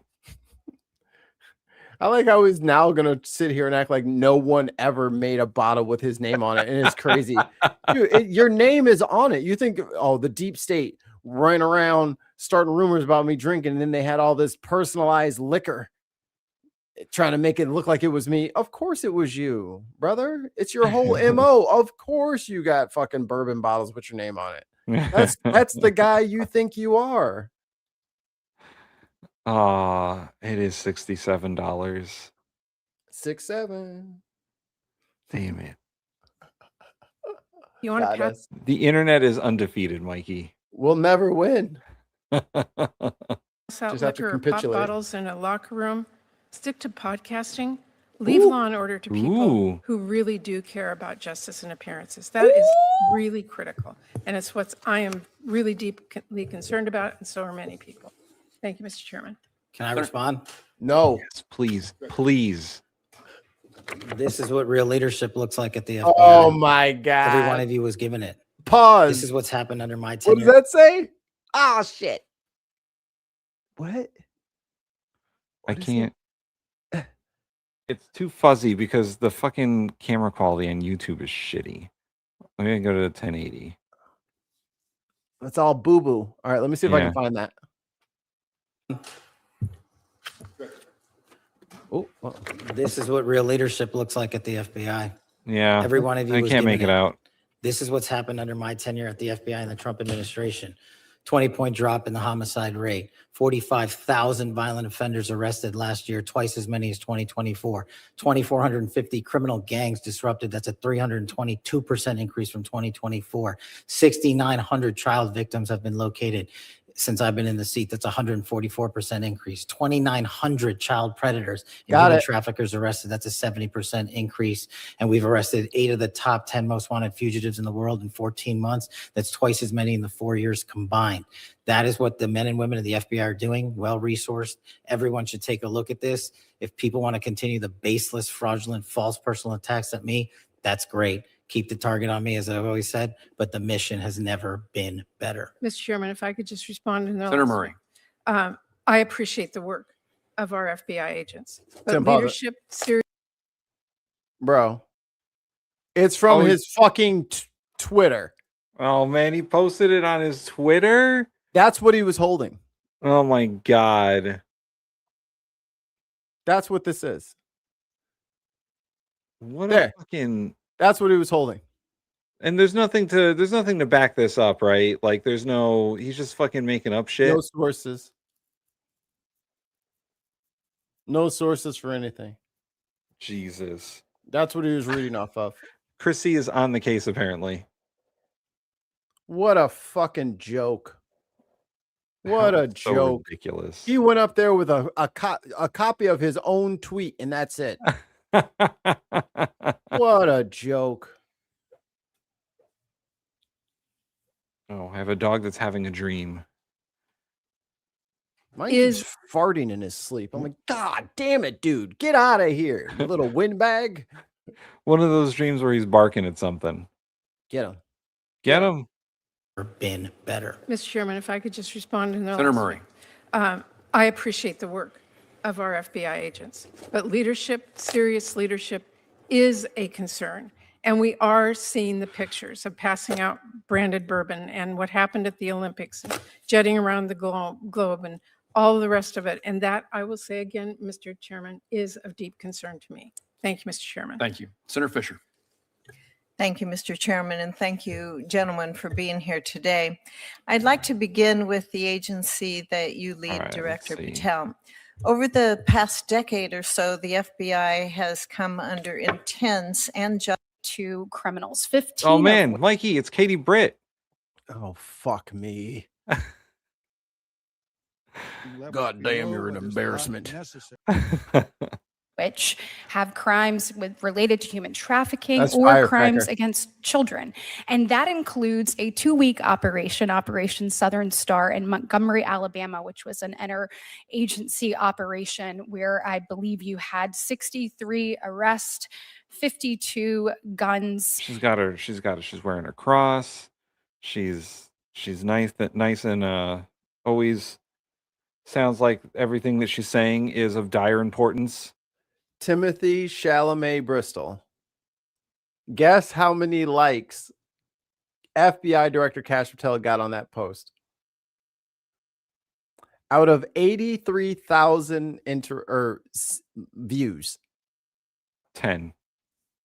1.9K. That's pretty low. That's pretty low. Out of 8.3 people have looked at that and 1.9K. So he's got about a 7% click-through rate. Sheesh. So Chrissy says the homicide rate fell by 21% in 2025. However, this is only across 35 large U.S. cities and does not show the full national data. Oh, the cities on who runs those cities, Mikey? Democrats. Which party runs those major cities? Democratic cities. Big blue Democratic cities. Yeah. So you know what a lot of those big blue cities were asking for? What? Guns from red counties and red states that are nearby to stop shipping their fucking ARs into the hood because people are using them. Here, we'll put it back up. Chrissy wants to know the other claims. Oh, okay. Can I open a new tab? I want the picture. Open image. There we go. Enhance. Okay. 20% drop in nationwide murder rate. You're welcome. 45,500 plus violent crime arrests, up 184%. 2,450 plus gangs and criminal enterprises disrupted. What does disrupted mean? What criminal enterprises? What gang? Boy, how many? There aren't that many gangs. How many gangs are there? Did you get some gangs more than once? I'd figure. I love. Look at this. We were talking about this before. Was it 2,674 kilos of fentanyl seized? Enough to kill 203 million Americans. Some of us don't use fentanyl. You know that? Some of us don't. I can never die from that if I don't use it. So if they didn't seize all that fentanyl, half the country would just 2/3 of the country would just be dead. This volcano could have killed every American if the Americans jumped in. Like, what are you talking about? 6,940 child victims located. Up 144. There's no metrics on this stuff. Are you talking about when like there's a custody battle and dad says no, they're staying over here, and then mom fucking calls and does the thing, and then there's an Amber Alert, but it was actually a custody thing. Are you counting those? I don't know. 2,900 child predators and human traffickers arrested, except for that one that accidentally flew back to Israel. And the one that lives in the White House. Well, there's several that live in the White House. Let's be honest. 113 counterintelligence arrests, up 53%. 849 individuals disrupted from conducting terrorist attacks. January 6th. 150. Go ahead. It's very funny that some of these aren't like the individuals disrupted from conducting terrorist attacks. What is that up from?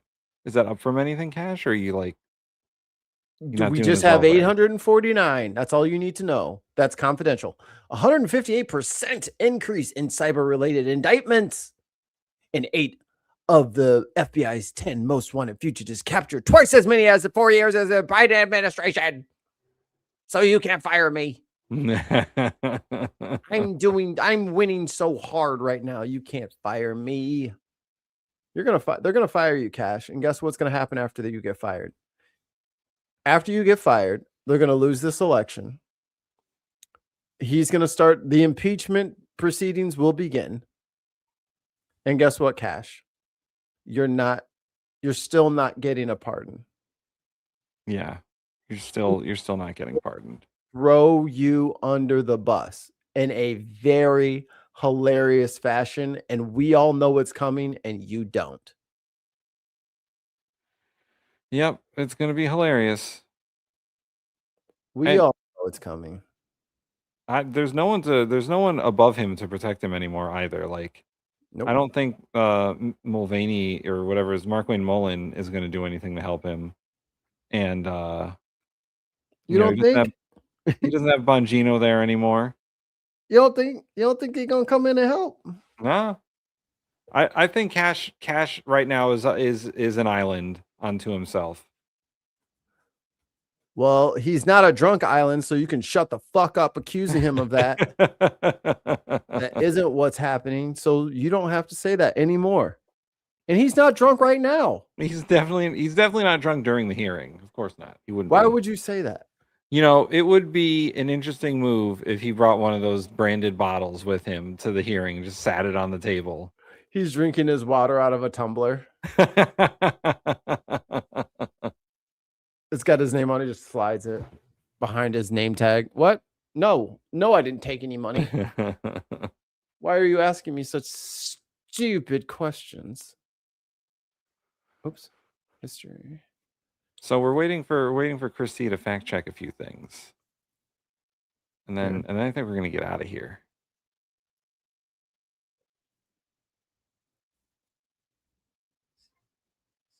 This is all shorts. Highly recommended.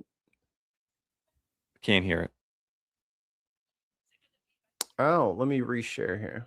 Yeah, you got to put the sound on. I can't do the Chrome tab anymore because I'm not I'm trying Opera.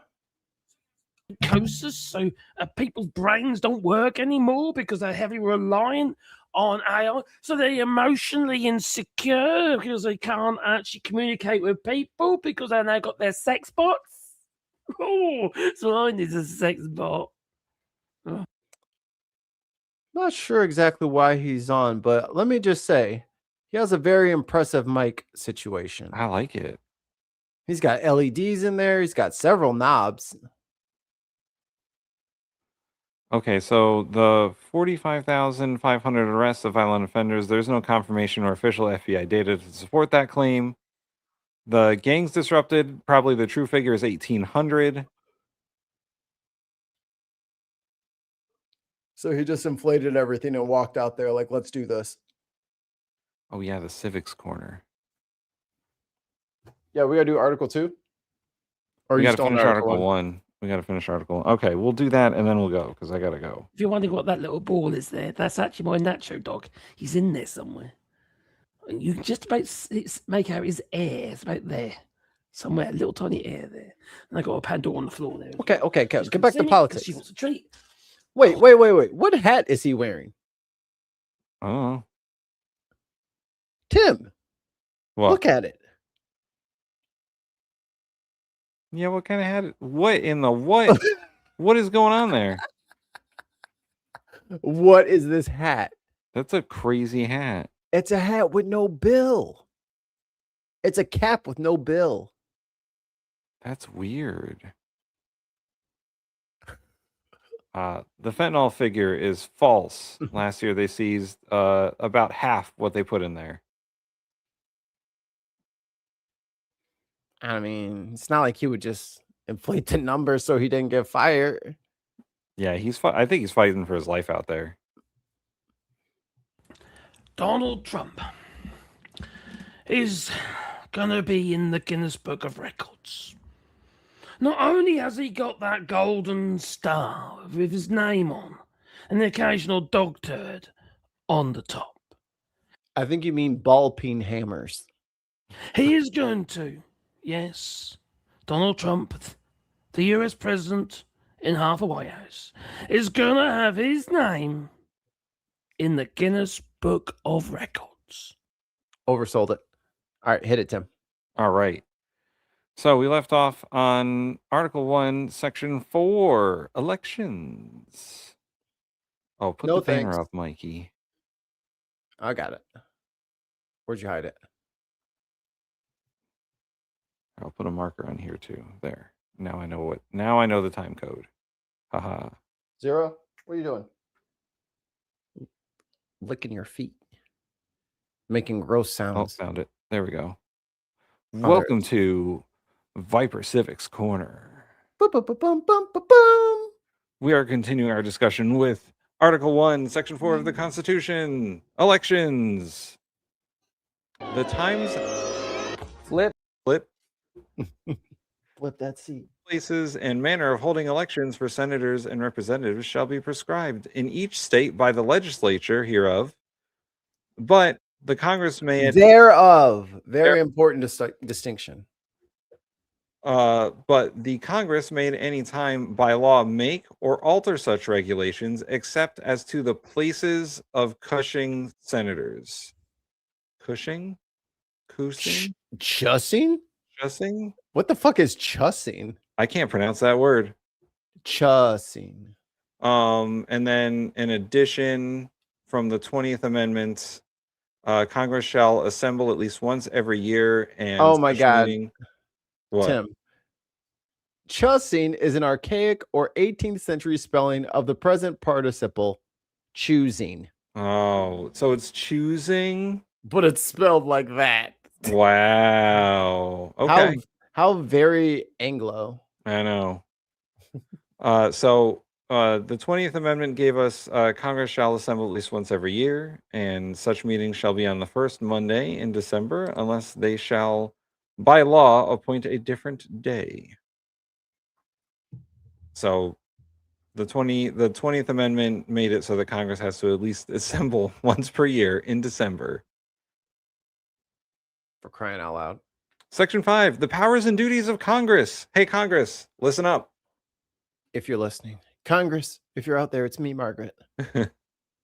Each house shall be the judge of the elections, returns, and qualifications of its own members. And the majority shall constitute a quorum to do business. But a smaller number may adjourn from day to day and may be authorized to compel the attendance of absent members in such manner and under such penalties as the House may provide. Lashings in the town square. Public canings. Public groveling. We will throw rutabagas at you. The stocks. Yeah, bring back the stocks. Can we get some retrofitted stocks? Yeah, let's bring that back. Millennials are bringing back the stockade, but only for members of Congress. Correct. Behave, or else we're going to throw tomatoes at you. Each house may determine the rules of its proceedings, punish its members for disorderly behavior, and with the concurrence of 2/3, expel a member. So that's just saying that the House and the Senate can have different rules on how they operate and how they punish their members. Like the Senate has filibuster, but the House doesn't. Correct. A good example. Each house shall keep a journal of its proceedings and from time to time publish the same, excepting such parts as may in their judgment require secrecy. And the yeas and nays of the members of either house on any question shall, at the desire of 1/5 of those present, be entered into the journal. So just saying that all votes are required to be recorded if 1/5 of people say so. And they have executive session. That's what they call that when it's secrecy. They closed door executive session, whatever they call it. Not everything should be said publicly. Yeah, especially like security briefings and stuff like that. Neither house during the session of Congress shall, without the consent of the other, adjourn for more than 3 days, nor to any other place than that in which the two houses shall be sitting. So if we lock them out of Senate, yes, and then have the House meet for 3 days in a row, yes, and then they don't show up, we get rid of the Senate. Okay, yes. I'm with it. All right, Senate gone. We did it. Lock the doors. Section 6, the rights and disabilities of members. Senators and representatives shall receive a compensation for their services to be ascertained. Yes, good question. To be ascertained by law and paid out of the Treasury of the United States. That was our first mistake. Not anymore. Not anymore. They shall, in all cases except treason, felony, or breach of the peace, be privileged from arrest during their attendance in session of their respective houses, and in going to and returning from the same. So you cannot arrest a House member or a senator on the floor of the House, or if they're going to or from the floor of the House, of their House of Congress. Unless you're going after them for treason, breach of peace, or a felony. All right, hear me out, Tim. Yeah. Marbles. It worked in Home Alone. It did work in Home Alone. Oh, marbles with cooking oil on them. Ain't no way he's making it up to there. And then we arrest him. They especially say that you cannot arrest them during a speech or debate. Cut the mic off. And then when he goes to turn it back on, marbles. Slip, right out the door. Boom, arrested. Got his ass.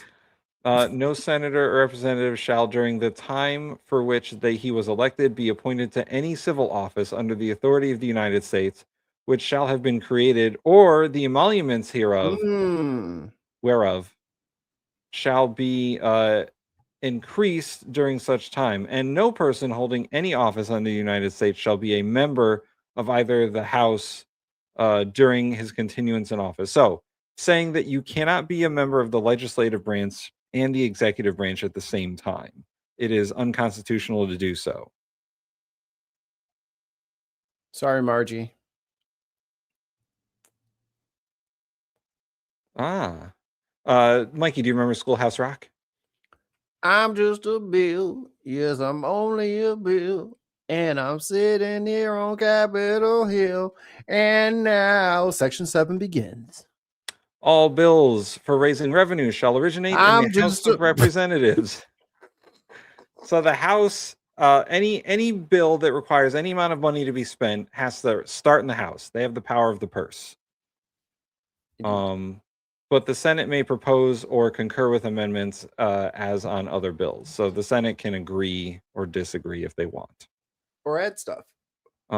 Every bill which shall have passed the House of Representatives and the Senate shall before it become a law, be presented to the President of the United States. If he should sign it, but if he doesn't, he shall return it with his objections to that House in which it should have originated, who shall enter the objections at large on their journal and proceed to reconsider it. So basically, this is basically how bills work. The veto. Both houses have to pass the same bill, and then the president signs it. If he doesn't sign it, it's called a veto. He can either say, I'm not signing this, or just say nothing. And after a certain amount of time, it becomes what they call a pocket veto, where it just goes back without any objections. And they have to either repass the bill with a 2/3 majority, or it dies. These I hope and pray, but as usual, I am still just a bill. If after such reconsideration, 2/3 of the House that shall agree to pass the bill, it shall be sent together with the objections to the other House, by which it shall likewise be reconsidered. And if 2/3 of that House approve, it shall become law. So the president can veto things, but they can also override a veto. Very rare does a veto get overridden. It 2/3 is hard because it's hard enough to beat the filibuster at 60. So then to say, all right, now get 67. Yeah. But in all cases, the votes of both houses shall be determined by yeas and nays, and the names of persons voting for and against the bill shall be entered into the journal of each house respectively. If any bill shall not be returned by the president within 10 days, that's the pocket veto time frame, it shall have been presented to him, and the same shall be a law, in like a manner as if he had signed it, unless the Congress, by their adjournment, prevent this return, in which case it shall not become a law. So if we put him in carbonite, yes, for 10 days, ha. And Sundays are accepted because that's the Lord's Day. The Sabbath. The Constitution recognizes the Sabbath. So this is how the pocket veto works.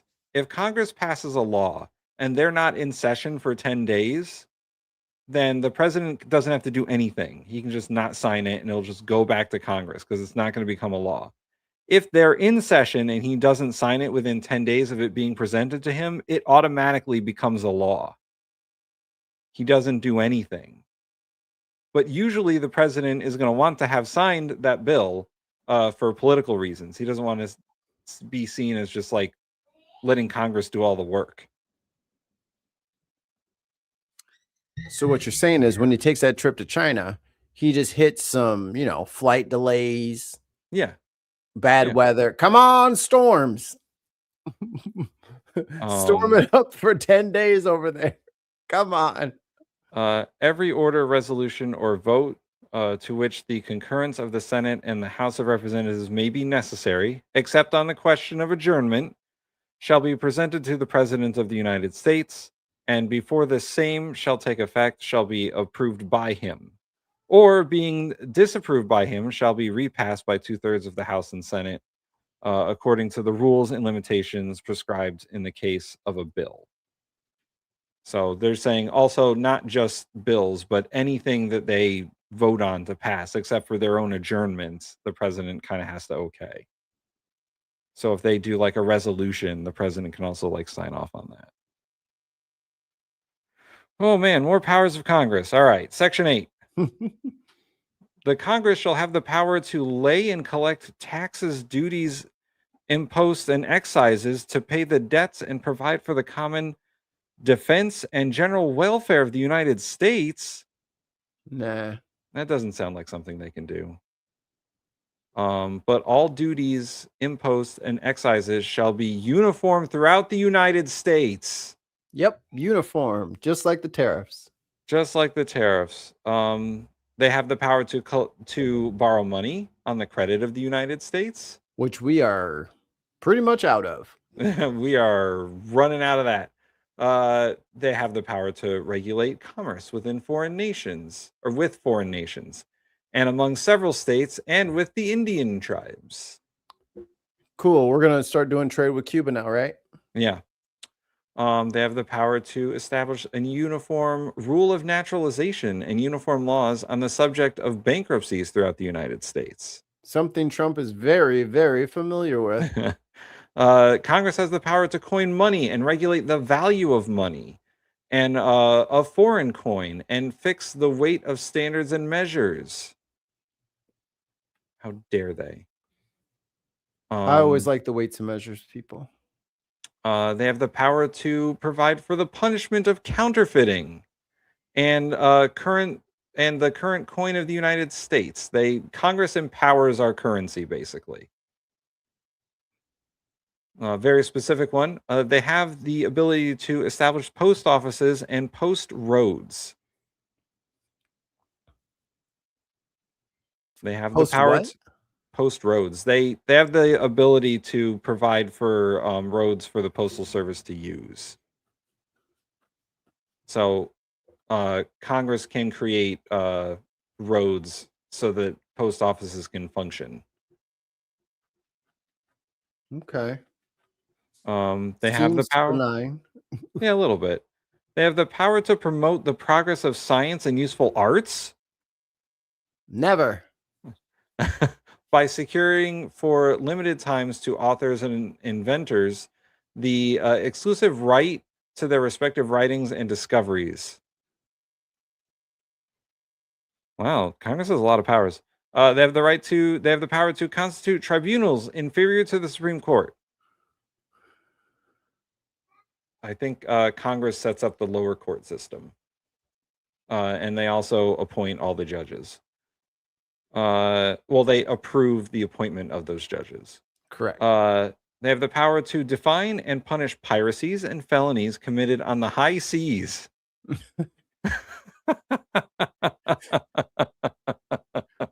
Well,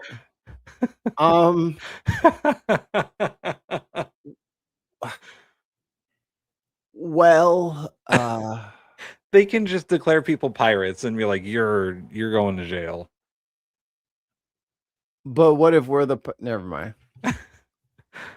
They have the power to declare war. Hey, look at that. That's a power they have. Did you know that, Congress? They can Were you also aware? they can also grant letters of marque, reprisal, and make rules concerning captures on land and water. So they get to make all of the rules around how we do war. Correct. Have they been made aware-ified? They have not been made aware-ified of that. Oh, they have the power to raise and support armies, but no appropriation of money to that use shall be for longer than a term of 2 years. So they can approve a budget for the military, but it's only a 2-year budget. Okay. At a time. They can do a maximum of 2 at a time. Usually the current budget system is every year, but they can, if they wanted to, approve a 2-year budget. They have the power to provide and maintain a navy to stop all the pirates I'm that about to they say see. the aforementioned pirates. They have the power to provide for calling forth the militia to execute the laws of the union and suppress insurrections and repel invasions. Boy, they could have used that on Jan 6. Ask Nancy Pelosi. Oh yeah, she's Speaker of the House. She has that power, or she was. She was, and she had the entire power, and she said that the optics looked bad. Yep. So that's why she didn't want the National Guard standing on the steps of the Capitol. She was even though they knew that they were planning to do this. She was the third most powerful person in the United States, and she's like, nah. She's like, I don't want people to think that like they're planning an insurrection, even though we have reports that they're planning an insurrection. Congress has the power to provide for the organizing, arming, and disciplining of this militia, and for governing such part of them as may be employed in the service of the United States. This is like the National Guard almost. Yeah. All right. I think it might actually be the National Guard. I was about to say you probably nailed it right there. Yeah. The appointment of officers, the authority of training the militia according to the discipline prescribed by Congress. They have the power to exercise exclusive legislation in all cases whatsoever over such district not exceeding 10 square miles as may by session of particular states and the acceptance of Congress become the seat of the government of the United States. That's DC. This is DC. This is the District of Columbia. Yeah. To exercise, so they have the exclusive legislative power over DC. Is basically what all this is. Right. Which I think needs to be changed. Yeah. Like we need an amendment for that one. Yeah, DC either needs to be reabsorbed into its representative states and then put the capital in one of those states, or DC needs to be a state. But you can't just have these people paying taxes left, right, and center and have no fucking representation, and their local government is ran by Congress. Right. Or funded by Congress. And they have the power to make all laws which shall be necessary and proper for carrying into the execution of foregoing powers, and all the powers vested by this Constitution in the government of the United States or in any department or office thereof. Okay, these are powers denied to Congress. The migration or importation of such persons as of the states now existing shall think proper to admit shall not be provided by Congress prior to 1 year or 1,808 by tax or duty to be imposed as such importation, not exceeding $10 for each person. What is this? This obsolete provision was designed to protect the slave trade from Congress. Oh, man. Snuck that one in there. Just making sure. Ooh, the privilege of the right of habeas corpus shall not be suspended unless in the case of rebellion or invasion, the public safety may require it. Habeas corpus is bring me the body. Yeah, that's what habeas corpus is. I need to be able to represent myself. Yes. Let's see. A power that's restricted from them is no bill of attainder or ex post facto law shall be passed. So you can't retroactively apply laws. Yeah, you can't make shit. You can't make what I'm doing illegal after I did it. If it wasn't illegal before I did it, you can't change that shit till after. This is one that is also was forbidden from them, but the 16th Amendment changed that. No capitulation or Capitation. or other direct tax shall be laid unless a proportion of the census or enumeration hereof before direction to be taken. Some of these are worded very strangely. This was suspended by the 16th Amendment, which reads the Congress shall have the power to lay and collect taxes on income. So the 16th Amendment changed that. No tax or duty shall be laid on articles exported from any state. So we are not allowed to tax exports. No, I'm taxing all the shit from Kentucky.